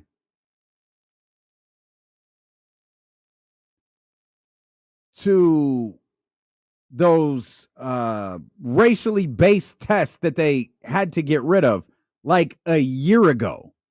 Those cognitive tests. What was it called? Race norming? I can't remember what that was called. Casey and I were talking about it like a month or two ago. Openly admitted to that. Openly admitted to screwing over black players and their retirement funds since the history of the league. No one cared. And this is the same thing. The NFL owners are working with the elected officials of the NFL Players Association Executive Committee, whose president, Lloyd Howe, is actually part-timing for a company that has been allowed to be one of the venture capital companies that's allowed to invest in the NFL. Meaning he has a direct conflict of interest as the president of the Players Association. How did he get elected, you ask? Great question. No one knows. Absolutely nobody knows. And here's the saddest part. I'm sitting here in Sacramento, California. I'm sitting here in the Odyssey studios of ESPN 1320. It's not my job to know. But Jauan Jennings, who is demanding a new contract, it's his job to know. He doesn't. Your favorite football team, the shirt that you had, all those players on that team, those 50-some-odd players, it's their job to know. They don't. That jersey you got on your back, it's their job to know. They don't. They don't know how he got elected either. And you know what? They probably don't care. Maybe a few of them do. But so the executive committee backed Lloyd Howe after all of this. They backed their executive vice president yesterday. Just yesterday. From murder to cheating to just flat out screwing over your players. There is no scandal that the NFL can't survive. The only one that would ruin them is something involving gambling, because that's all this boils down to. The interest in the NFL is so vast because you, the diehard football fan, and your group of diehard football fans can launch this fantasy football league and you can play fantasy sports. Then you could walk into work and with all your buddies that are big football fans, you can play fantasy football with Jen, the girl from HR, and Alyssa, the account executive. Why? Because it's 16 weeks, it's easy, and it's fun, and it invests everybody into the league. The NFL survives off of gambling. And until you have a massive gambling scandal, they'll survive anything. And it doesn't matter how many of their players kill somebody. I thought for the briefest of seconds, the Ray Rice incident would change something. And then Greg Hardy reminding us it wouldn't.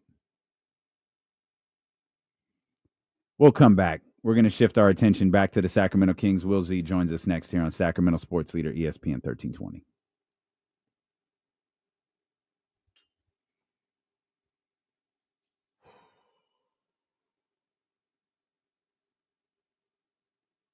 Oh, Keon Ellis worked out with the squad this morning. That's cool.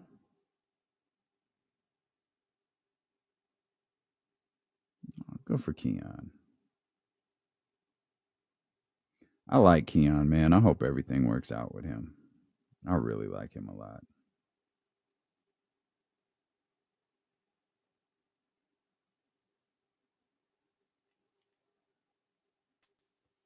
William. What's up, man? Good, man. How are you? I am at my parents' place on the coast, so just my AirPods today. Am I coming around now? Coming through? Oh, okay? yeah, you're just fine, man. You're just fine. What are you guys doing out there? You said along the coast? Yeah, up Northern or southern? northern in Nice. Gualala. It's awesome up here. Oh, okay. Yeah, we have a wedding in Eureka this weekend, so I'm spending very time good. here and then driving up. That's awesome, man. Yeah. Man, bummer about Raynaud not playing tonight. It's too bad. Yeah, that's definitely a bummer.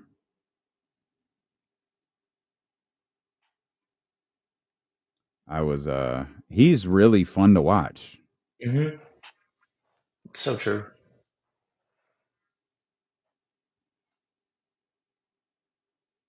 He is really fun to watch. I've really enjoyed both rookies. Yeah. The feel that they have is just so impressive.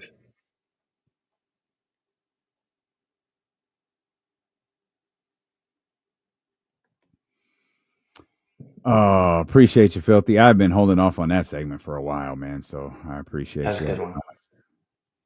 KC at a yacht party? Yeah, probably. I won't hear from the funny thing is I'm off next week. Casey's off this week. Like I legit, Casey and I won't talk to each other for the next 2 weeks. It's just like we need a break from each other. Oh, man. He might be on a yacht somewhere. Who knows? Him and Kamara. Nique going for 25 tonight. Man, I hope you're right. Yeah. KG. I hope you're It'll be right. fun. I mean, there's a good amount of shots that'll be up for grabs. Yeah. Yeah, man. Let me see Devin get his points again, and then I don't care if Devin gets his points. I want to see him. Yeah. I want to see him be aggressive. Yeah.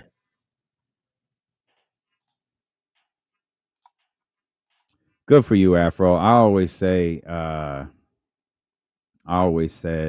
when my time here is done, not when I'm dead, meaning when I'm off the radio, I can comfortably not watch the NFL and be fine.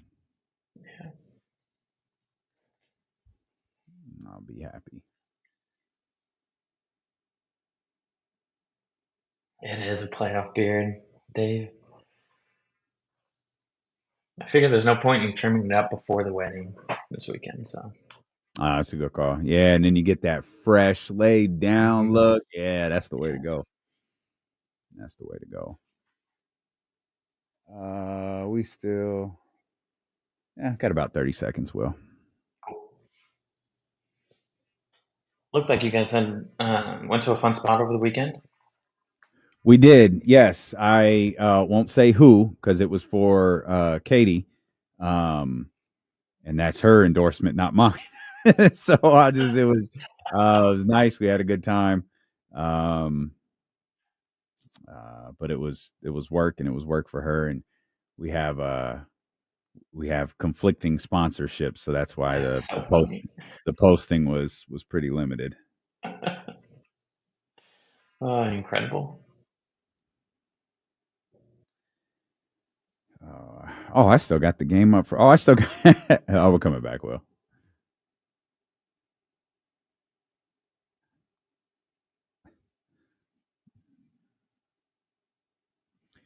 Our man Will Z joining us from the coast of California right now to talk Kings basketball. Well, I just chuckled because I looked down at my computer and was like, "What is this? What is this window open at the bottom?" And I still have my Devin Carter film open from Saturday here on a different browser. Will, thanks for joining us. Two, we'll get to Nique and Maxime, of course, for those just tuning in. We're not going to see Maxime Raynaud tonight. Sean Cunningham reported he's dealing with wrist soreness from something that happened on Saturday, so he will be out tonight. But I do want to talk about what you've seen from him so far, Will. But I do want to start with Devin Carter. I had expectations for him entering the summer league, and it was I wanted him to look exactly like he looked on Saturday. Did you have any expectations for Devin Carter? Is there anything that you wanted to see from him this summer league? Yeah, I think like a lot of other people, it was just, can we see him? Like the whole thing is the point guard position, and like I know you've talked about it a lot, but like that to me feels like his only avenue to really find playing time is if he can get into that point guard role. And I don't know if we've seen that yet. I know the 30 points is great, but it still doesn't feel like he's the type of point guard that Scott Perry kind of wants. Um, but obviously, like the points are great. But to me, I think I just keep going back to the first game more so than the second game, and the two of them balance out so much where they're on like two opposite ends of the spectrum, where you've got the one that was really good and the one that was really bad. Um, but I keep going back to like the very first few minutes of the first game when he had an open three in transition. I think Nique cut to the rim and passed it out to him, and he had the open three and he didn't take it. I don't remember if he passed or drove it and missed or whatever, but just if he's going to make this Kings team, he's going to need to do different things, I think, than we saw in the second game. And part of that is just catch and shoot threes. And maybe it's because it was his first game and he's been in all the trade rumors and he had a lot on his mind. But I just keep kind of coming back to that and wondering, trying to look at what he's doing now and put that into his possible role with the roster as currently constructed. And I still just don't see it. But maybe I'm with you. I'm not super high on him. So maybe that's just my kind of bias leaning into it a little bit more.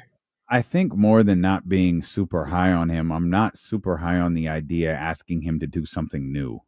Like asking him to do something different, like as the point guard. But I will give him credit. I thought he looked shaky and uncomfortable with the ball in his hand in game one, and he just looked completely different in game two.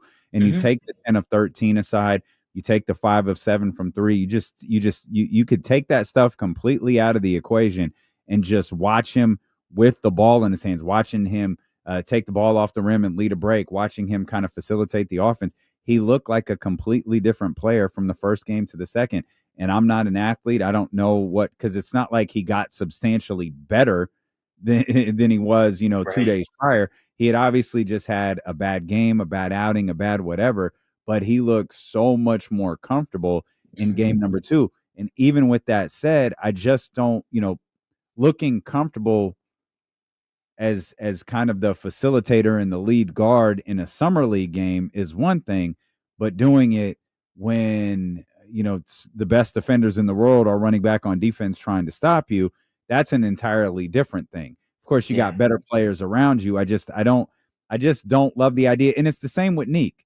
I don't love trying to force someone into that position because you have too many guys who can't actually play that position. Right. It's just not my favorite approach that the Kings might be taking, because we've heard Devin as potential backup point guard minutes, and we've heard Nique as not necessarily backup point guard minutes, but potential point guard minutes. And I don't love either of those things. Yeah. And it's possible where it might not matter as much as we're all making it out to be, because there's a difference of being like a point guard when like Dylan Cardwell is your center.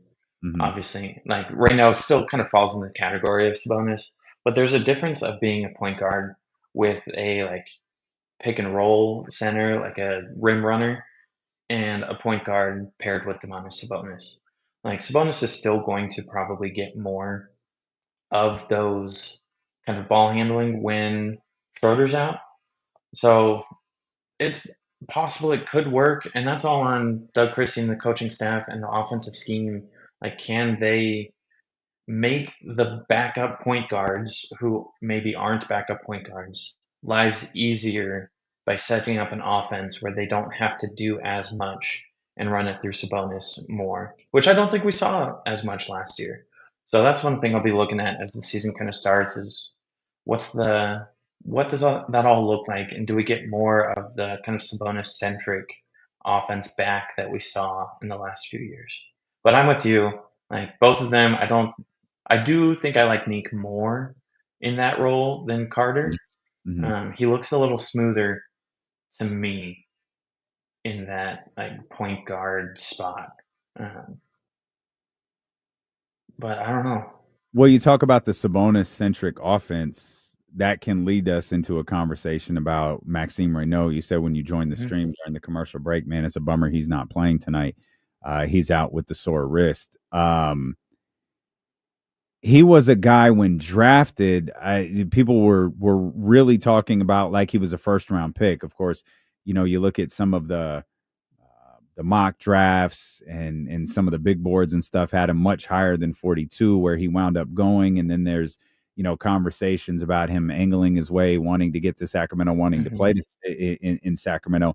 And these first two games will have given us a pretty good indication, I think, or I don't want to say an indication. That's probably a little bit too strong, but it's given us a pretty good, like if we used our imagination a little bit and thought, hey, what would it look like if he was out there on the floor with Domantas Sabonis? Like what, or what could he look like if he's out there in place of Domantas Sabonis? He offers a lot of differences that Kings fans have been, and not just Kings fans, but like I know we'll talk to James Hammond about 30 minutes.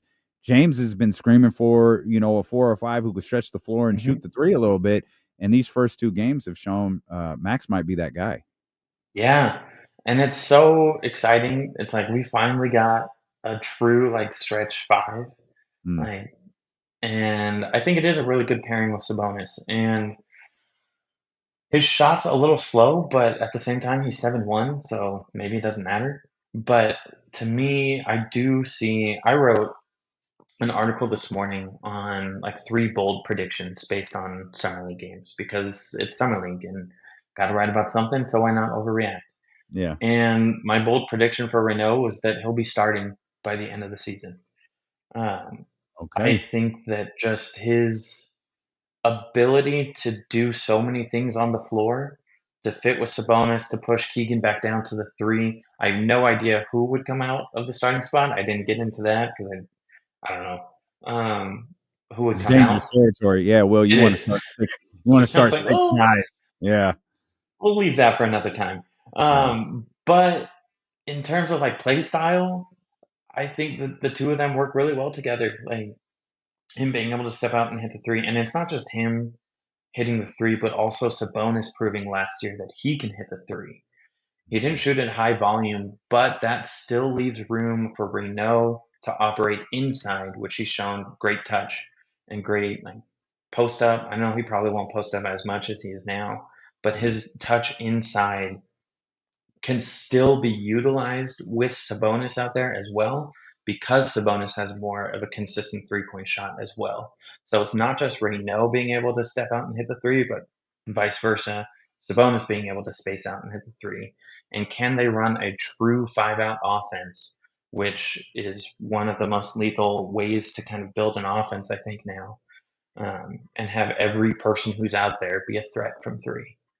Yeah, and that's the key word, Will. The threat to hit that 3 can change the way things go for a lot of guys, especially Domas down in the block, who I guess I'll just continue to beg for him to shoot 14 or 15 times per game instead of 12 or 13. But I guess that's just a hill I'm gonna die and rot on, because there's nothing in his career that shows that's ever gonna happen. So just when you see me sitting on that hill, just give me a glass of water and let me, live a month longer before I ultimately die. Because it just won't happen. So that's Max. So you've got a hot take for Maxime Raynaud. What about Nique? Nique is another guy who both of these guys played really, really well in those first 2 games. Nique will go tonight unless we hear something within the next, 4.5 hours or so. We expect Nique to go tonight. And he's been a guy who has had different bursts of, fourth quarter Nique here in these first 2 games. But What have been your impressions of the first round pick so far? He's just so poised, like both him and Raynaud, but Nique especially. I think he just has such a good feel for the game, and his ability to find the ball off the boards and get the rebounds is such a underrated skill. I think the size, like everything, just looks so polished for a rookie, and like it makes sense. He's a 5-year senior, right? If I'm remembering right, and Raynaud was 4. That it makes sense for him to kind of have that advanced feel for the game, but it's just how he affects the game in so many ways on defense, on offense, passing, rebounding. He can do a little bit of everything, and that's where it comes in the difference between like him and Carter. Like there's such a clear avenue for him to help this team win because he can do a different thing on a night-to-night basis or can like slot into whatever the Kings need for that moment. Like if they need him to score, maybe go score. If they need him to just defend, just go defend. If they need him to just focus on rebounding, go do that. But I think his skill set is so diverse that fits into the holes in the Kings rosters. So if they go like a defense-heavy roster or a defense-heavy lineup, maybe he does a little more on offense, or vice versa. If they go offense, I don't remember which one I said, but you get the picture. Mm-hmm. And then same thing with his position. I think he can play multiple positions of need. Not like backup point guard. I still don't know if that's his like ultimate calling card, but the Kings have 2 spots, either the backup point guard or the backup 3, and he can do either of those, I think. So he has a clear pathway to kind of a key rotational spot that I'm really excited to see how much they use him and what they use him on the NBA team. You very obviously think highly of Max and his ability to kind of impact this rotation immediately. Do you feel the same about Nique? Yeah. And I think that's good. Do you know, maybe you know Doug a little bit more than most. Do you know what his coaching style with young players is going to be, or do you have any sense? No idea. No, It feels like I know as a commentator, I know as a guy that you just talk basketball with, he'll tell you've got to let guys make mistakes. That's good. You've got to let guys make mistakes so you can correct them and they can be better. Otherwise, if the idea of correcting them is not playing them, they don't learn from anything. They just wind up playing scared. With all due respect to Mike Brown, I feel like he tried to coach players into like a fear. Yeah, obviously this is not the case for Domas and De'Aaron and those type of guys, but like the Terrence Davises. I mean, the interactions with him and Terrence Davis are unfortunately legendary at this point. Even to a certain degree, like Kevin Huerter, Chris Duarte, the whole saga around that too. It was always, I think Casey, he hit the nail on the head during, I think it was the 7-game win streak after Doug took over. He said, Doug accentuates what you can do rather than harping on what you can't. And sometimes it felt like Mike was harping on what you can't do rather than accentuating what you do. And as a young player, you have to find out what you can accentuate. Yeah. And Doug, at least in my conversations with him before he was Coach Christie, it was a lot of you gotta let these young guys play and figure out the game a little bit. They've got to learn the game. They've got to learn to feel the game. Yeah, so to me, that's a really encouraging sign, I think, for both of them to come in and make an impact. Like, I love hearing that and knowing that they've got some of these young guys that can get minutes and get the experience and make mistakes and learn and be in that environment where they kind of know that it's going to be okay and they'll still get on the court. Like, that makes me even probably more excited for the 2 of them, like thinking about how Doug will use them and kind of coach them in their early NBA careers. You think the Kings do anything else before we reconvene for training camp, or are we done? I don't know. I've looked around a lot. I feel like they could still use another like true power forward, but I keep looking at ideas and I can't think of anyone. Like I know the Kuzma thing was floated out there. I don't like it. I'm done. I think putting energy into the idea of Kyle Kuzma, like it would probably be a fine move. Will's like, I am not writing another Kyle Kuzma article. That's exactly what my thought was. Like, oh, I'll pass. Understood. But Understood. I don't know. Like, it feels like they just have players in contracts that they're not going to be able to move, but at the same time, they still have the mid-level exception. So they could bring in someone for like nothing theoretically, money-wise. Mm-hmm. And like, if they want to send out a pick for someone under that 14.1 million, I think they could. I just don't know who it would be. I don't either, man. I don't either. But I appreciate you, my friend. Thanks for joining us while you're out on the coast with the family. I see we got bobbleheads and autographed baseballs and a bat and all of that exciting stuff behind you. Yeah. My parents are big time Giants fans, so good stuff. Will Clark signed bat that my mom got for my dad a few years ago. Did we get a Barry Bonds bobblehead a couple of days ago? I don't think recently. I know that was a hot ticket the other day. All of the Dodgers fans who showed up to Oracle Park got them. Great. I appreciate you, Will. Give Hannah and Kennedy our love, and we'll connect again soon, real soon. Thanks, Damian. Sounds good. All right, it's a man, Will Z, right there on the coast of California. Man, Will really high on Max. Man, you know, Will's a numbers guy, so he probably went through the numbers to make sure he wasn't overreacting to anything. And I mean, I understand why everyone's high on Max. You know what? The other thing that I think is that maybe one, be clear, Max has played terrific in these two games. Two, what we learned about him at the draft, coming out of the draft, all of that stuff, that's all also a very big deal.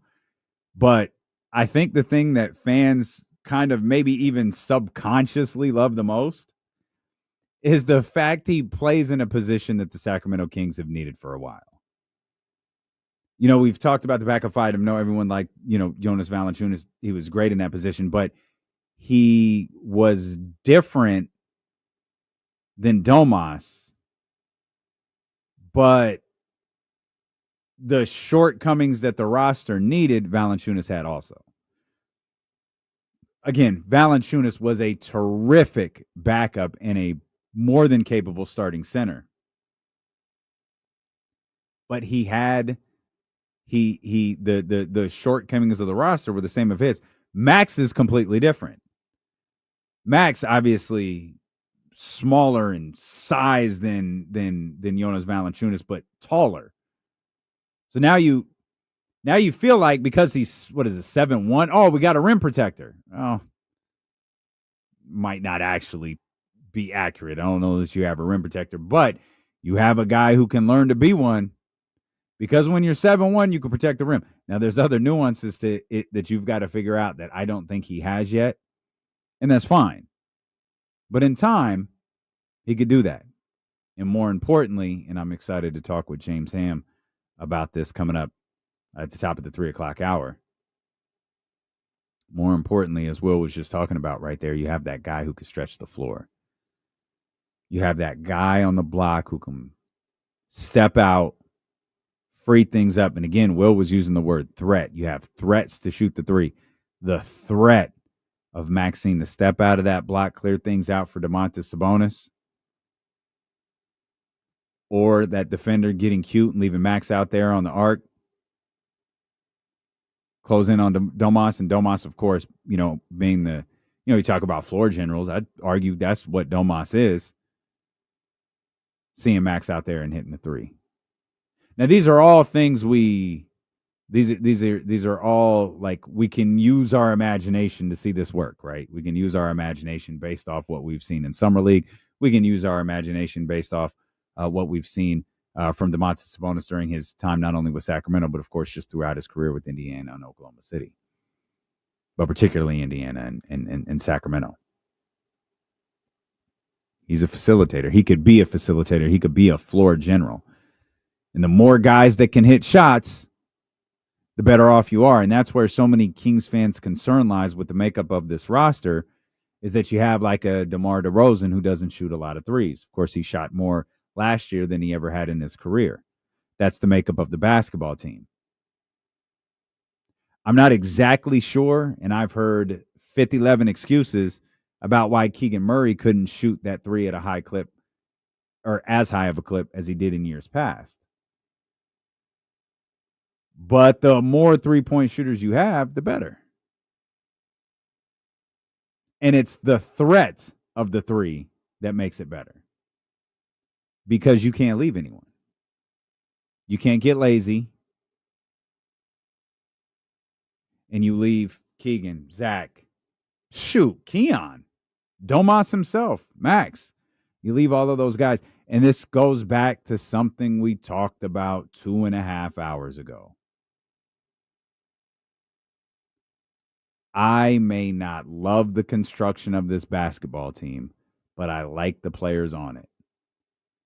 And it's why the idea of tanking, it's why the idea of blowing it up, it's why the idea of being bad just doesn't work. Now, maybe they are bad. Maybe the Sacramento Kings team does wind up being bad. I can't see them being 30 win bad, but I can, honestly, were they 40 wins last year? It was 40 and 42. I'd be surprised if that's what they were. I mean, even if they were marginally better. Again, I can't look past the Mike Brown stuff. I can't look past the De'Aaron Fox stuff. I can't look past all of that silly stuff that happened last year. Of course, you've got a new front office in place, which is going to naturally bring questions about the roster. Scott Perry, BJ Armstrong, that group of guys that are here, they didn't sign Malik Monk to a contract extension. They didn't draft Keegan Murray. They didn't even trade for Domantas Sabonis. They didn't do any of that stuff. So when a new front office comes in, it's this immediate hey, all right, how do they feel about these particular players? There was a concern that maybe this front office doesn't like Keon Ellis because they didn't, do the contract deal, a couple of weeks ago before the deadline. But that's the other thing, too. Everybody wanted the Keon Ellis contract extension. So do I. Everyone wants the Keegan Murray contract extension. Hey, cool, man. So do I. But at what point are we getting to hey, we're just kind of running this back, right? They probably knew at the time we can't trade DeMar DeRozan. We can't trade Zach LaVine. Maybe we don't really want to trade Keegan Murray. We can't trade Malik Monk. I don't know how many players on this roster the Sacramento Kings haven't inquired about training back. I don't know how many players that they haven't had at least one conversation with somebody about, hey, would you be interested in such and such? Maybe there's one, maybe there's some. Maybe there's a bunch. No clue. But I'd be really surprised if they weren't open to just about whatever. What can we do to make this basketball team better? That has to be the first question. And then if the answer involves Malik Monk, if the answer involves DeMar DeRozan, if the answer involves Domantas Sabonis or Keegan Murray, you have those conversations. And where that leads you to, that's another story. Because as of right now, 2:42, Monday, July 14th, has led you nowhere. We'll talk much more about these young guys on the Sacramento Kings, the Summer League game tonight, in just the last few weeks as James Ham joins us for the first time in over a week. Back from Cabo, ready to talk Kings basketball. James Ham will be with us at the top of the 3 o'clock hour. Plus, the biggest non-story in the NBA became a huge story at Summer League. All for one reason. We'll explain what that is when D'Lo and Casey return here on Sacramento Sports Leader, ESPN 1320.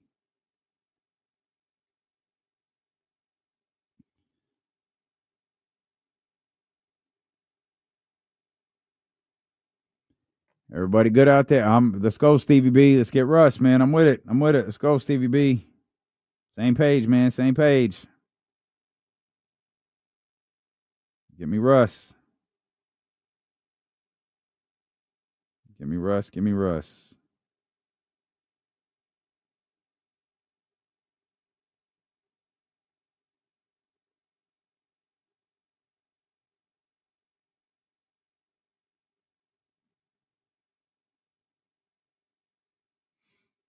Oh, I bet it's hot outside. See, I can dress like this because I am not going anywhere. I am right here, and I am inside for another 5 hours or so, 4 hours or so.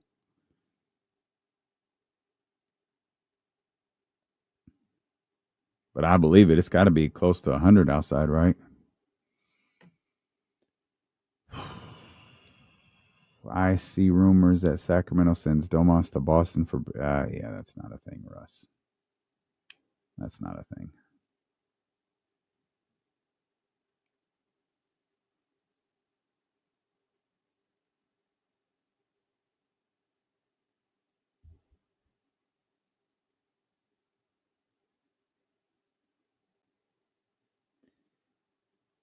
We will miss Casey and Ham arguing for the. Well, yeah, at some point, Casey and Ham and Casey and Jason will get into some sort of silliness. Loved it. Loved it. Thought it was great.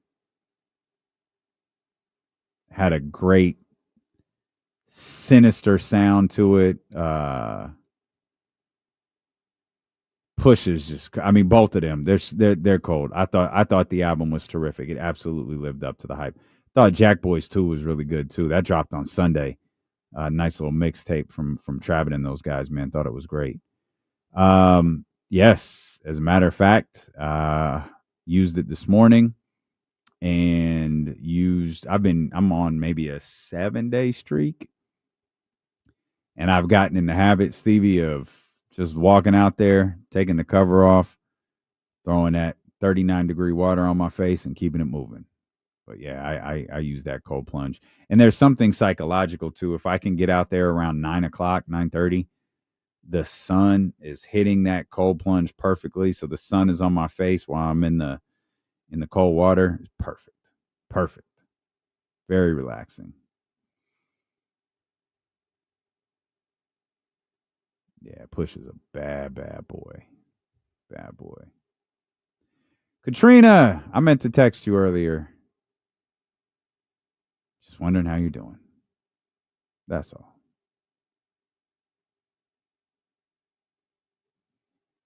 Hey, look who's here. We don't have to wait. Hammer.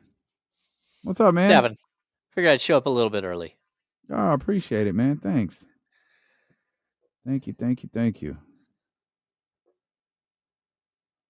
What's going on? Not much, man. Just talking Kings basketball. Excellent. I do that a lot. Yeah, you're very good at it. I started I didn't make my way. I didn't get through all of the podcasts that you guys did the other day. But I did caught most of it. I was able to catch most of it. Nice. Yeah. It was good. I mean, because those guys have been there, and I was gone for the week. So lots of moving pieces. Dennis Schroeder had his press conference, plus, talking to Dip, talking to some of the players. Yeah.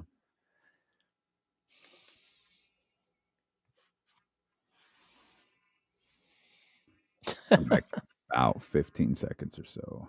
Sweet. Got so many damn tabs open.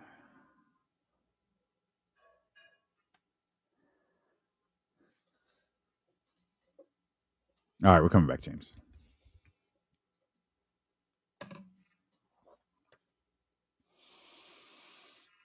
All right, a couple of things here real quick. Actually, just one thing real quick, because James Ham was kind enough to join us early here, and we want to talk Kings basketball and see how much James has been able to catch up on after a week in Cabo. But I told you there was a big story that emerged over the weekend that really came from nothing, is nothing. But because it's LeBron James, it became a story. LeBron James declined to join the ESPN Summer League broadcast and told Dave McMenamin, I ain't got nothing to talk about. And that became a massive story over at ESPN. LeBron James not joining their broadcast was a big deal. All right, I'm going to play a clip. Just let me know if it's something or it's nothing. All right? Yep. Watching. All right. There's LeBron. Nice Louis Vuitton outfit right there. They're handing him a Lakers wristband, by the way. Yep. Look, it's a Lakers wristband. Oh, what am I going to do with that? Oh, just passes off the wristband. Put it on, LeBron.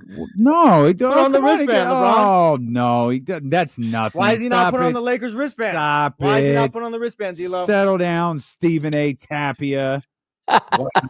Pass it off kind of quickly. Looked like he didn't care about But no, he's not putting that bracelet on. He gave it to his daughter. I don't know. People are asking. Wow, why do you hate kids? I don't. I hate non-loyalty to teams. Wow. Well, it sounds like the Lakers were the ones who weren't loyal. The LeBron James thing is a bit funny to follow because LeBron is being treated like every other player in the history of the league has, except for LeBron James. Or I guess maybe like there's LeBron, Kobe, Dirk. There's a handful of guys that have never had to go through anything like this. And LeBron, for his entire career, has dictated everything. And it appears, trying to read between the lines of some of this stuff, the impetus of all of this is the fact that the Lakers didn't offer LeBron James a contract extension, and that has kind of led us to where we are right now. Well, I mean, how long is he going to play? I mean, I don't think no one has any idea. Like, no one has ever played 23 seasons before, and LeBron James is entering his 23rd season. Yeah, I mean, like, this is a weird situation that I don't. It's kind of uncharted waters where a player is not only continuously playing at this age, but at such a high level, and who means so much to a franchise. You know, I remember the first time he left Cleveland, they said the franchise valuation dropped by 100 million. And at this point, that sounds like, oh, well, that's not that much money. And it was. It was when the franchise was worth like 500 million, it dropped by 100 million bucks. Mm-hmm. So, you know, around that same time, the Kings sold for 535 million. So, like that, he just means so much to a franchise. The same thing with players like Luka. It just is a tremendous investment that you put into a player, and when they hit it big, they become like so incredibly valuable to everything that you do. And so I'm intrigued to see what he does, how long he wants to play, or if he just, you know, hangs it up. Like there's nothing that says he has to play beyond this season. Yeah. But this isn't the Lakers beat, man. This is the Kings beat. And I've been anxious to talk to James here for a little bit about some things that are going on around the Sacramento Kings. Let's start with the most recent. This could just be my bad, Hammer, but did you realize that the Jonas Valanciunas, Dario Saric trade wasn't actually completed until yesterday? Yeah, there was a hang up with the Denver Nuggets because, you know, when you do all of these contractual deals right during the moratorium, they have to be put in order. Like in order for you to, first you have to use all your cap space. Then once you use your cap space, you have to use specific exemptions at specific times. And then you can sign your own free agents. And sometimes there's a holdup in all of this because one of those actions can't be done before the others. And so I think this was just basically a like a housekeeping thing. I'm surprised though, like I don't know if Valanciunas is willing to give back his entire salary or not. Because if he was willing to give back his entire salary and I was the Sacramento Kings, I would have reeled in that trade and said, you know what, it's fine. If he wants to go to Europe, I know you guys don't want him to go to Europe and play, but we do. That's fine. We'll take the $10 million, like basically cash gift. It would have alleviated, you know, an extra 5 million over what they're doing right now. But then eventually the deal got done and got done, you know, yesterday. That's when the league office, they called it into the league office. And you know, the Kings saved around $5 million in the deal.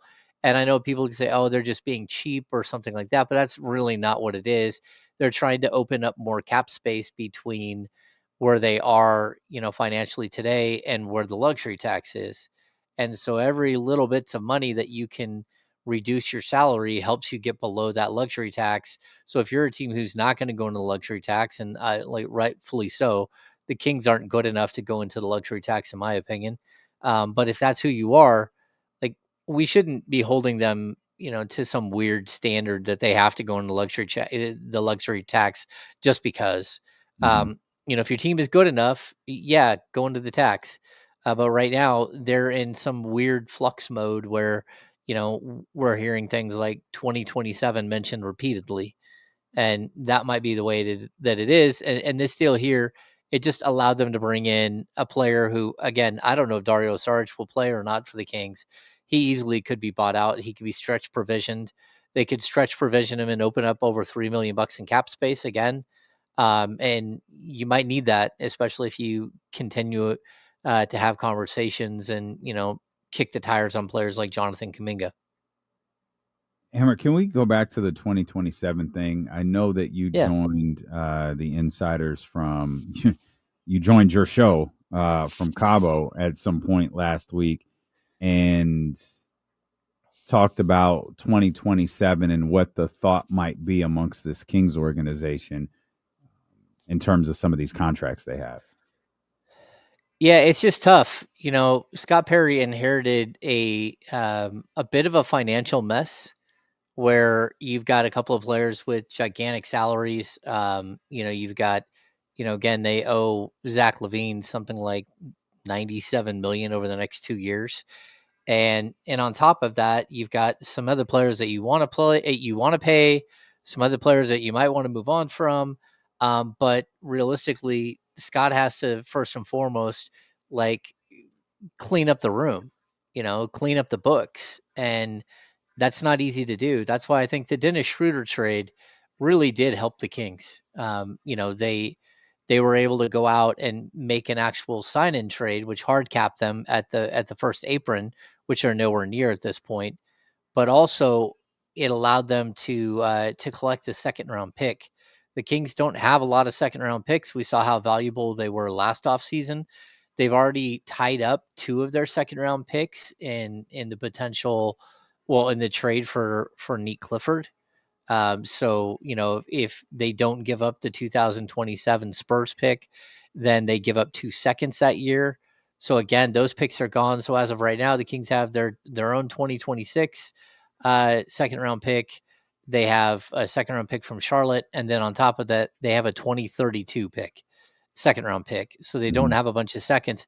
Anyway, so what Scott's been doing is trying to create sort of opportunities to go get second round picks. And that's what the Schroeder trade ended up being. Not only did you take on a player, but you basically allowed Detroit to create a $14.1 million trade exception, which has value. And Detroit is kind of like the Kings, except for they have a whole bunch more space, but they're living in that gray area between the salary cap, which they're over, and the luxury tax, which they're under, but they're under a whole bunch. Now they have a $14.1 million trade exception to go out and try to find a player to fit into that, which is big. And that trade also allowed the Kings to have this $14.1 million mid-level exception, which they would not have had if it weren't for the fact that they made this trade. So again, a lot of housekeeping that has to be done by Scott.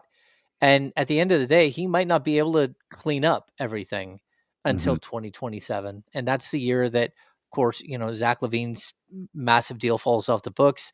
It's the last year that you owe DeMar DeRozan any money. It puts you, I think, a season away from Domantas Sabonis's final year. Again, Malik Monk would go into that summer with a player option. So you can see that there's light at the end of the tunnel where the Kings could actually be people who are, able to go out and either sign players or make trades to bring in high-end players and supplement whatever they can do in the draft. So I hear the way that you lay that out and am just stuck asking, so what does that mean for this year? Or even next year? Yeah, what it means for this year and next year is that, you have Dennis Schroeder as a stopgap point guard, whether that's for 1 year or for whether it's 2 years, or whether you get some crazy deal at the trade deadline this year that says, hey, we can move on from Dennis Schroeder and bring in sort of the A-list point guard that you're looking for. But what it does is it puts the next 2 years in kind of a holding pattern where the Kings are going to be competitive, but are they going to be really competitive? And I think as of right now, the answer is they'll be a solid team that's going to compete for like an 8, 9, 10 spot in the Western Conference. Maybe they'll fall below that. Maybe somehow they jump up above that. But you're just trying to get to this moment where your books are as clean as possible. And, it's tough when you're trying to build a winner and you get to a certain point like the Kings did like 3 years ago, where all of a sudden you go out and you win 49 games and you want to add more money, but also your own players get more expensive and you start shelling out all this cash. And then if it doesn't work out, you're kind of stuck trying to reverse everything that you did. And there's no easy way to reverse things in the NBA in the current landscape, because the new salary cap restrictions really have hamstrung the league. I mean, like, everybody is looking at this as like either you're just going to pay a ton of money in tax or you're just stuck. You're stuck with the team that you have, and you're hoping that you can come up with deals around the league that make sense to improve your roster, but with the full knowledge that there isn't a way to do that.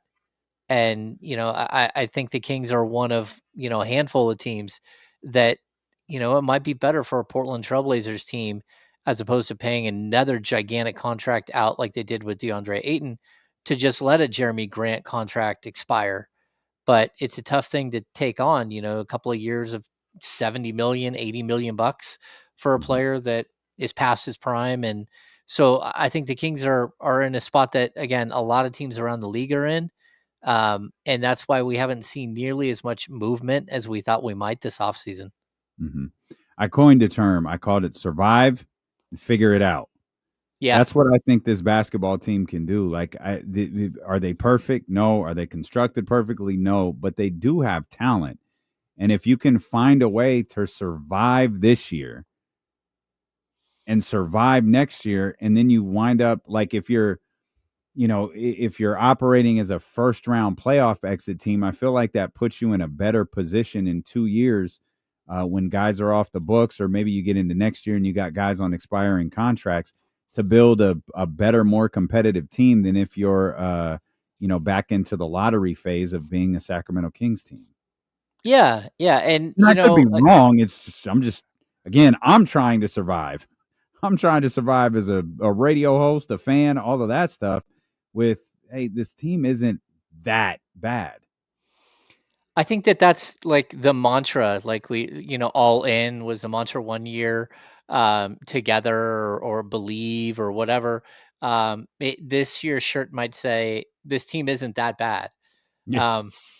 I mean, I don't think they're going to print that shirt, but sure, some fan out there might. And I bring this up too, Zebra PT, you can't build a castle on crumbling foundation. It's like the old, biblical parable about building your house on sand versus building your house on rock. You build your house on sand, it gets washed away. You build your house on rock, and it's there to stay.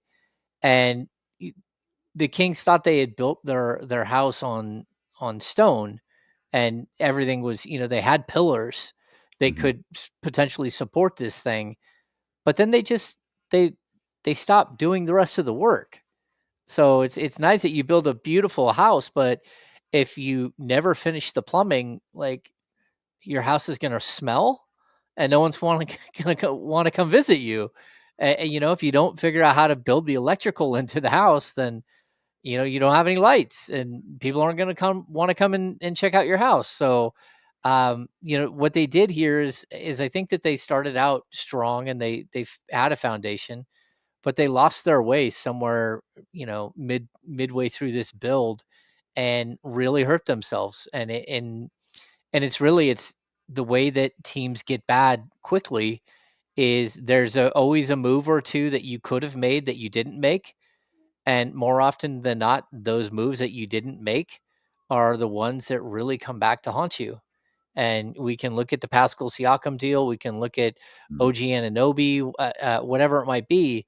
But there were moves where this team could have been a title contender, and they didn't do the deal. And maybe that's because the owner didn't want to shell out the cash for another $40 million player, or maybe they just looked at not only that $40 million for a player, but going deep into the luxury tax and not wanting to do that.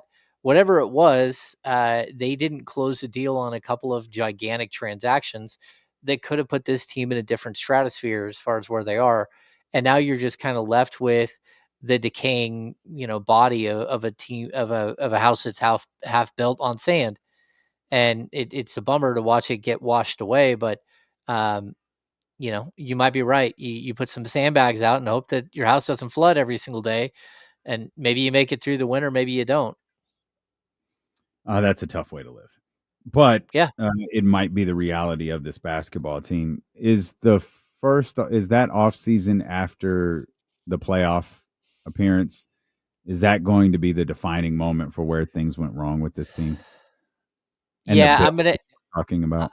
Yeah, I'm gonna say it's that moment. It's the previous trade deadline where they stood pat and they liked their team and they said we're not going to do anything, but it's like your team still has holes. That off season, and then it's the next trade deadline where, again, I think that next trade deadline, all they did was acquire Robin Lopez and waive him. The previous trade deadline, yes, the Robin Lopez era when he was reading a book. Yeah, the Beam team era, the first year of the Beam team, that's the year where they acquired Kessler Edwards and a second round pick to let the Brooklyn Nets get underneath the luxury tax, as opposed to doing anything meaningful at the deadline. And sometimes, you got to stay the course, but you also have to be honest with your team at all times. Like if you have a gigantic gaping hole in what your roster is, you have to continuously try to fix that. And you can say, going into this season, the Kings still have the giant gaping hole that they continuously have. They don't have the length and athleticism at the wings that we would like to see from a team that is in modern basketball. You got one guy who's 6'8" that is a meaningful 30 plus minute per game rotational player, and that's Keegan Murray on the wings, and that's tough. So, we're kind of in this holding pattern until they're able to either find those guys via trade or through the draft, or they figure out a different way to play basketball that makes sense, and it's not easy. Well, the good news is, Hammer, we are entering a new era, and I believe it is the Maxime Raynaud era. Of course, he won't play tonight. As your partner over on the Kings Beat, Sean Cunningham, reported earlier today, he's out with wrist soreness. But it's been a fun 2 games to watch this young man perform. Like there was a lot of hype after he was selected 42nd in the draft a couple of weeks ago. And man, he's lived up to it. He's been able to hit shots from all over the floor. That debut in the Summer League late last week was as electric of a debut as I've ever seen. And he followed it up nicely with a nice balanced performance on Saturday. He's been a hell of a player to watch so far. Yeah, I totally agree. Basically what you're getting is just a really, really high basketball IQ, high skill level player, which I think that's what they thought they were getting, but to see it work out on the court has really been impressive. And, we talk about like the dangers of Summer League, of getting too high and too low on players in Summer League. I remember, the Kings had traded for Dante Green a couple of years ago, a decade ago, maybe more, maybe 15 years ago. But the trade couldn't go through until after Summer League or midway through Summer League. And so he went out with the Houston Rockets and dropped 40. And everybody was oohing and on at just how good Dante Green could be. Like, I don't know if he ever scored 40 in a game. I don't know if he ever maybe he scored 30 in a game one time. But like, it doesn't always translate. But what you're looking for is, do they look competent? Do they look like they're not so overwhelmed? Do they look like that they're athletic at all? Because sometimes you get players in, you're like, oh man, this dude can't move at all. But what I think we've seen from Raynaud is, I want him to rebound better. That's one issue. But outside of that, he's got a little baby jump hook. He's got the 3-point shot. The court vision is crazy. We saw the pass to Isaac Jones for the dunk the other day. To me, when you see, it's not just that he made a bounce pass, it's that he made an electric pass. And it showed you something that maybe no one knew that he had in his bag, because that's not who he was at Stanford. So I think Kings fans should be really excited about him. we talked about this on the Insiders a little bit, and I talked about it last week when I jumped on from Cabo. But there's a reason why the Kings traded Jonas Valanciunas.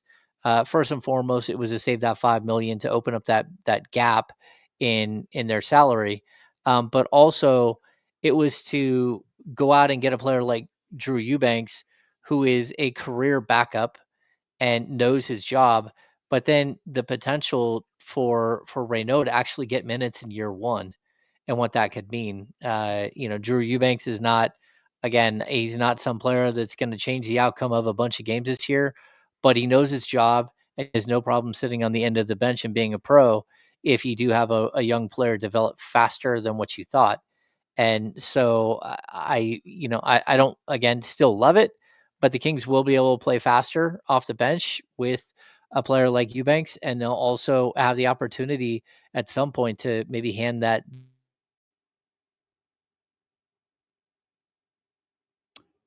That is an official James Ham freeze. James Ham is officially back from Cabo as he has frozen here at 3:09. That one kind of came out of nowhere. I don't think anyone had their times in. As a matter of fact, I think the what time does James freeze game has been on hold for a while. It's been a while. But Hammer is back, and he's smiling. That's how you know Ham's back from vacation. Normally he's frustrated as hell, but he's still got that Cabo cool to him, and he's nice and relaxed after the freeze. But so Max, do you think Max can make, you said, obviously it's summer league. We don't want to get, too caught up, but I said earlier, we can use our imagination and see how it works and see how it works, with the main roster. Do you think he can make an immediate impact on this rotation? Can he give Doug Christie some real decisions to make when the season gets underway? I don't know if it'll be in October, November, but I do think by the end of November and early December, you might be looking at a little bit more and more and more of Max. So he's got skill. And, I think going through a summer league is amazing, right? And you're starting to see what it is that you really want to focus on over the next 10 weeks with him. How do you get him better? And I think, again, physically, he needs to be more physical, number one. But number two, you're going to get him in the gym. You're going to bulk him up a little bit. 10 weeks with a professional training staff is a long time. And they can get him out on the floor. They can, beat on him a little bit, push him around a little bit, have him go one-on-one against Dylan Cardwell in pickup games and, feel what that's going to be like. Because that's not nice either. Cardwell has a mean streak in him, and he's going to shove him all over the court. But that's good. That's what you're trying to do. You're trying to build up a player. I think there is a chance. You need to give, like we talked about earlier, this team might not be that bad, right? Mm-hmm. We do need to see if this team can be good. And so the first couple of, weeks of the season, the first month and a half of the season, you don't know what you have until game 20. We always hear that. You do need to let this group show whether they're good enough to stay together and to build something or not.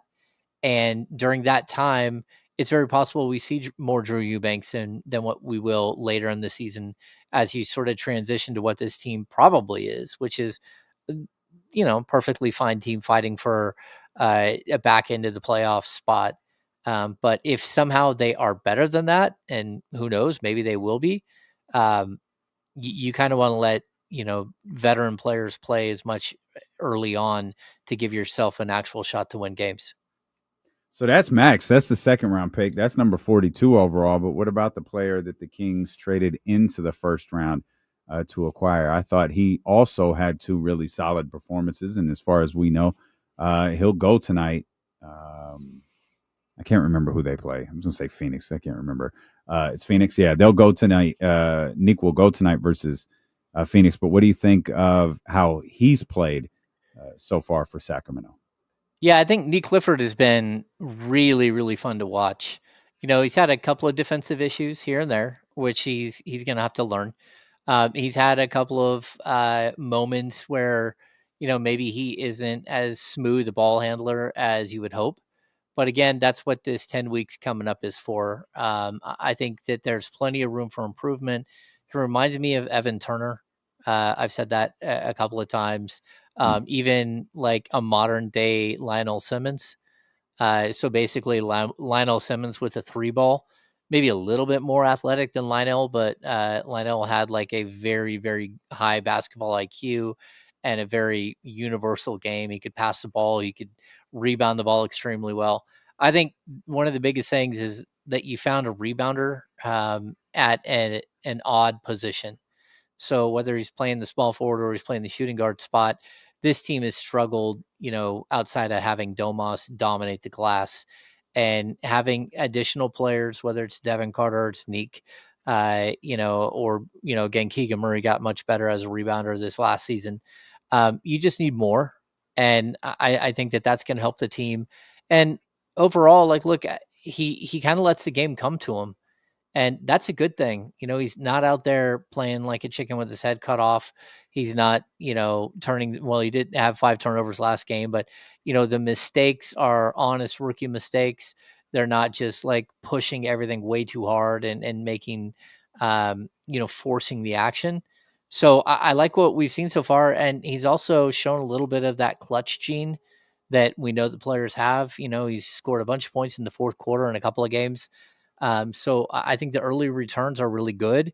And I do expect him to be in the rotation. I expect him to be, maybe 14 to 18 minutes a night. But I do think that he'll find his way into the rotation sooner than Raynaud, even if Raynaud looks better at certain points in Summer League. You can still see that he needs to get way stronger. With Nique, I don't think that that's the deal. I think he needs to work on his ball handling and secondary playmaking and stuff like that. But I like the idea of using him as a point forward for certain stretches of the game. And he just needs to make sure he can handle the ball pressure at the NBA level that they get to put on you. You get picked up full court half the time, and he needs to figure out what that's going to look like and feel like. You said you think Nique makes an immediate impact on the rotation. Where? Because that has become a topic of conversation over the last couple of days as well. Do you see him in that backup 3 position? Do you see him running somewhere on the point guard depth chart? Like, what would be the ideal spot for Nique to get minutes to start this season for Sacramento? Yeah, I mean, I think it's going to have to be at the small forward spot. And, for right now, which I think is great. I think that's perfect. Yeah, when you look at Zach LaVine and you look at again, you look at Keon Ellis at the shooting guard spot, that position's taken care of.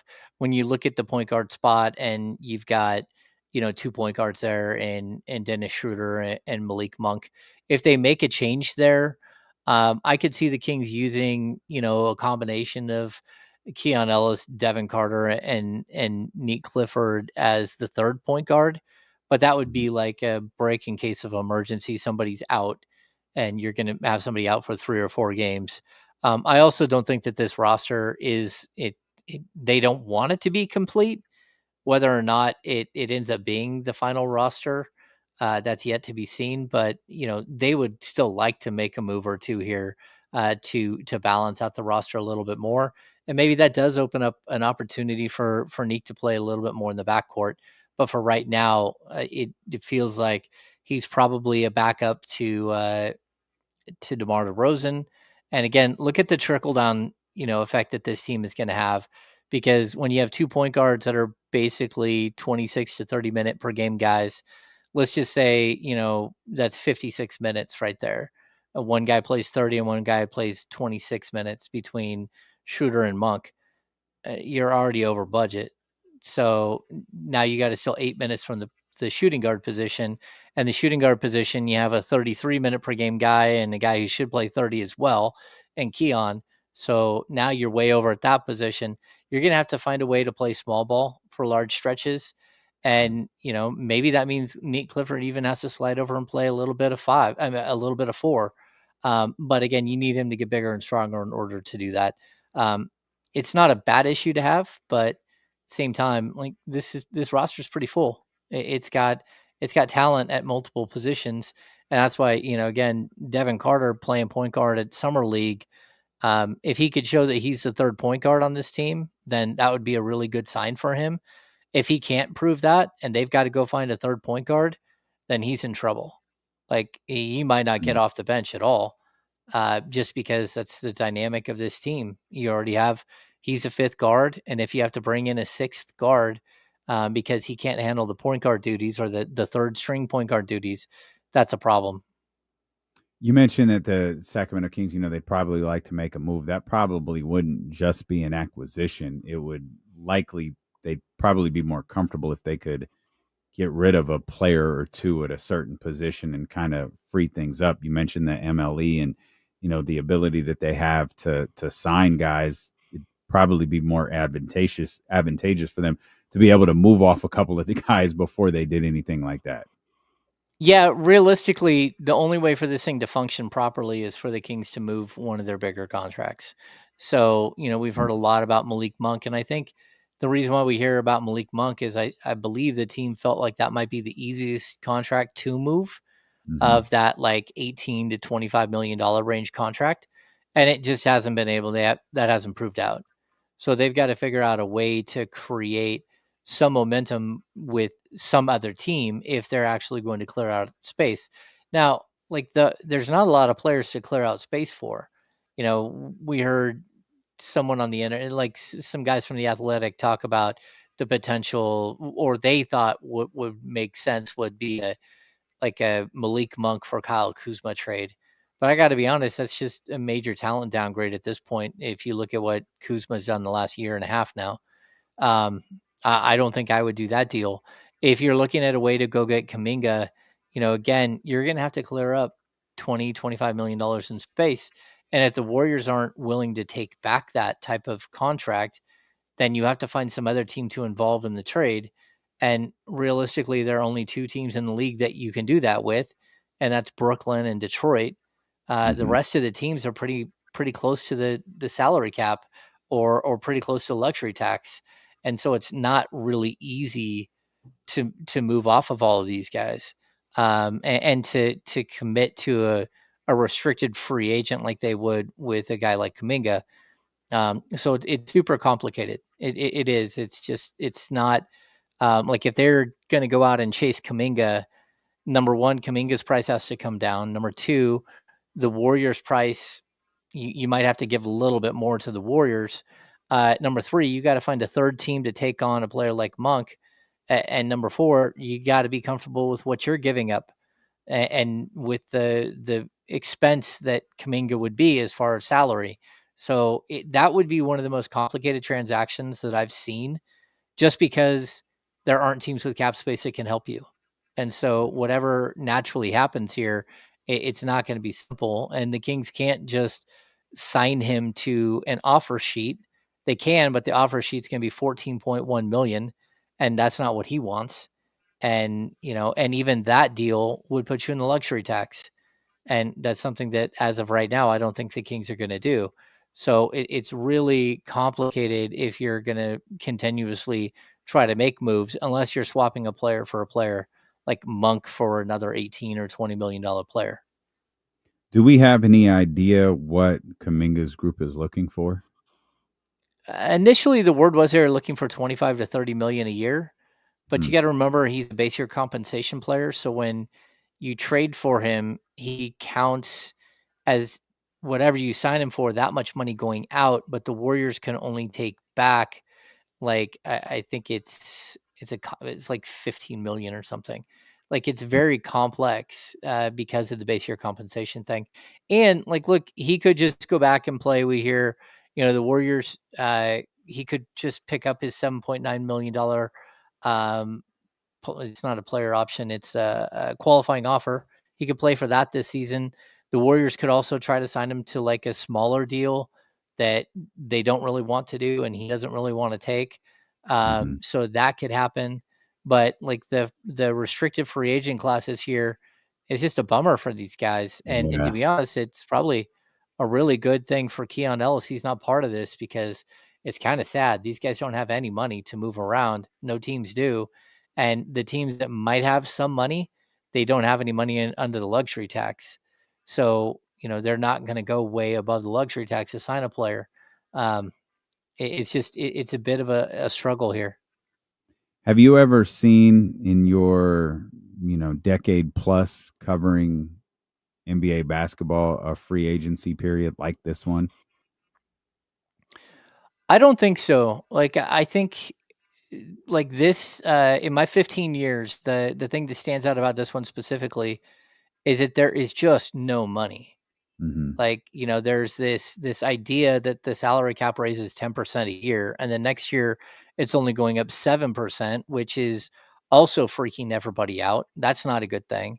But if it's only going to go up 10% a year and your standard raises for your own players is 8%, then like you're not gaining a whole bunch of cap room just naturally. And so that makes it really difficult. It makes it the whole entire process very difficult to, see a window where you can create a bunch of money. And the Kings had money, a couple of years ago when they signed. They did the renegotiated an extension for Domantas Sabonis, and then they brought Harrison Barnes back. That's the one time that they had cap space. But even then, we kept saying this might be the last time for 5 years, 6 years that they have cap space. And sure enough, that's why 2027 is looking so appealing. And it's also why the Kings aren't sitting there saying, "Hey, we'll give Kuminga $30 million. Let's get this deal done," because they're looking at that 2027 year and saying, "Hey, do we want to, if Kuminga is a right player, then sure. But if he's not, then what do we do? Then we have this contract and we're not going to be able to be players in a free agent class that maybe we want to be players in." Yeah, you talk about the nuances of a potential Kuminga deal, and it really is fascinating on many levels because you're talking about it from the perspective of what the Sacramento Kings could pay Jonathan Kuminga, but then there also comes part two, and it's what will Golden State allow that deal? Like, what sort of deal do you have to work out with Golden State in order to get him here to Sacramento? So you have to work with two different entities, both of which seem to hate each other in an effort to try to get him here to Sacramento. Well, yeah, and I mean we don't even know if Jonathan Kuminga wants to sign in Sacramento. In all honesty. Yeah, we know he doesn't want to sign in Golden State, but we don't know how he feels about Sacramento. Yeah, he wants a better opportunity, and again, if the Kings are making a move to go get Kuminga, and DeMar DeRozan is still on the roster, now you just go from having a glut at the point guard position to having a real problem at the point guard position and having a glut at the forward position where, again, Nique Clifford wouldn't get to play at all in his rookie season. Mm-hmm. Like you basically would wipe out any chance of him playing. And Keegan Murray would probably be pushed to like the 12th man on it's the 12th option in the lineup, in the rotation. So yeah, it's really, really complicated. And that's why I think like there is a pathway here, especially since Golden State doesn't really want him back. And that's like everything we've heard around this team is that they're not enamored with bringing him back. The idea of bringing him back and potentially trading him, okay, maybe that works, but it's also possible it doesn't. And his value gets hurt during that time, or he gets injured during that time, and next thing you know, you're in an even worse situation. So it's, again, we'll have to see how it all plays out in the end. We'll come back. We'll talk more Kings basketball with James Ham specifically. He brought him up earlier. We'll talk Devin Carter, what he's looked like here so far in Summer League and what we expect from him headed into what's starting to feel like a pretty unpredictable Sacramento Kings season. That's ahead with our insiders from the Insiders. It's our man James Ham, D'Lo and KC here on Sacramento Sports Leader, ESPN 1320. James, I'm going to run to the restroom real quick. I'll be right back. Sweet. I got you. What's up, everybody?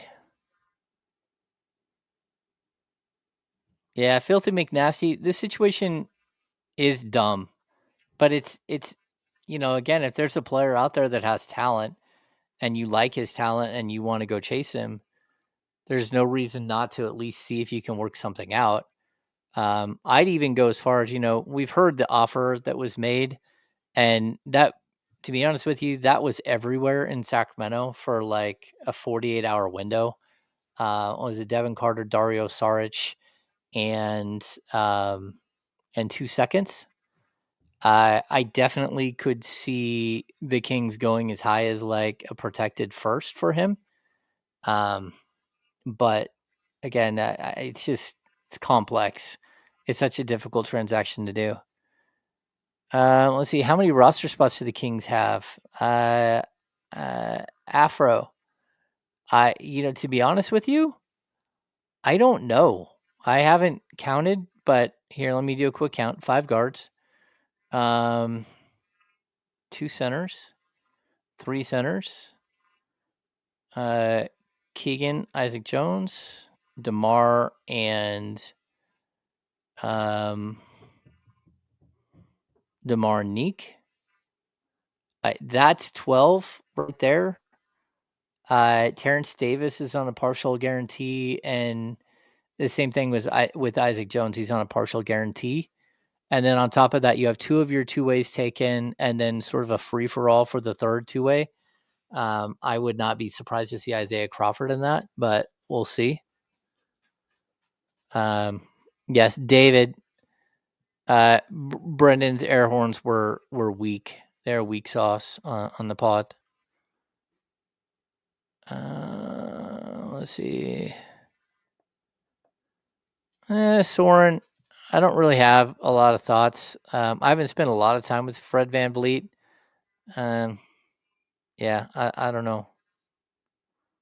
I would, yeah. I mean, I'm gonna guess the Kings, Stevie B are still interested in Jaime Jaquez, but I don't know that the Heat are ready to move him. Carter, Sarge, first round pick, and 1 second round pick. That would work for Kuminga in the pick swap. Is that too much? Yeah, I mean, now you're just getting too complex. If I were the Kings, I would give up either 2 seconds or first. And first would be lottery protected. I'm not giving up anything more than a lottery protected first. And then it's about finding ways to match salary and do all that stuff. It's just like super complicated. And on top of that, like if you're willing to take on Kuminga, how much are you willing to pay him? So, you know what I mean? Like, are you offering him a 4-year, $80 million contract, which is not what he wants to play for? Maybe a 4-year, $90 million contract?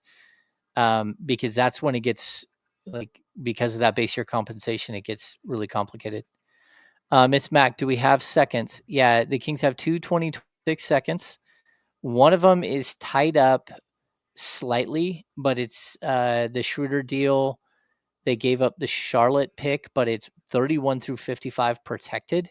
So if somehow Charlotte becomes one of the best 5 teams in basketball this season, the Kings would lose that pick. That's not going to happen. So they have 26-27 from Charlotte, but both their own and Charlotte's 27 are tied up. And then they just picked up a 2029 in the Schroeder deal from Detroit, and they have their own 2032 now. So I think they have 4 second-round picks that they can play with.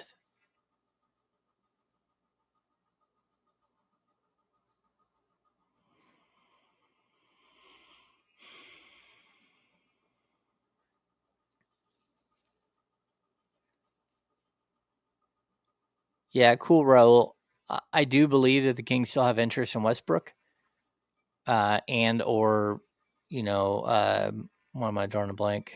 Malcolm Brogdon. But the problem that you have there is that they have Monk on the roster still. If Monk wasn't there, they'd have a lot more interest in Westbrook. Coming back, Hammer. Cool.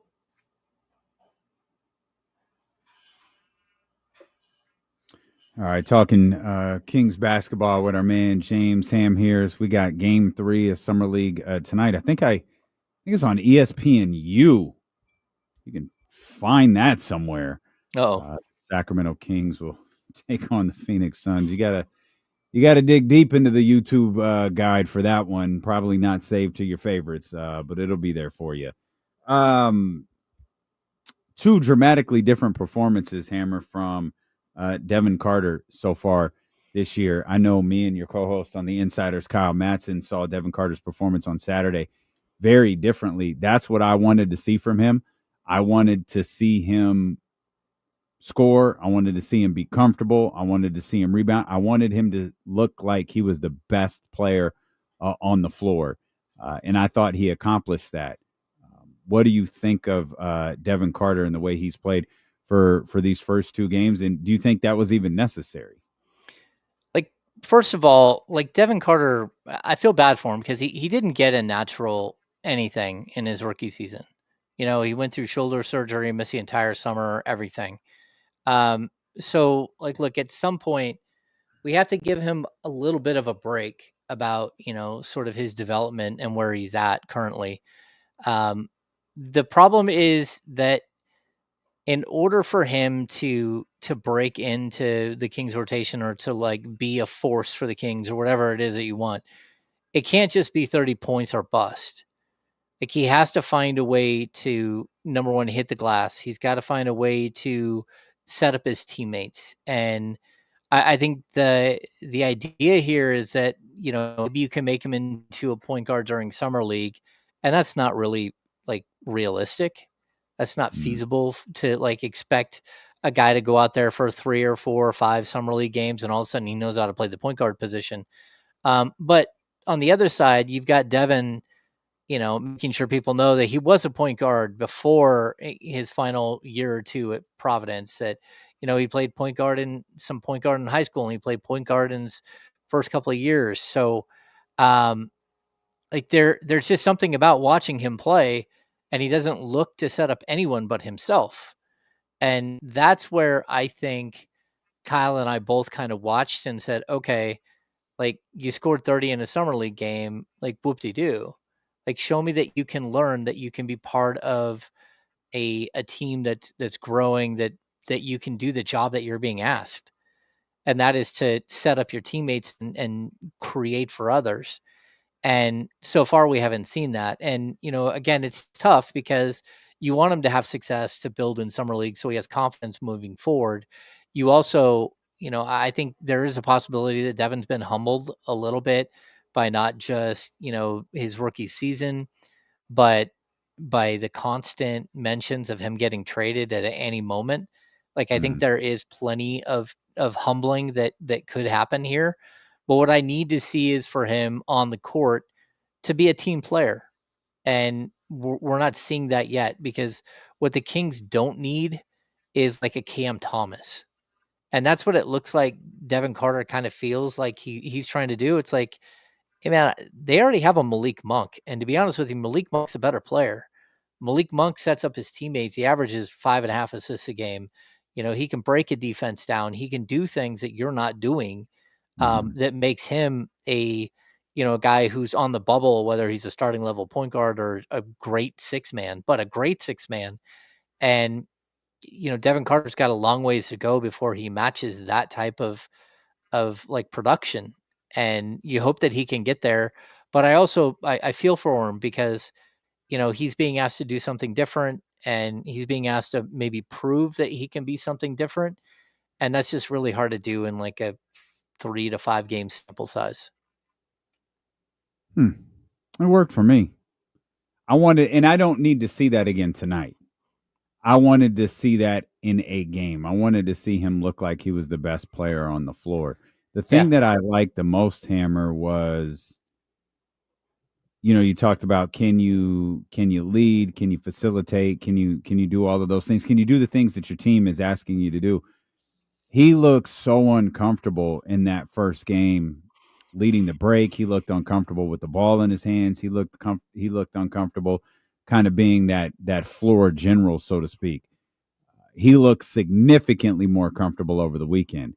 And sometimes guys just have bad games. They have bad outings. Obviously, he didn't get significantly better from game 1 to game 2 in the middle of in a summer league. He just executed better. He was more comfortable. And that's what I wanted to see, especially from the point guard thing, which I just don't like the idea. I wanted to see him comfortable with the ball in his hands. I wanted to see him comfortable getting up and down the floor. And I thought he did that. If he hits 10 to 13 along the way, shoot, I'm with it. Yeah, and I get that. But what I need to see from him is like, not the bad outing, and not the great outing. What I need to see is in summer league a 17 to 22 point game with 8 rebounds and 6 assists or 5 assists, maybe 5 rebounds and 5 or 6 assists. Like, show us that you can actually take on the role that they're asking. And I think it's interesting because, like we talked about with Raynaud, when Raynaud made that pass to Isaac Jones, where he just like flung the ball to Isaac Jones, hit him in stride with a one hand, like sort of wraparound pass. It was like, holy smokes, like there's something else there. And, when you see like the basic stuff of Raynaud, yeah, he hit the three. Yeah, he's got the little baby jump hook. Oh, the other things that stand out about him is he's been so vocal on defense that you hear him through the television. Everyone there in Vegas is talking about it, how he's directing traffic. He's yelling at everybody. He's having quiet conversations with guys. He's showing a leadership quality, all of those things. Like, I just said all that about him, and all I can say is I watched Devin Carter do a crazy step back three that would never fly in the NBA, and sure, he put up 30 points and he was highly efficient, and he did hit the glass, but you're always left with that. Okay, man, show me something that makes you unique, and that maybe either shows me something that you couldn't do before, or a process that you're learning. And I think that's where I think Kyle and I keep wanting more. It's like, hey, I don't want him to go score 40 points and not 30 points. I want him to score less and be more part of what's happening on the court, because you and I both know there's never going to be a moment, or maybe if there is, it's like once or twice, where Devin Carter is asked to go out there and score 30 in a game. Yeah.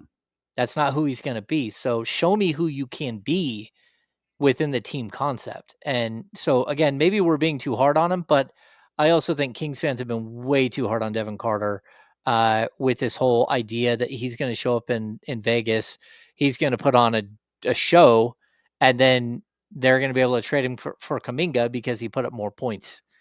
And that's something that, you see all the time on social media. Like, everyone's pulling for Devin Carter to blow up so the Kings can trade him. And it's like, you should be pulling for Devin Carter to improve as a basketball player. And improving as a basketball player sometimes can mean making more of your shots, but it can also mean just being more part and more, I want to say, present in the game, where it's not just about you getting 30 points. It's about you being the reason or part of the reason why a team won. I'm not the biggest Devin Carter fan, but I'll stall him out a little bit. He scored 30, but he did it on 13 shots. So it's not like he was, jacking him up, trying to up his point total. He was pretty efficient with the shots that he took. Again, 13 of them. I think he took 7 threes. I believe it was 5 of 7. Might have been the same thing from the foul line. Overall, I got what I wanted from him, and he could have hit half of those shots. And did all of the other things he did made me feel good about his game. And again, he's just a player. I just don't think I get it, James. I just don't think I get him, the player, particularly him, the player, and his fit on this team. I just don't get it, but I'm willing to see it out, and I'm willing to hope for the best. I just don't see it. You know what, man? He reminds me so much of Jonathan Kuminga on the Warriors. He just doesn't fit. He just like, how do you get through to somebody? And I made this argument for Kuminga like a week and a half ago, right before I left on vacation. Like, I'm starting to turn a little bit on him as a potential trade target, because we see him with the Warriors, and we get that he doesn't fit there. It's like a round, like a square peg in a round hole, right? And he doesn't want to be Aaron Gordon. He wants to be a superstar.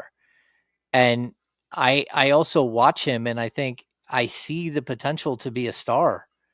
And so maybe in a different scenario, in a different world where he's not on the Golden State Warriors, maybe he does get that opportunity and he does live up to who he believes he is. And I think that's always going to be the problem in Golden State. Like, you hear it all the time. If, an unnamed source told me one time, if Kuminga ever is as good as he thinks he is, he'll be a superstar. but he's not going to be as good as he thinks he is. And so that's the problem. And he's not going to be as good as he thinks he is in Golden State. That's just the facts. And if he signs there short term so he can get traded a couple of months from now or whatever, like what good is that going to do him? It doesn't feel like that. It feels like that's the worst scenario. It helps the Warriors because now they still have an asset in case somebody big becomes available, but that's not going to help him. If I'm him, I'm like, yeah, I would rather leave. Yeah, I'd rather go somewhere, even if it's for a budget contract. You know, if he were to sign like a 2-year, I don't know, you could. I guess the Kings could use a mid-level exception on him and try to clear out cap space. But like you'd have to tell the Warriors, what do we have to do before we sign him to this deal to trade for him? And, it would be less from the Warriors. But again, it's tough to match what he wants and who he thinks he's going to be. And it comes back to Carter in the same way.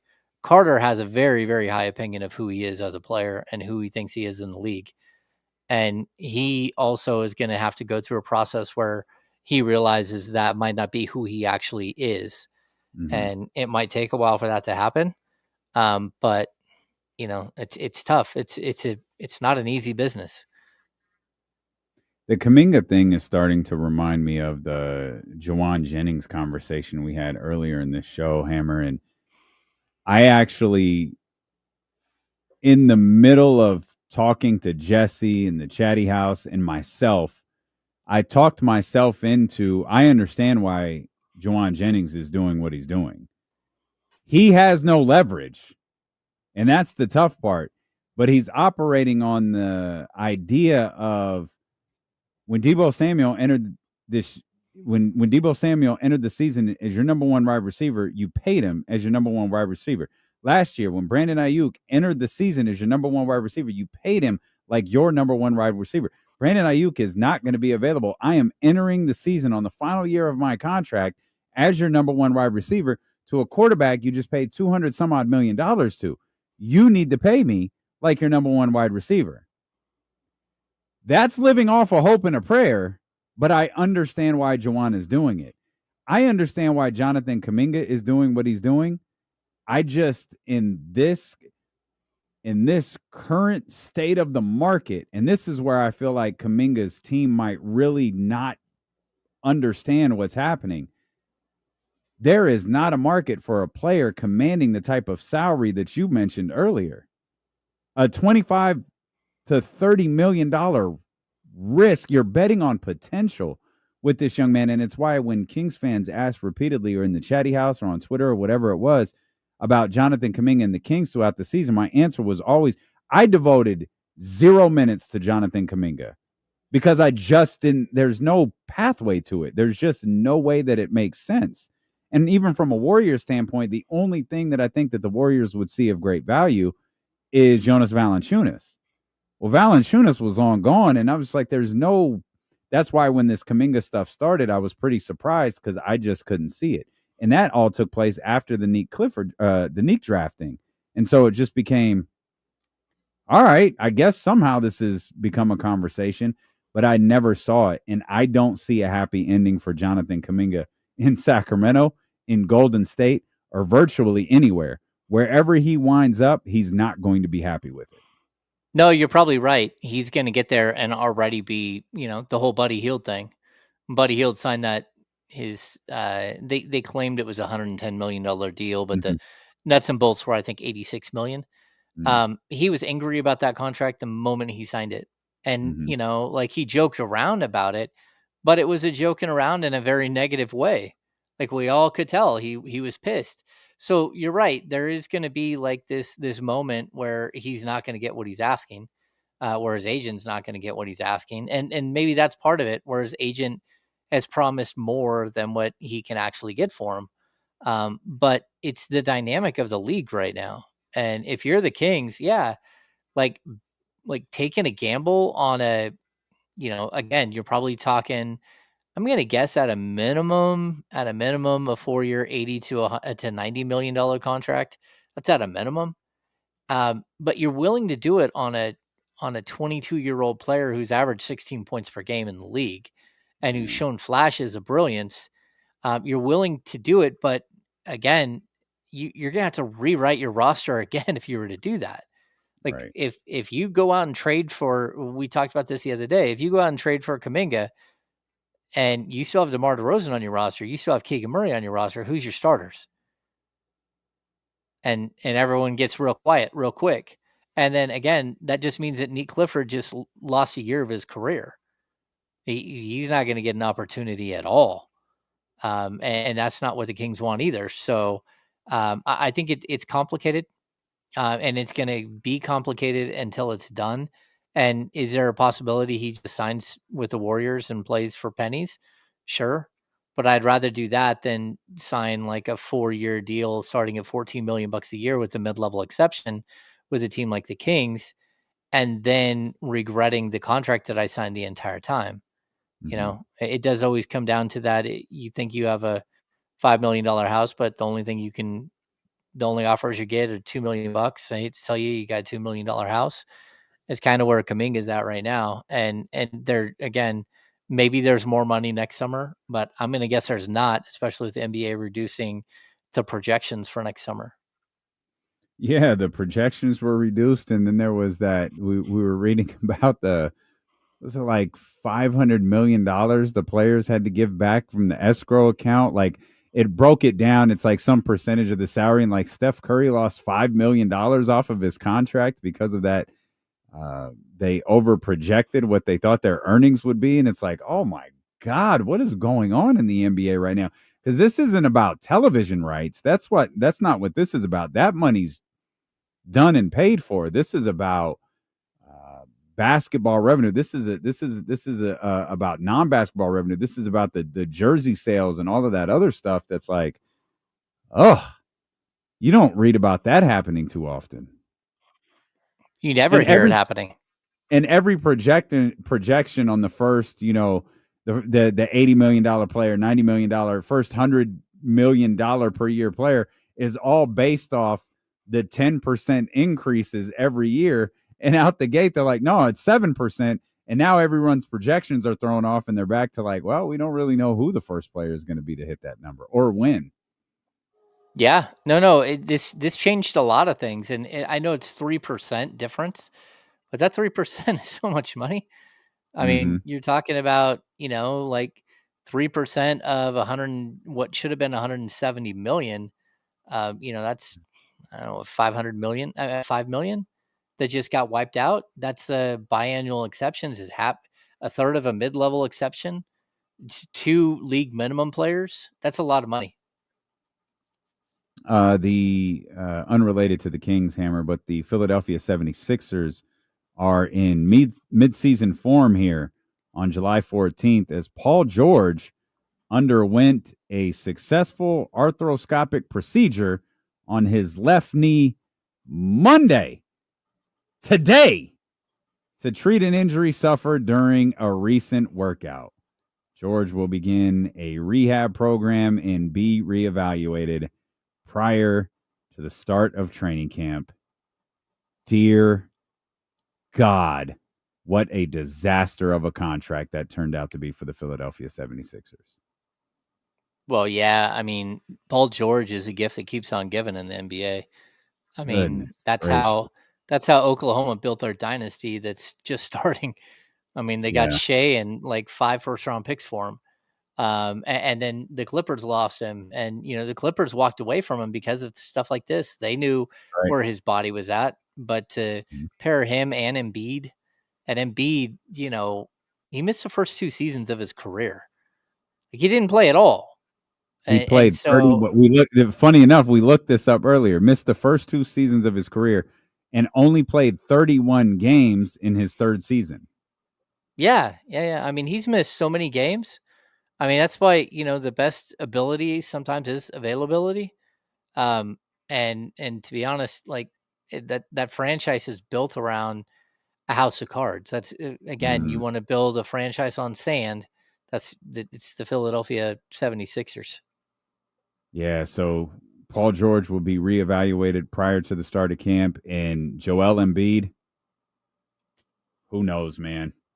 who knows whether he is fully functional at this point. I know Daryl Morey spoke recently and said he expects Joel Embiid to be available for the start of training camp. Great. The fact that you don't know definitively whether your $63 million player will be available for the start of training camp is a hell of a statement, even from Daryl Morey. James, great to have you back, my friend. We definitely missed you last week. We've got the Home Run Derby coming up. We're your home of Major League Baseball All-Star Game coverage all week long, and it begins with the Home Run Derby starting here in just minutes on Sacramento Sports Leader ESPN 1320. And we did it. Nice job, team. We did it. Yeah. Great. I mean, Philadelphia, they haven't even been able to sign Quentin Grimes. Like all of the restricted free agents are just totally screwed. Giddy thought he was getting a 5-year 150. Yep. And there ain't no money. And they're saying, okay, well, what next? What do you want? Like, we don't have to pay you. Yeah. And if I'm Giddy, I'm saying, okay, fine. I'll just play for the qualifying offer and you guys can kiss my Australian arse and I'm going to leave in the offseason.